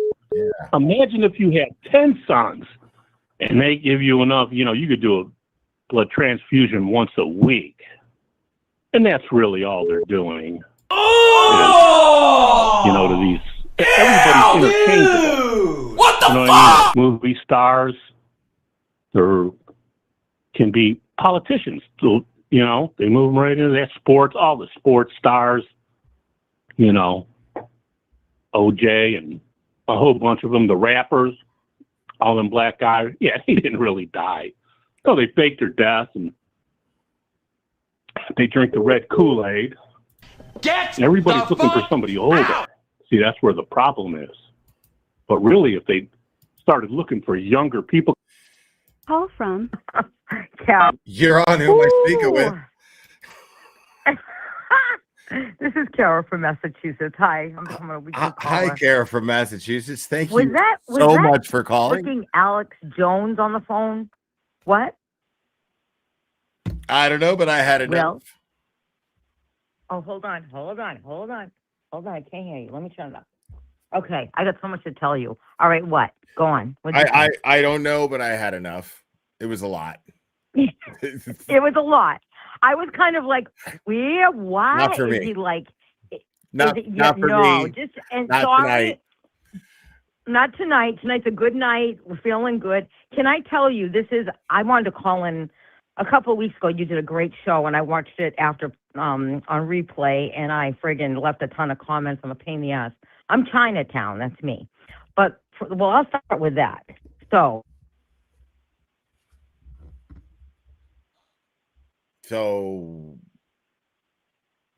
my old pictures from like 5 years ago when I look good.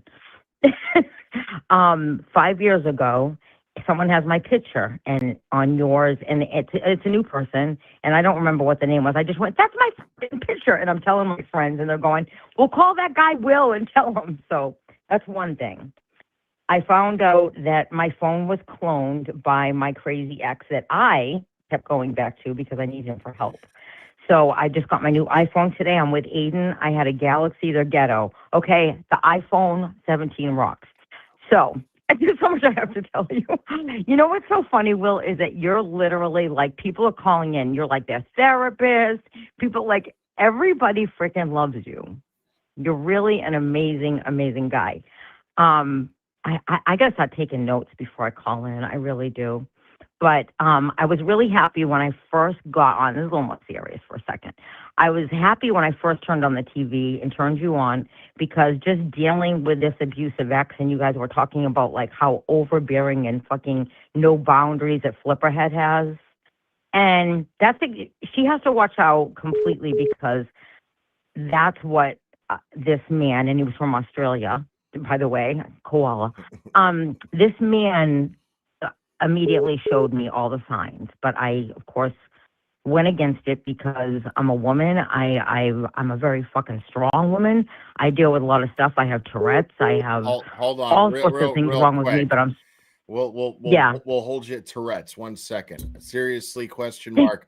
That's a little TMI. She's saying she loves the facials. No, it's all right. That's not. little It's a TMI. neurological disorder. No. Let me tell you. Not you. Yeah. I'm talking about seriously, question mark. This person in the chat is saying that she loves the facials, and I'm just saying that's TMI. We don't need to know that much about her personal life. The facials. What does she mean by that? She loves the facials. I don't think we need to get into that, but go ahead. Tourette's. Is that a sexual thing? Because people with Tourette's are Tourette's. hypersexual. I don't know. But anyway, so I deal with a lot of things. And one of my dear friends from back in Mansfield, where I grew up as a nurse practitioner, I was talking to her, and she said, Kara, she said, you have more fucking resilience than anyone I've ever met. Because I've had a hard life, but it's okay because I'm fucking cool. And I'm good with myself. After 50, when I was 50, I shaved my head. I mean, I people were like, Kara, what did you do? But I just felt like I'm an intense, cool woman. And it's just like, I am who I am. So dealing with this fucking abusive man was just like enough. So I can't stand even to hear what he's doing to that beautiful woman. You should actually go with her. Why don't you two go together? Who? Me and who? Seriously. You and Olivia. It's funny you mentioned that. Oh my God, she's your type. So she's listen, like the whole internet like is talking about now, because at one point I did ask her out to dinner. And cool, yeah. And it never happened. But it was a very innocent, I mean, I don't know anything about her, but she's pretty and she's smart and she's cool. Smart. So I thought, I'd like to take her to dinner.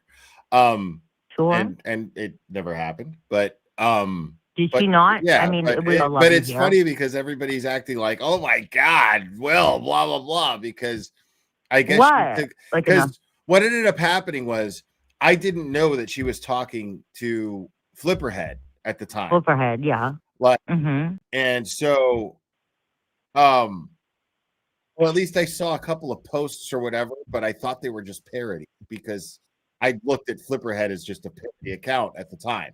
I had not talked to them. Right. Yeah, That's actually how we started talking, was because I was like, oh shit, I didn't know. You know what I mean? I was like, Right. I'm sorry. And it was like, no, it's totally cool. And then we ended up like talking and being cool. But that was it, Mm-hmm. you know. But now everyone on Twitter is apparently talking about it like it's some big deal. Oh, really? Okay. Yeah. See, I'm not on all that. I got off everything. I still have an active Facebook account and Instagram, but I don't go on, and I'm not reconnecting because a crazy has to clone my phone. So go on. Yes. What I didn't do though, was start to badger her about her actual identity, call her parents, send people over to her house.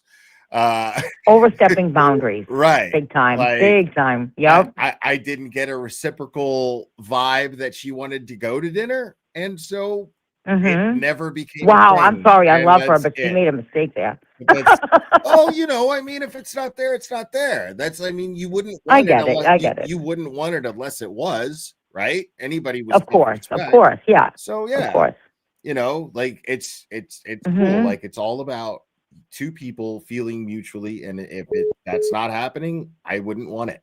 Of course, if the energy's not there. Right. Yep. I get you. It doesn't matter what someone looks like. I mean, I'm sure you're very attractive, and she is also. But you have to like be there. You have to have that. That's something intangible, you know, and that doesn't always come along. I don't find it. I really don't. But I don't mind being alone. But so continue. So we're sitting here talking. I really love your show, Will. I feel like everyone on this and the chat is great. We really, you know what, we forget about Cryford and all that bullshit, and you know, I don't even pay attention to what's going on with Karen Reed. None of it. You know, we were there from 3 years ago. We supported. We did everything. I couldn't do as much. I just donated money, and I watched you guys, and I tried to advocate and share it, and people always like, she's fucking guilty. I'm like, oh God, you're all like so dumb. But but the thing is that like this community has gone like to different levels. I feel like everyone who's really here is still here. And I always felt, I remember I called in a couple of months ago and I said to you, I feel like this is like a spiritual movement, you know? And it really is, because we're all connecting with you because you're fucking like real. Careful with that kind of talk, because that's how it becomes a cult. Okay. So yeah. now I will say that I have spiritually grown from this experience. 100%. That's what I mean, basically. Yeah. Right. I have too. I think a lot of people have. You know, and we've seen you grow. I mean, I was watching you tonight, and I like I always say in the chat, I sit here in my apartment and I laugh my ass off. And I live alone. I live in a very quiet home, and people are like, this girl is like insane. Like, you know that girl that uses a walker? It's just like, man. But I mean, you've changed in so many ways, even in the ways like your entertainment level. Like, you're obviously an entertainer because you're freaking hilarious. But the thing is that like even like the clapping, and you've got like, I'm like, she's got it going on. You know what I mean? You're so great. And I honestly mean, when you come to Boston, like on a, of course, purely platonic level, you have enough women chasing your tail, boy. Everyone's in love with you. But I'm too old for you anyways. But I would like to be friends with you. I have a very small group, and I only connect with certain people. And like, really, when you come to Boston, somehow I can somehow give you my number, and everyone don't laugh at me and go crazy in the chat. I'm not hitting on them. But just, you're a really cool guy. I want to be a friend, and I don't often feel that. So, you know, you rock. And I could keep going, but you know what? I'm going to let someone else call Will. Do you have anything else you want to report, say? No. I know. Why not women over 50 so fucking cool? You are really cool. Someone I said appreciate something you about. calling. Yeah, well, I love you. I love you, Will. I really do. I can honestly say that. And the people in chat, you people rock. You're all great. And good thing I don't have the vocal Tourette's because I'd be saying like, go fuck your penis and stuff like that. Sorry, had to make a joke. I was all gonna right. I ask used to go with about Tom that. Carter, like I said. No, I don't have that. One of the reasons What's why that like? I have spinal cord Can I issues. ask you something like really personal? Yeah, sure, Like, cool. What's Tourette's like in bed? Like when you're like intimate with Oh, somebody? of course you are. We are hypersexual, honestly. The men are terrible. Like I've never gone out with I mean, like Tia's brother, but does shit get blurted out, and does it get mixed up in actual sex talk? And can you tell the difference? You know what I mean? if you have copralia, that's what it's called. So the vocalization right. is copralia. Okay, because yours, right? Yeah, you have the physical one, and then somebody physical twitches. Yeah, I have the Tourette body. Right. Not now, but when you twitch all your body, it keeps it nice and good. Yeah, there was a creator but, that was on here who had Tourette's as well. He was a really cool dude, man. Who? His name was Crude AF. I remember him. Really cool guy, man. Really? I don't know him. He just went dark. He just kind of fell off, but he was a really nice guy. He had Tourette's. He was really open about it. Oh, no way. That's so cool. I I didn't know about him. Super cool. Well, let me tell you, like having Tourette's is interesting because like people always think, oh, it's like, someone swearing, they used to sensationalize it. And now they know it's like twitching too. But yeah, I have a very funny story I can tell you, but I want to finish this first. I hope I'm not taking too much time, but just let me know. So anyways, so like in bed, like people that have TS are hypersexual. So it's kind of like, because everything is more intense for us. Like I smoke cigarettes. I'm still in good shape, thank God, but I've only been smoking since I was 25. I started when I was in theater, so whatever. It hasn't been that long. 35 years. Someone may or may not begin trolling Tourette's syndrome support groups and just seeing what happens. Does that happen? I don't know. You just for sex, we're looking for because you said you're all hypersexual. Good idea. You just said you're all hypersexual. I mean, that's a pretty depraved shit. I'm 57 and I'm still like, I can't do anything right now. If I were writing a movie, I would absolutely like write some character who's like so like, oh my God, he's so horny. He's like, oh my God. So wait a second. So Tourette's people are hypersexual, and then they find like they really are. They find like a Tourette's syndrome hypersexual Tourette porn. And then just listen in, and start trolling. Will, I swear to God, can I come on your show sometime? Oh my God, you're on my all right, show. Hold on. I know I am, and look at all the people in the chat. You guys are so great. But so anyway, so let me continue. I'm going to educate the public just a wee bit about Tourette's. So the thing is, it's not only what you see physically occurring with a person with Tourette's. It's neurological. So it's actually a neurological disease, disorder, whatever. You actually have more. They found one thing, that you have an extra transmitter in your brain. We're like, Tatu. We weren't created by aliens. I don't know what we were. But anyways, so it's like a machine. Imagine if Tom, like, I'm not saying he would do this. I'm not saying he would do it, but imagine if Tom, like, was that dude who went into the hypersexual Tourette's support groups. Oh God, here we go with the sexual again. I just saw what Tom put up, the lack of sex in me. I can just see it. Okay, go on. How's it going, everybody? You guys are hypersexual, huh? Anybody want to talk to me about hypersexuality? You like thought? Yeah, hypersexual. Right. Hypersexual. Who's hypersexual here? Yeah. Someone just said walking Mindy. That's freaking hilarious. You guys are fucking funny. Tom CPU, I love him. I never met any of you guys. I can't believe it. I've been in this movement since the beginning. All right, so wait a minute. What else are we saying? Let me tell you the funny story about Tourette. Now, I can talk a lot, so look at you laughing. You're fucking rocking. I love you guys. All right, so look at Tom CPU. All right, so anyway, Jesus Christ, let me get back to where I was. Where are the notes? Where are the fucking notes? All right. So, let me tell you about.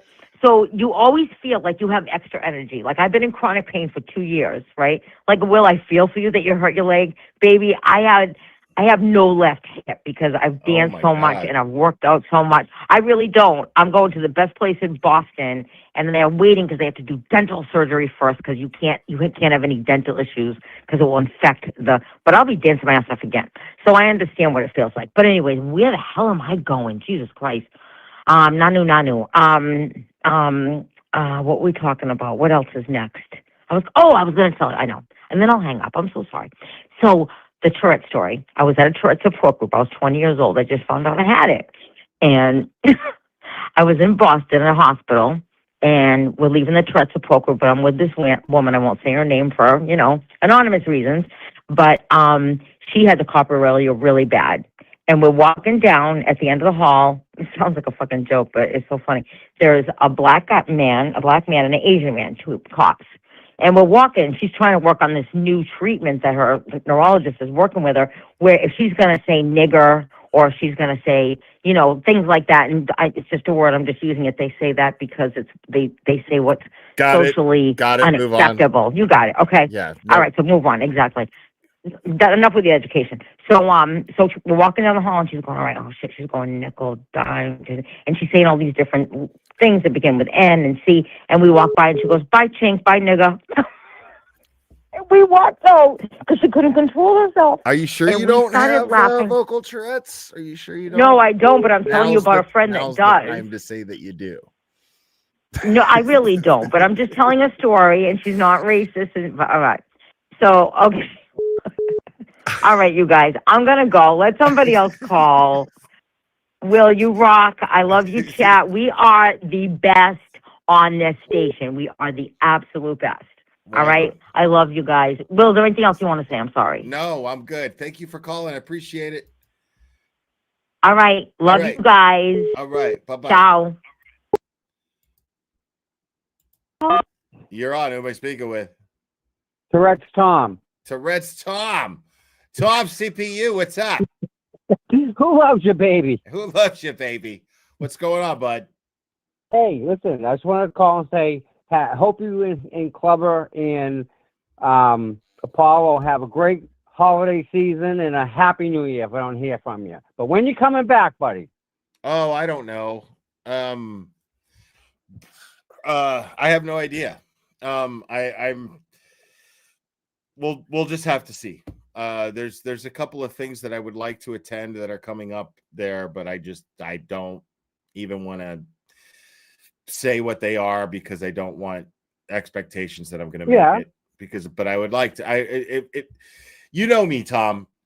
It goes without saying. As soon as I can make it up, as soon as I can make it up there, I go up there. You know how it is. Yeah, and people up here. I mean, you have a following, and it's not just a following. You have a deep-seated following up in New England. You don't even live here, dude, and we love you up here. So, you always have an open door. You know that. Yeah, you guys have always been. I mean, Boston has been nothing but hospitable and kind to me, and just embraced me. And I can never take that for granted, and I can never ever forget that. Like, I never thought that I would be welcome into such a great town. Oh, we're great people up here, right? Yeah. And there's great people down there. There's great people in Texas. We just heard. I mean, they're all over, and the movement has, I think, brought all of these people, like the cream rises to the top.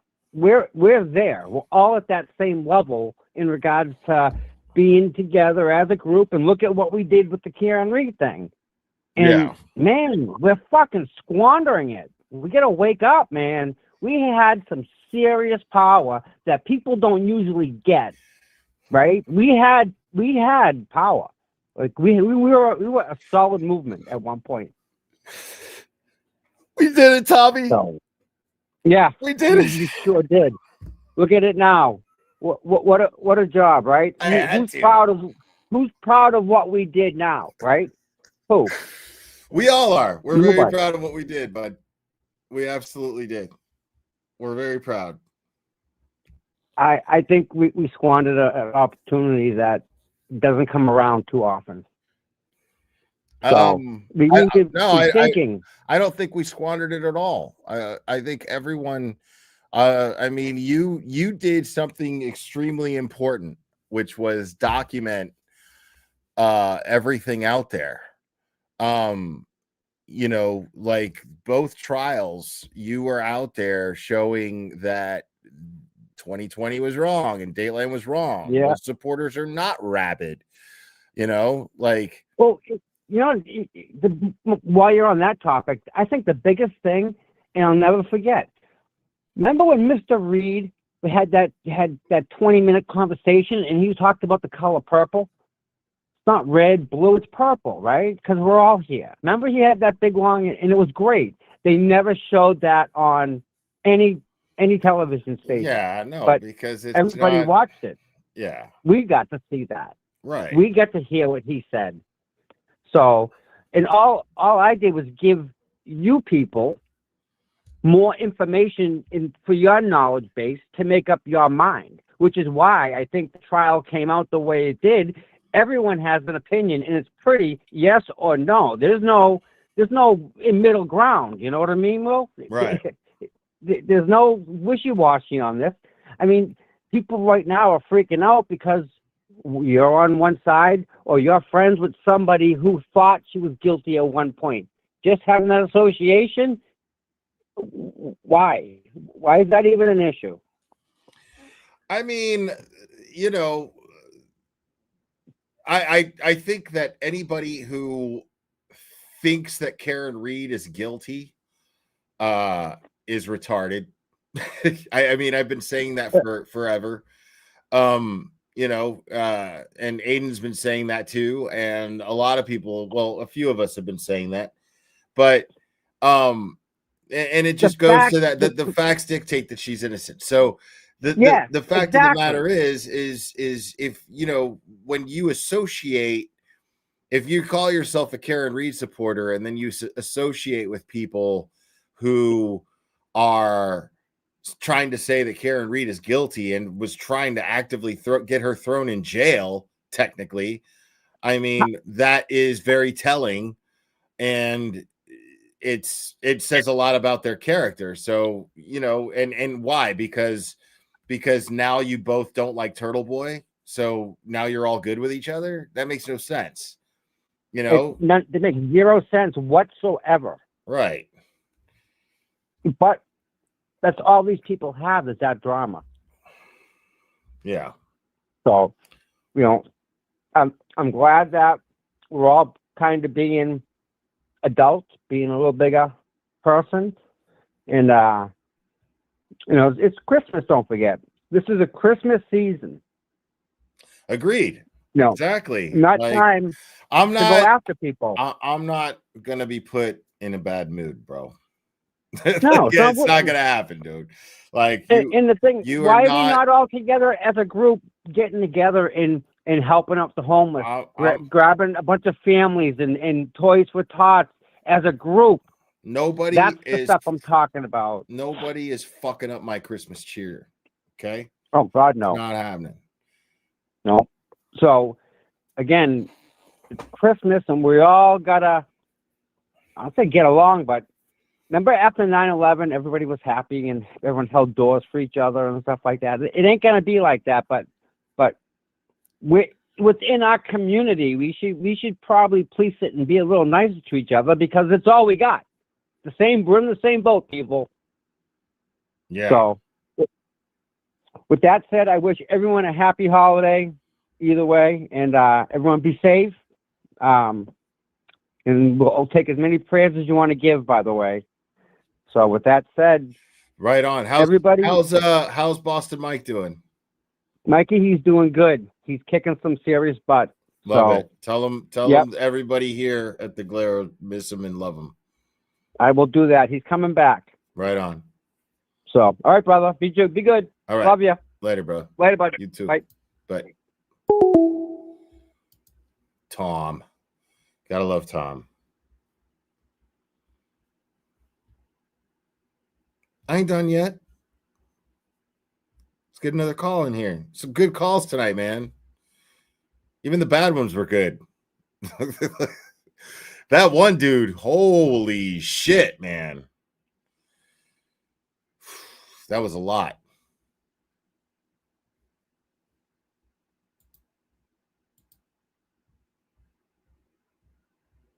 That dude was like,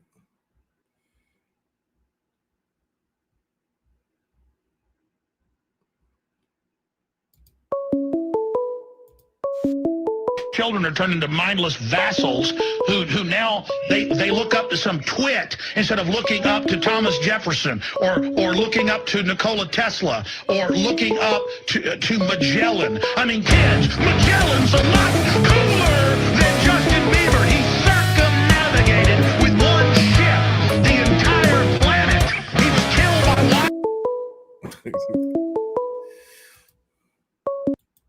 oh, lost him. I was letting Alex Jones do his thing.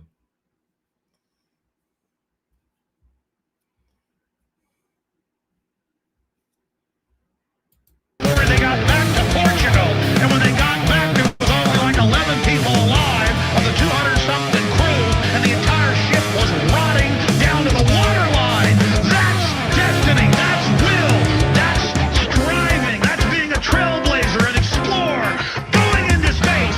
Mathematics, quantum mechanics, the secrets of the universe. It's all there. Life is fiery with its beauty. It's incredible detail. Tuning into it. They want to shut your mind. Talking about Justin Bieber. It's pure evil. They're taking your intellect, your soul, and giving you Michael Jordan and Bieber. Unlock your human potential. Defeat the globalists who want to shatter your mind. Call from You're on. Who am I speaking with? Hey, well, it's Elber. Evan? Elber.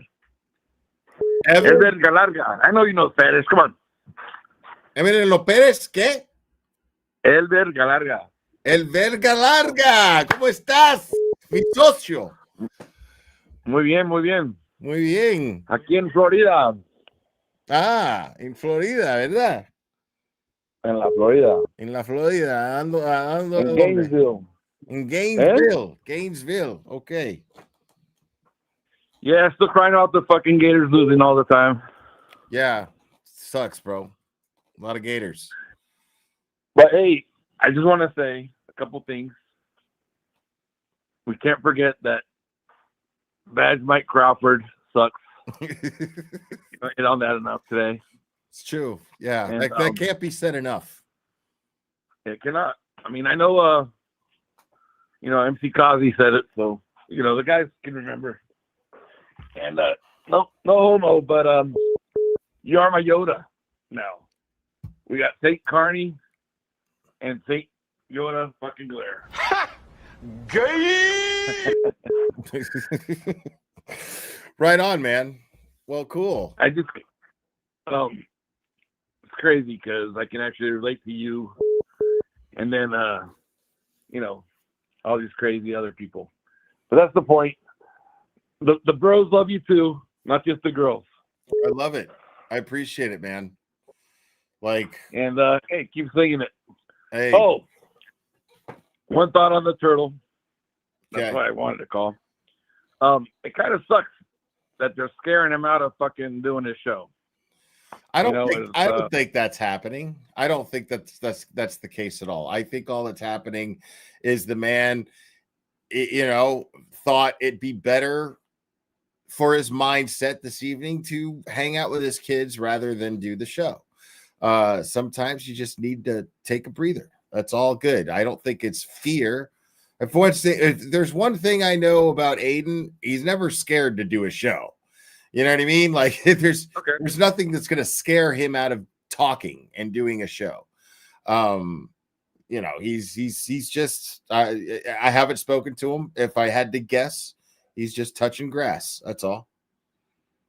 Well, right on. I stand corrected. I hope that is the case. Yeah. Because what the government's doing to him and what all these other fucking people do to him sucks. And if anything, I hope we all can rally. Everyone can rally around him like they did around Karen. Yeah, and I think he's more honest than she is. Yeah, I mean, I get that, and I can't say that I completely disagree with you, if I'm being completely honest.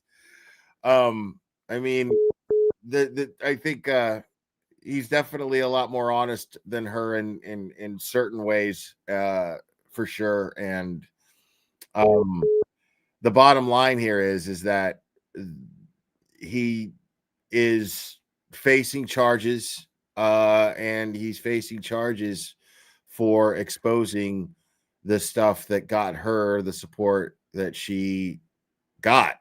And I just and they want showed their ass. People should recognize that. And they exposed themselves even more by going after him. So I would think she would back him more. You would think. That's why I got into the whole Karen Reed thing way late. I think it was like towards the last of the second trial. And I even started paying attention with the whole dog bite thing. Right. And I mean, it's just fucking obvious that his body did not show being hit by a car. So right. Everyone that fucking hit him is a retard. I fucking agree with you guys on that. Yeah, and there was just nothing. I fairly waited for the prosecution to have some sort of explanation for these things that I had so many questions for, and never did. And they gave us Welcher with the blue arm. I mean, what the fuck?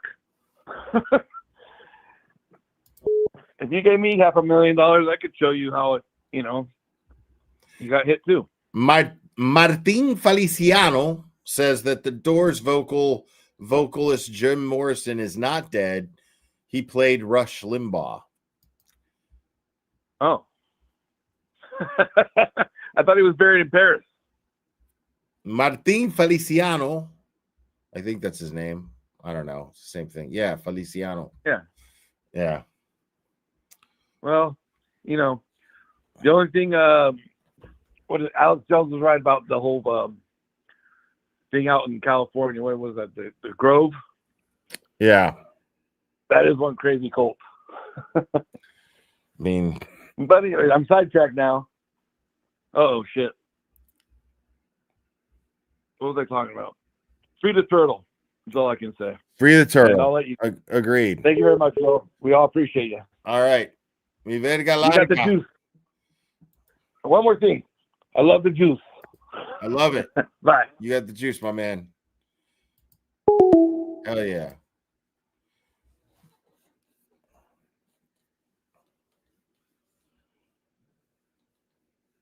That dude was cool. Good callers tonight, man. Oh, shit. My phone just fucking died.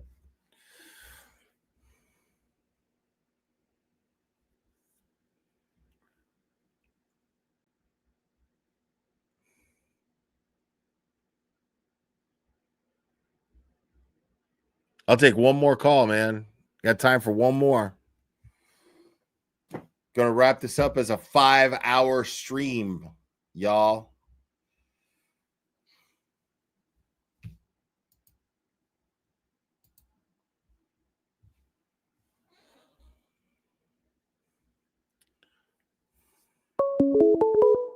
All right, here we go. Call from. You're on. Who am I speaking with? Hey, Will. It's Jeremy from Sacramento. Jeremy from Sacramento. How are you? Actually doing super well. And last we spoke, I was talking about how I was making a comeback and, had been applying for this new job. Well, finally started the new job. And then still in the reserves. My old ass is still in the reserves, even at 50. But I just took the PT test this morning and passed it for the first time this year, at least. I failed it last time, but anyway. But I worked for it and got it back. But like I was saying before, things from people like you just encouraging us to get out there and do whatever we can. And yeah. So, Right on, and the man. funny thing is, I haven't been paid yet, because it takes a while. It takes a couple of cycles to get that. Okay. But it's amazing how just doing it, even it's like it makes you feel good. So Yeah, man, right on. But No, yeah. and I appreciate your service.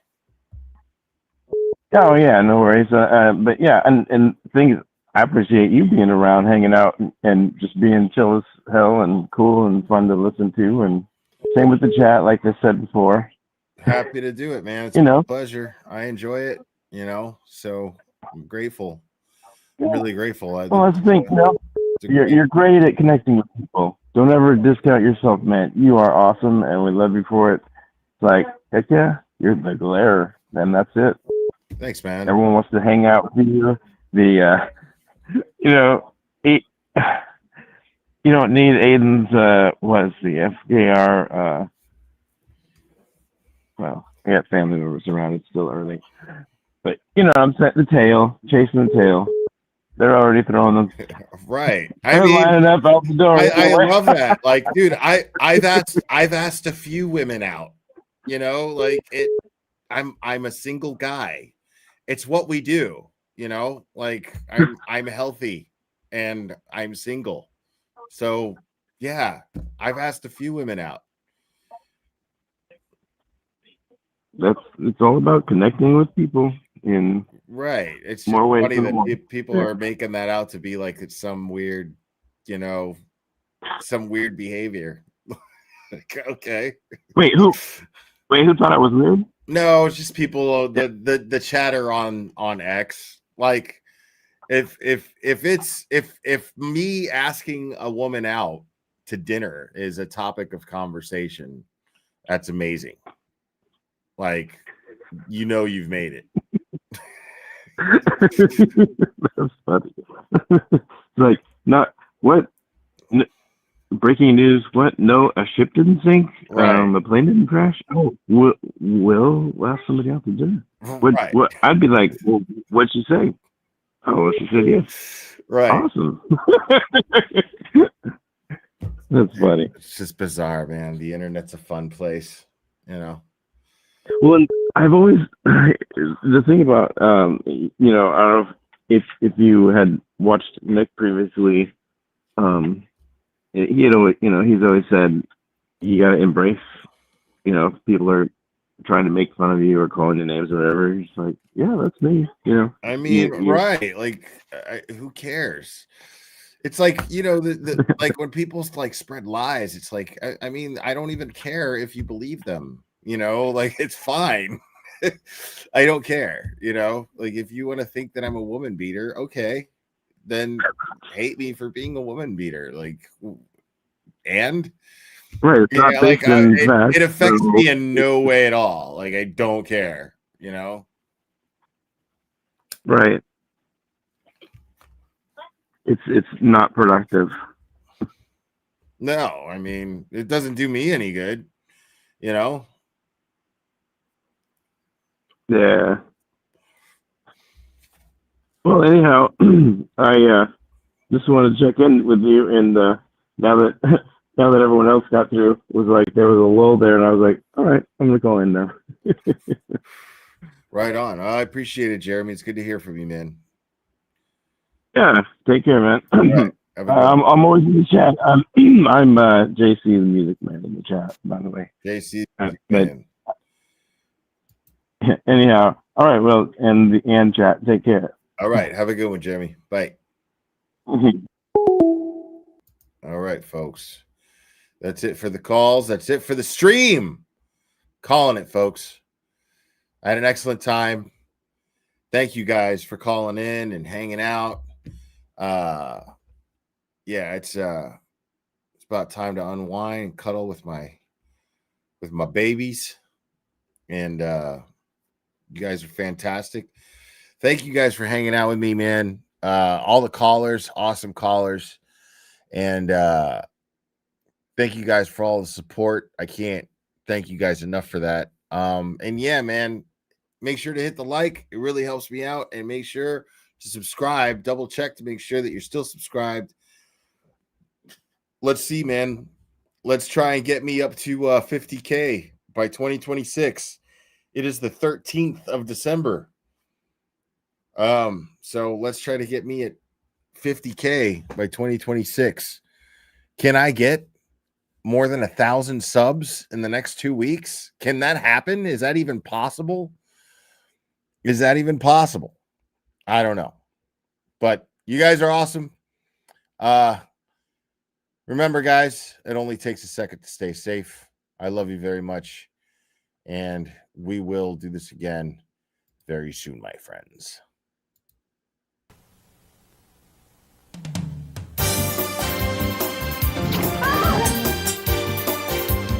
Watch out!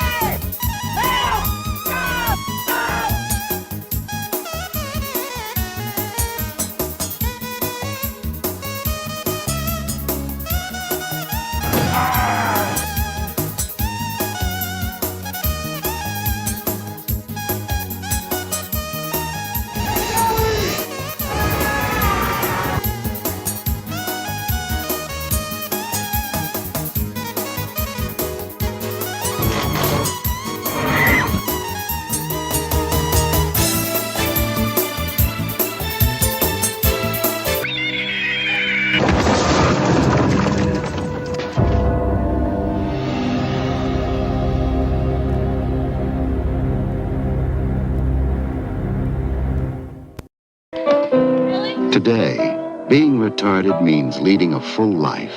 Retarded people go to work or school just like their neighbors and come back to a real home. A supervised home, right in the neighborhood, where they belong. Being retarded never stopped anyone from being a good neighbor.